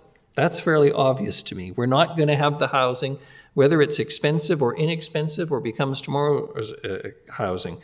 Inexpensive housing. So I say, let's get this thing on the road. Let the public have its say. Let our staff continue to do their job professionally, as they always do, and I compliment them for that. So I'll be voting in favor of this. I really hope, given that it's 11 o'clock and I'm going to have to ask for a motion whether we continue tonight, that I haven't inspired any further speakers. You certainly may, Councillor Martman. All those in favor? Councillors Martman, Gesselbrock, Hemmens, Krogh, Brown, Bonner, and Turley. Opposed, Councillors Armstrong and Thorpe. Thank you very much. Second reading passes. Your Worship, Gurry, yes. now would be appropriate to ask for a motion to continue after 11.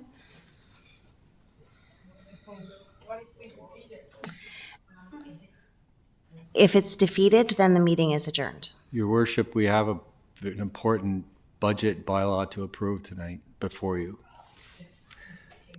There's an important budget bylaw, as Mr. Rudolph has pointed out, but in addition, we are already advised, all of us, that the next meeting of council, December the 20th, is also a very full evening. So unless council is prepared to consider meeting on the 21st or something of that nature, then we should at least get through the budget matters tonight. Motion to continue, moved Councillor Thorpe, seconded Councillor Hemmens. All those in favor? Any opposed? None. Motion carries. Isn't it nice if I talk long enough, you actually all agree with me on the odd thing? Just kidding.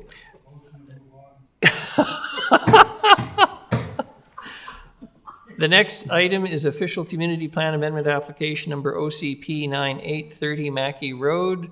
Mr. Lindsay. Thank you, Worship. We're going to move to item 3 of 16 of your agenda this evening.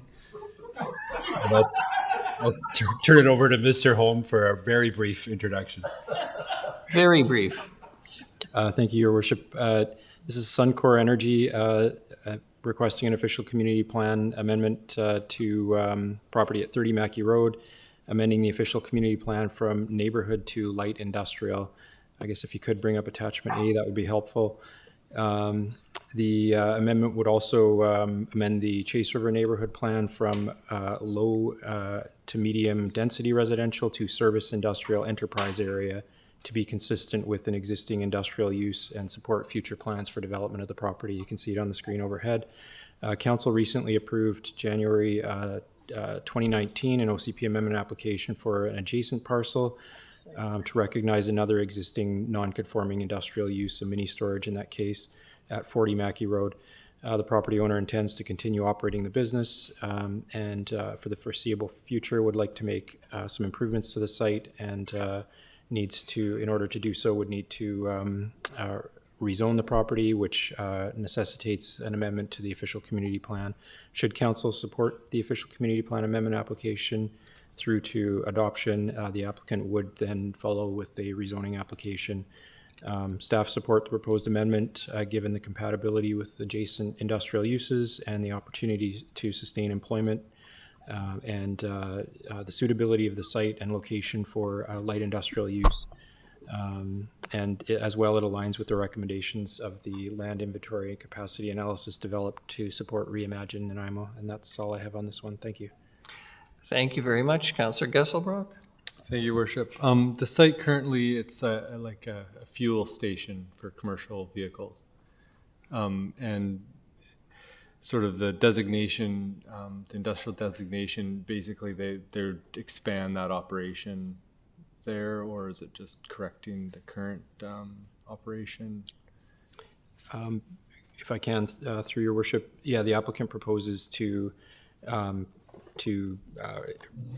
maintain the property as that use the foreseeable future and is contemplating improvements to the site to benefit employees and customers.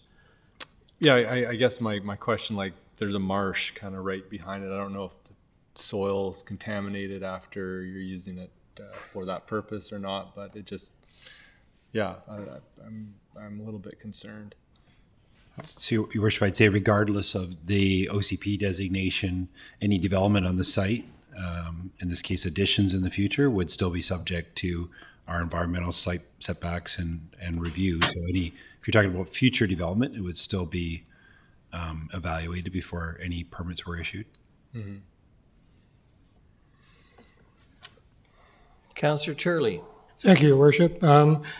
First, my comment is, I don't mean to be disrespectful, but I don't understand how anybody would change that area from light industrial to residential. I mean, It's under a power line, for God's sake. Anyway, having said that, I'm assuming that the mill rate on the property when it was zoned residential is lower than what it's going to be if it's turned light industrial, or does the mill rate follow the use of the land? I can try. My understanding is it would probably closely follow the use of the land. I mean, it would likely, the assessed value would reflect that the use is non-conforming at this under the Local Government Act at this moment. But the assessed value would consider the existing use of the land and any restrictions on that use, which would include the fact that it's non-conforming at this current time. Thank you. Councillor Hemmens. Thank you. I will move that official community plan amendment bylaw 2021 number 6500.047 to designate 30 Mackey Road on the official community plan Schedule A, future land use map, map 1, from neighborhood to light industrial, and to redesignate 30 Mackey Road on the Chase River neighborhood plan Schedule A, future land use and mobility low, medium density residential to service industrial enterprise area. Pass first reading. Seconded, Councillor Martman. All those in favor? Any opposed? Councillor Gesselbrock. Motion carries. Councillor Hemmens. Thank you. I would move that official community plan amendment bylaw 2021 number 6500.047 pass second reading. Seconded, Councillor Brown. Any discussion? All those in favor? Any opposed? Councillor Gesselbrock. Motion carries. Thank you very much. The next is development permit application number DP 1218-41 and 45 Halliburton Street. Mr. Lindsay. Mr. Holm. Thank you, Your Worship. This property is being developed by Parkshore Projects Limited on behalf of 1243166 BC Limited, and the proposal is to permit a 38-unit multifamily residential strata development. This is in the south end of Nanaimo, in close proximity to downtown. Surrounding properties primarily contain single residential dwellings. However, both sides of Halliburton Street properties are zoned for medium-density multi-residential use as proposed in this application. The applicant's proposing, again, 38 strata units comprising 5 studio, 21 one-bedroom, and 12 two-bedroom units. The applicant's proposing to meet Tier 2 density under the zoning bylaw Schedule D by providing a number of amenities. The building's been designed to reflect the South End Neighborhood Plan Urban Design Framework and Guidelines, and it does address those guidelines. It was reviewed by the Design Advisory Panel in April of 2021 with some recommendations, with support for the application, including the height variance, with a few recommendations that the applicant addressed through resubmission. The proposal also includes a rooftop amenity space that would include a garden terrace and outdoor seating.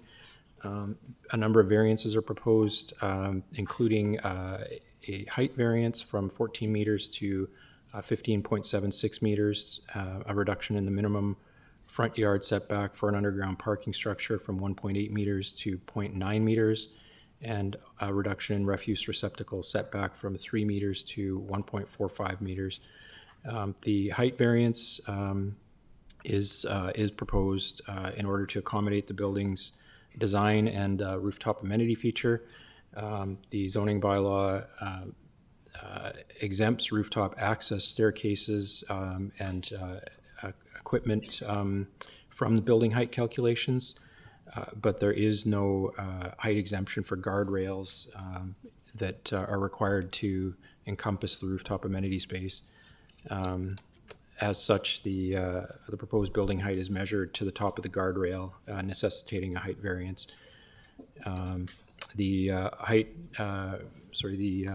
fourth and fifth floors are actually set back an additional 3 meters from Halliburton to reduce the perceived height of the building from the street frontage, as well to mitigate any potential for overlook on the side elevations. No balconies are proposed above the third floor on these elevations.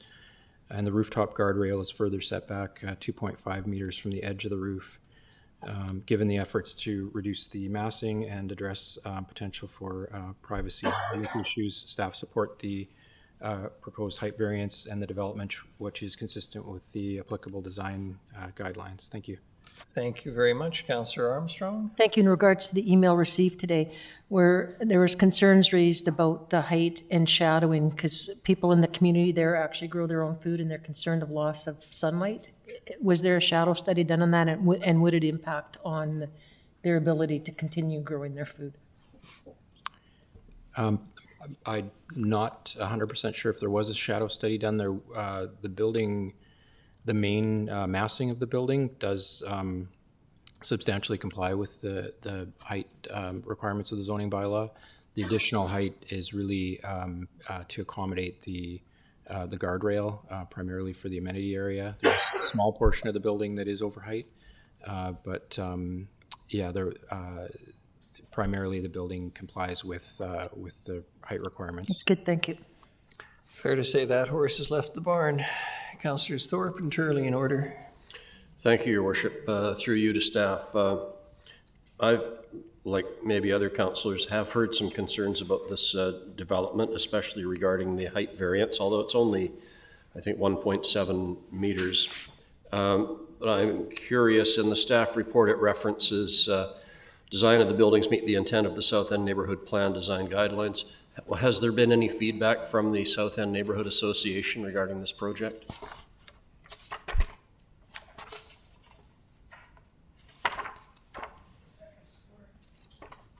Your Worship, while Mr. Holmes looking up the report, maybe I just ask that the schedule that shows the height variance be brought up on the screen? I think it might be helpful for the discussion.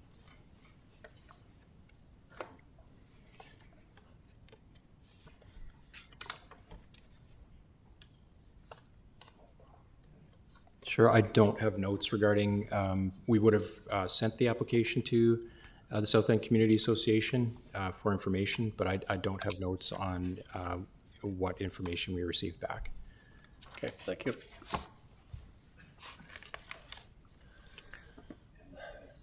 Apologies, as Mr. Lindsay's indicated, you could see the red line indicating the permittable building height, and then, and again, the variance they're asking for there.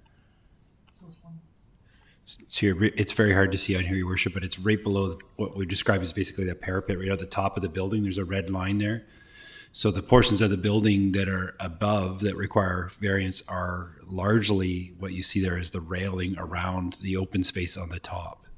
The building that's accessing that space, that little portion of the building that protrudes, it's to protect the stairwell, that's exempt from our height bylaw.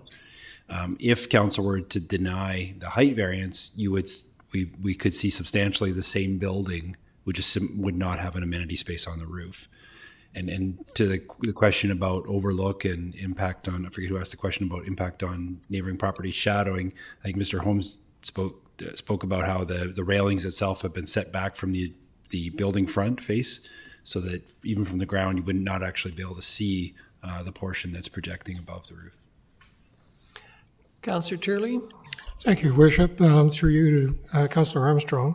With regard to your concern over food production, the properties to the east of this facility would have no impact at all on the ability to grow plants, because plants utilize morning sunlight far more efficiently than they do afternoon sunlight. So at least that's what I learned in plant physiology. Thank you, Farmer Turley. Councillor Gesselbrock.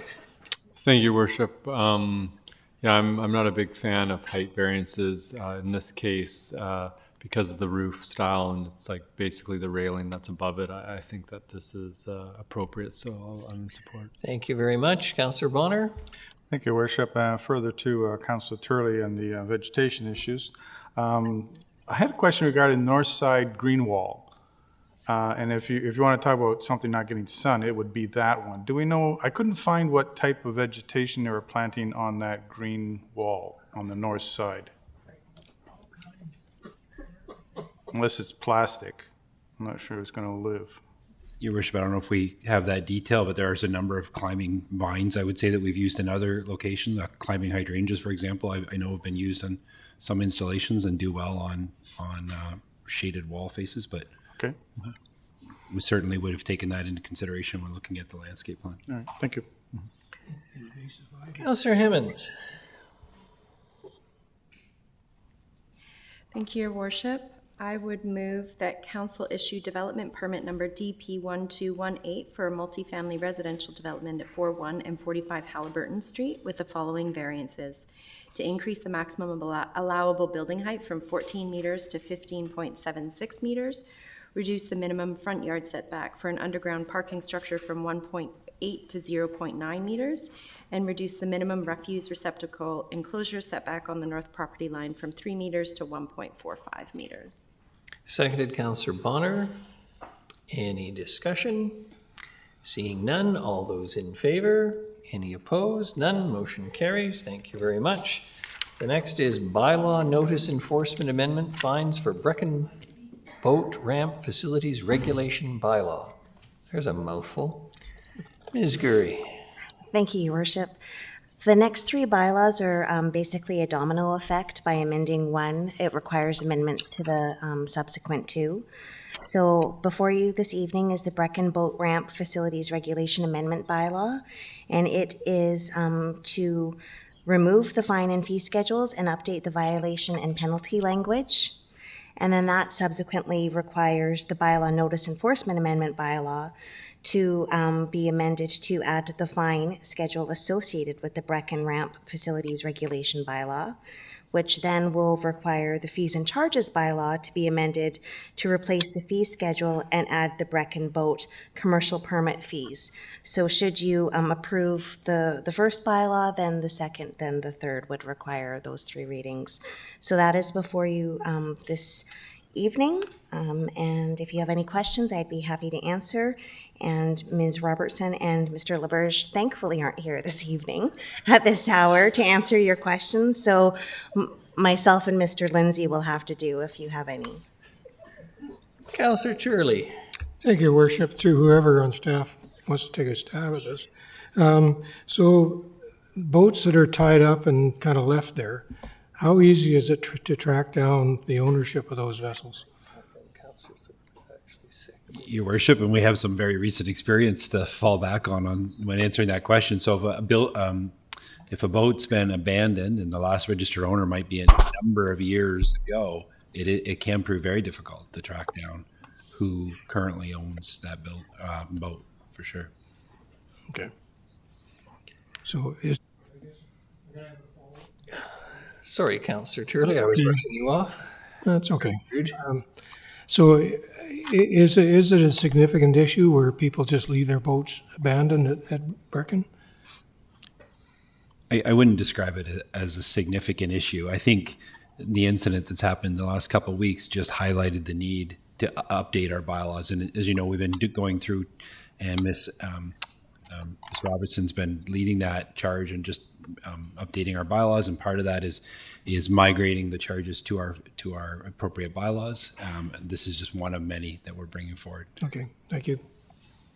Councillor Hemmings. Thank you. I would move that Brecon Boat Ramp Facilities Regulation Amendment Bylaw 2021 number 7110.01 to remove the fine and fee schedules and update the violation and penalty language pass first reading. Seconded, Councillor Brown. All those in favor? Any contrary? None. Motion carries. Councillor Hemmings. Thank you. I would move that Brecon Boat Ramp Facilities Regulation Amendment Bylaw 2021 number 7110.01 pass second reading. Seconded, Councillor Brown. Any discussion? All those in favor? Any opposed? None. Motion carries. Councillor Hemmings. Thank you. I would move that Brecon Boat Ramp Facilities Regulation Amendment Bylaw 2021 number 7110.01 pass third reading. Seconded, Councillor Bonner. All those in favor?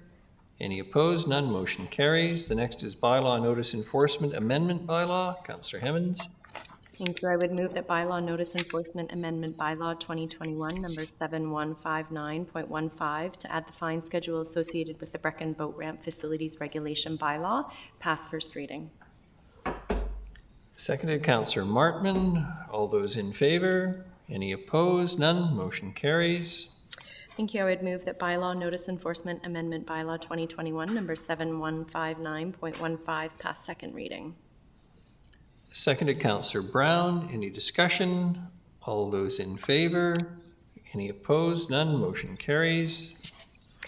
I would move that bylaw notice enforcement amendment bylaw 2021 number 7159.15 pass third reading.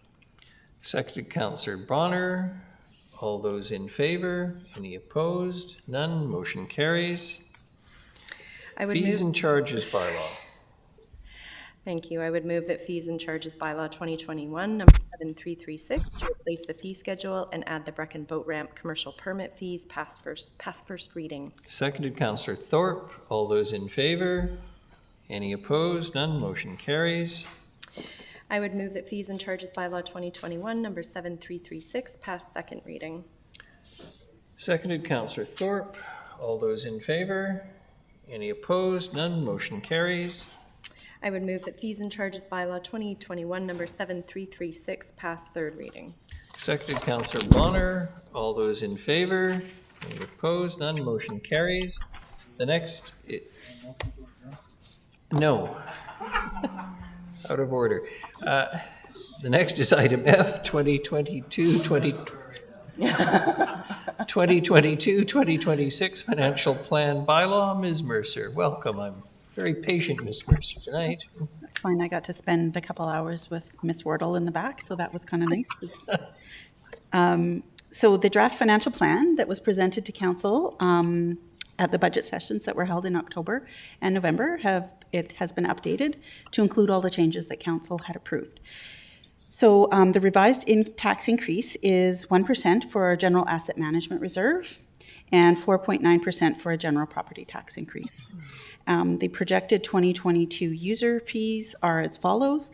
There's a 5% increase for water, a 4% increase for sanitation or sewer, and the annual fee for sanitation is $216. So this means that the projected impact on a typical home in Nanaimo will see an increase of $134 for municipal taxes, or $199 when you include all taxes and all user fees. So, and that's on a typical home with a value of $544,000. So unless council wants me to go through all of the changes you've made, I'm happy to do it, but if you all want to get out of here earlier. I'm not seeing any questions yet, Ms. Mercer. Councillor Hemmons. Thank you. I would move that financial plan bylaw 2021 number 7337 to confirm and adopt the 22 to 2026 financial plan pass first reading. Seconded, Councillor Martman. All those in favor?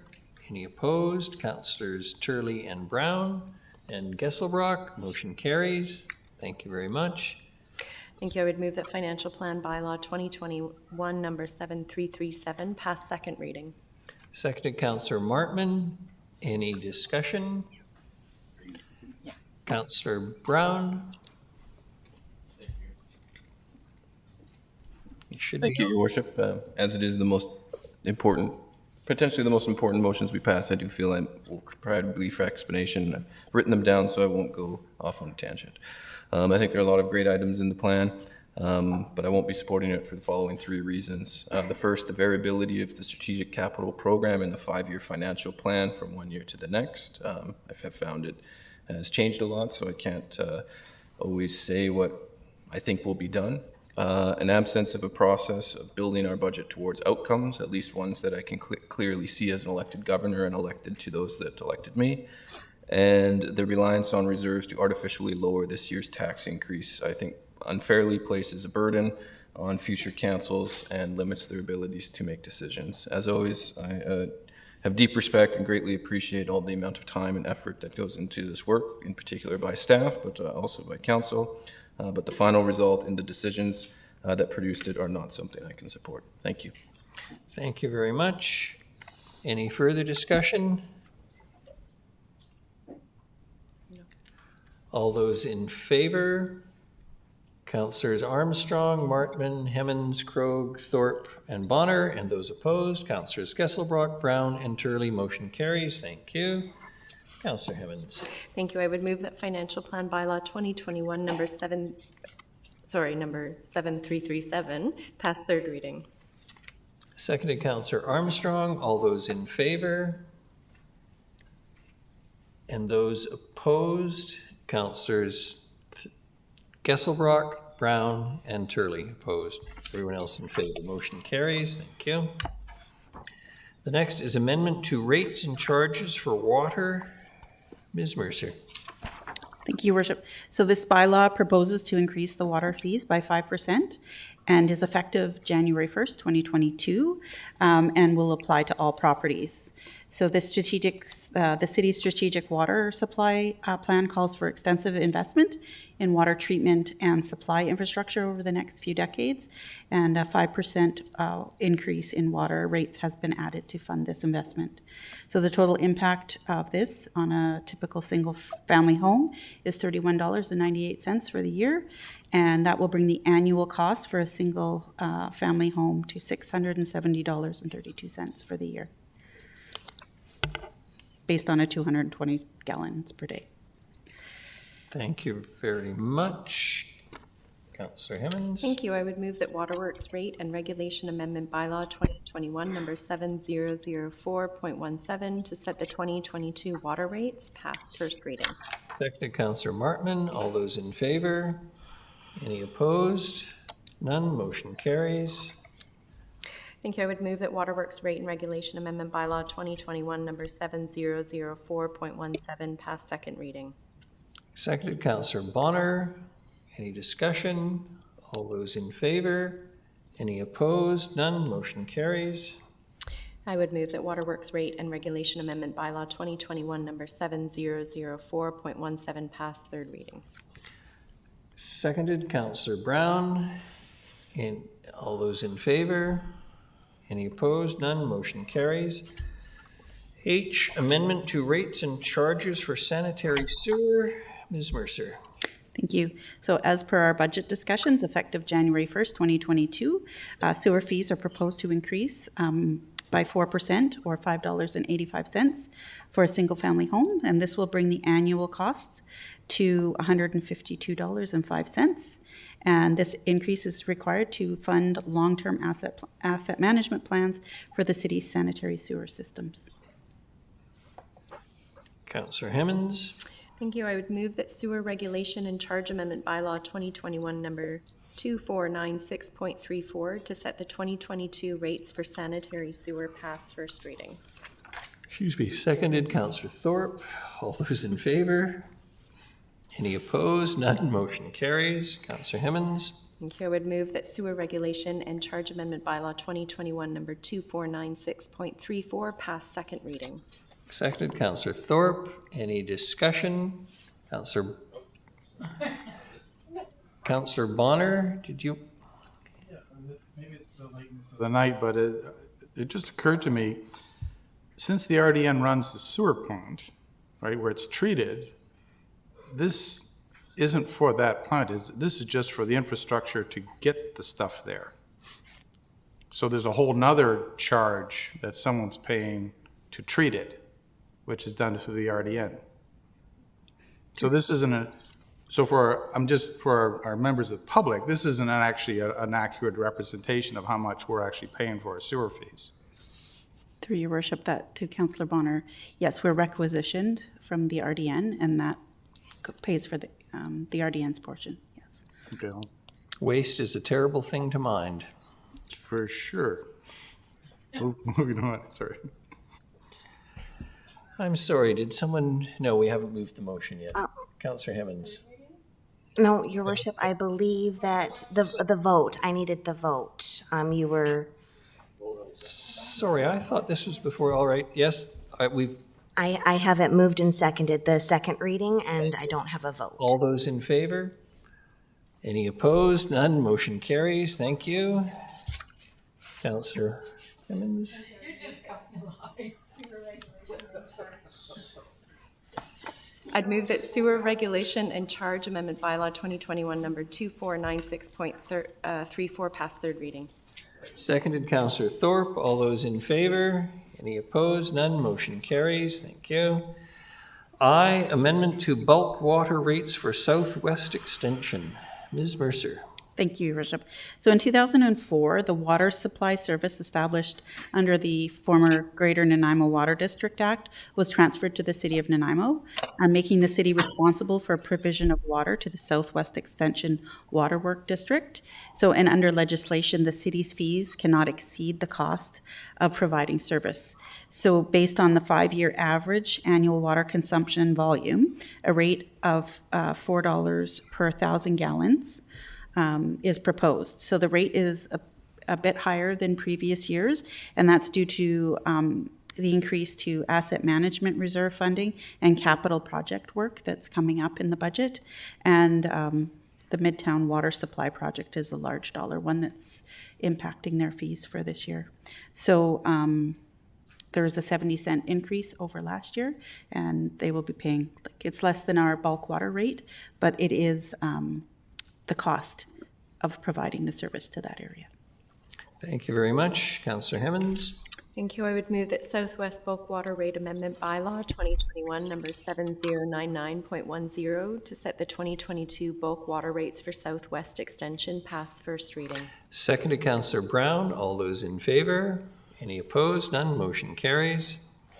Thank you. I would move that Southwest Bulk Water Rate Amendment Bylaw 2021 number 7099.10 pass second reading. Seconded, Councillor Bonner. Any discussion? All those in favor? Any opposed? None. Motion carries.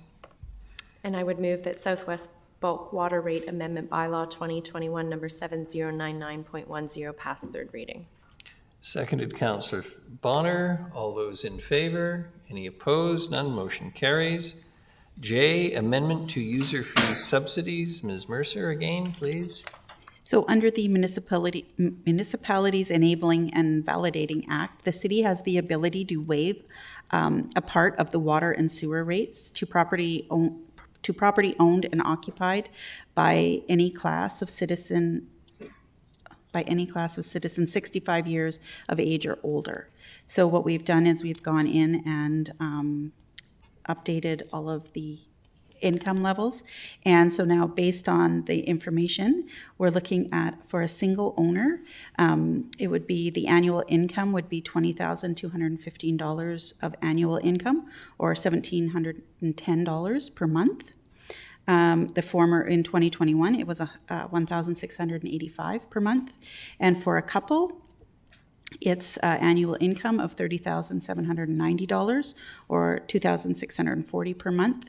And that's an increase, in 2021, that was $2,565 per month. So those are the new rates we're proposing to be applicable to the subsidy. Thank you very much, Ms. Mercer. It's rather sad that this is good news for poorer seniors in the community, but I doubt very much anyone is listening tonight at this time.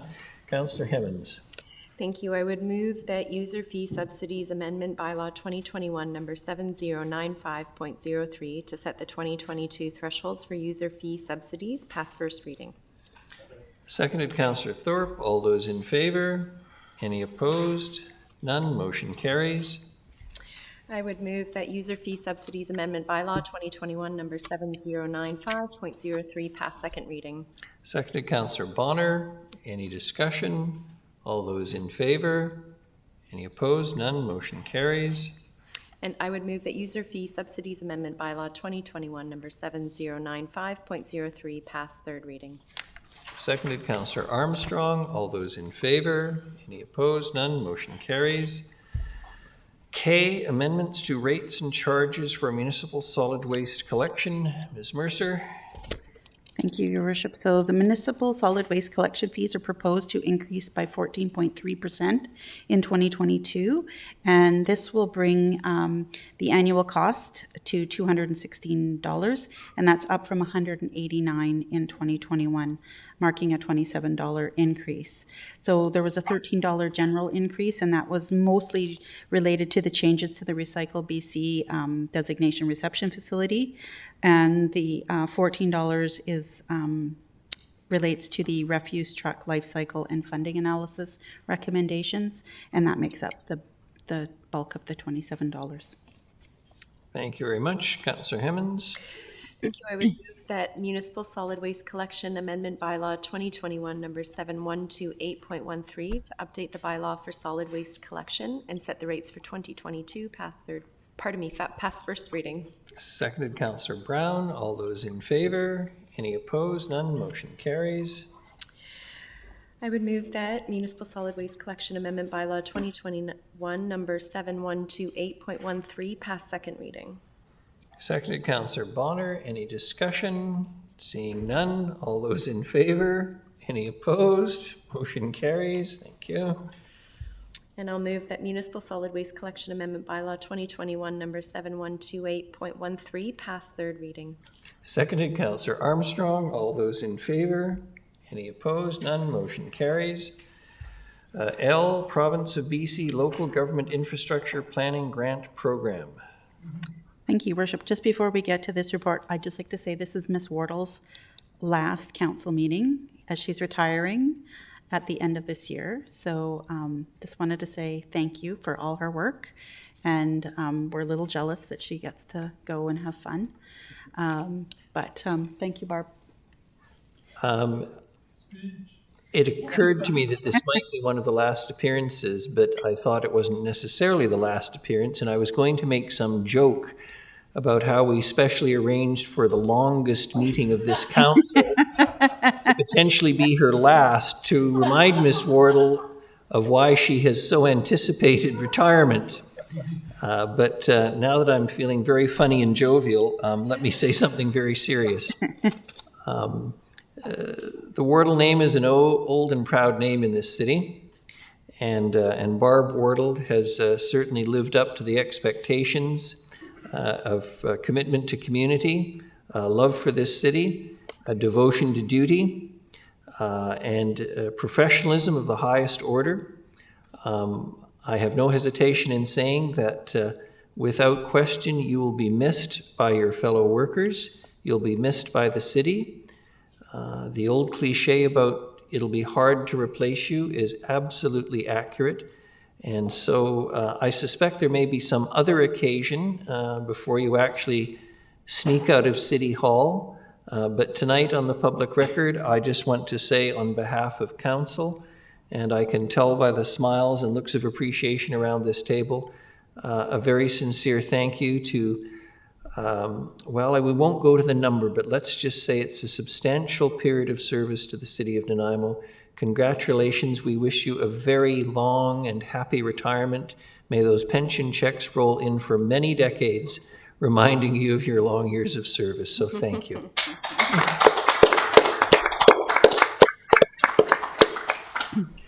She's going to. But you still have to suffer through a couple more minutes. Ms. Mercer? I'll try to make it quick. So the Province of BC Local Government Infrastructure Planning Grant provides funding up to a maximum of $10,000 to help local government develop or improve long-term comprehensive plans related to assessing the technical, environmental, and/or economic feasibility of local government infrastructure projects.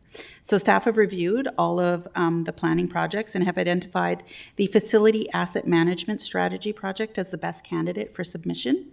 And this strategy will provide a framework for facility-focused asset management and renewal and has a cost of $50,000. So any grant funding we received would reduce the city's funding and leave it available for another project. The current intake has an application deadline of December 15th, and with a funding announcement expected in approximately 3 months. So as part of the submission, a council resolution in support of the grant application is needed, so that's what we're asking for tonight. Thank you very much. Councillor Hemmons? Thank you. I'll make the recommended motion. We have a seconder with Councillor Thorpe. Not seeing any hands. All those in favor? Any opposed? None. Motion carries. M, automated refuse truck equipment financing. Ms. Mercer. Thank you. So with the approval of the recommendations out of the refuse truck life cycle and funding analysis, 2 new refuse trucks will be needed to be ordered in 2022. And the recommendation was for the replacement of the 2 diesel vehicles with 2 new CNG trucks. So as there is no funding available in our Equipment Depreciation Reserve Fund, short-term equipment borrowing through MFA is needed. So the estimated cost for the 2 vehicles is around $975,600. And as part of the borrowing application, a council resolution is required to be included with the submission. So as such, I'm here tonight asking for that. Thank you very much. I'll make the recommended motion. Seconded, Councillor Thorpe. All those in favor? Any opposed? None. Motion carries. The next is O, the Sandstone Master Plan Official Community Plan Amendment Bylaw 6500.044, second reading as amended, cleaning up our little boo-boo. Mr. Lindsay. Yeah, thank you, Your Worship. After your last meeting, it was noted that although the Sandstone Master Plan was attached to the agenda package and attached to the report, it was inadvertently left off of the bylaw, so I apologize for that oversight. And in order to be procedurally tight or correct, we're recommending that Council rescind second reading and give amended second reading with the actual plan attached to the bylaw this time. So again, I apologize for that error. We have to do these separately, Ms. Gurry. Yes, Your Worship, if you could please read the motions, yes. Councillor Hemmens. Thank you. I will move that council rescind second reading of Official Community Plan Amendment Bylaw 2021, number 6500.044. Seconded, Councillor Bonner. All those in favor? Any contrary? None. Motion carries. And I would also move that council give second reading as amended to Official Community Plan Amendment Bylaw 2021 6500.044 to include the Sandstone Master Plan 2021 as Schedule B. Seconded, Councillor Thorpe. All those in favor? Any opposed? None. Motion carries. Bylaws, item 13, zoning bylaw amendment bylaw 2021, number 4500.182. Councillor Hemmens.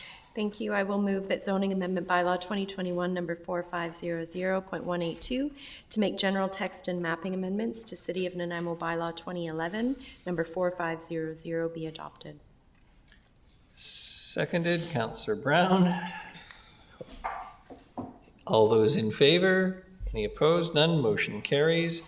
The next is a B, off-street parking regulations amendment bylaw 2021, number 7266.02. Councillor Hemmens. Thank you, Your Worship. I'll move that off-street parking regulations amendment bylaw 2021, number 7266.02 to make general text amendments to off-street parking regulation bylaw 2018, number 7266 be adopted. Seconded, Councillor Thorpe. All those in favor? Any opposed? None. Motion carries. Ms. Gurry, we have no notices of motion. We have no other business. I can safely say there's no one signed up for question period tonight. Just before we go, I just want to say a very special thank you to staff tonight and to members of council, of course, as well, but staff in particular who have endured a very long day and kept us going till 11:50 by my rough calculation. So thank you very much. A motion for adjournment would be appreciated. Councillor Brown moves, Councillor Turley seconds. All those in favor? Any opposed? Not a surprise. Motion carries. Good night. Thank you. And thanks, Councillor Hemmens, for fast reading of those bylaws.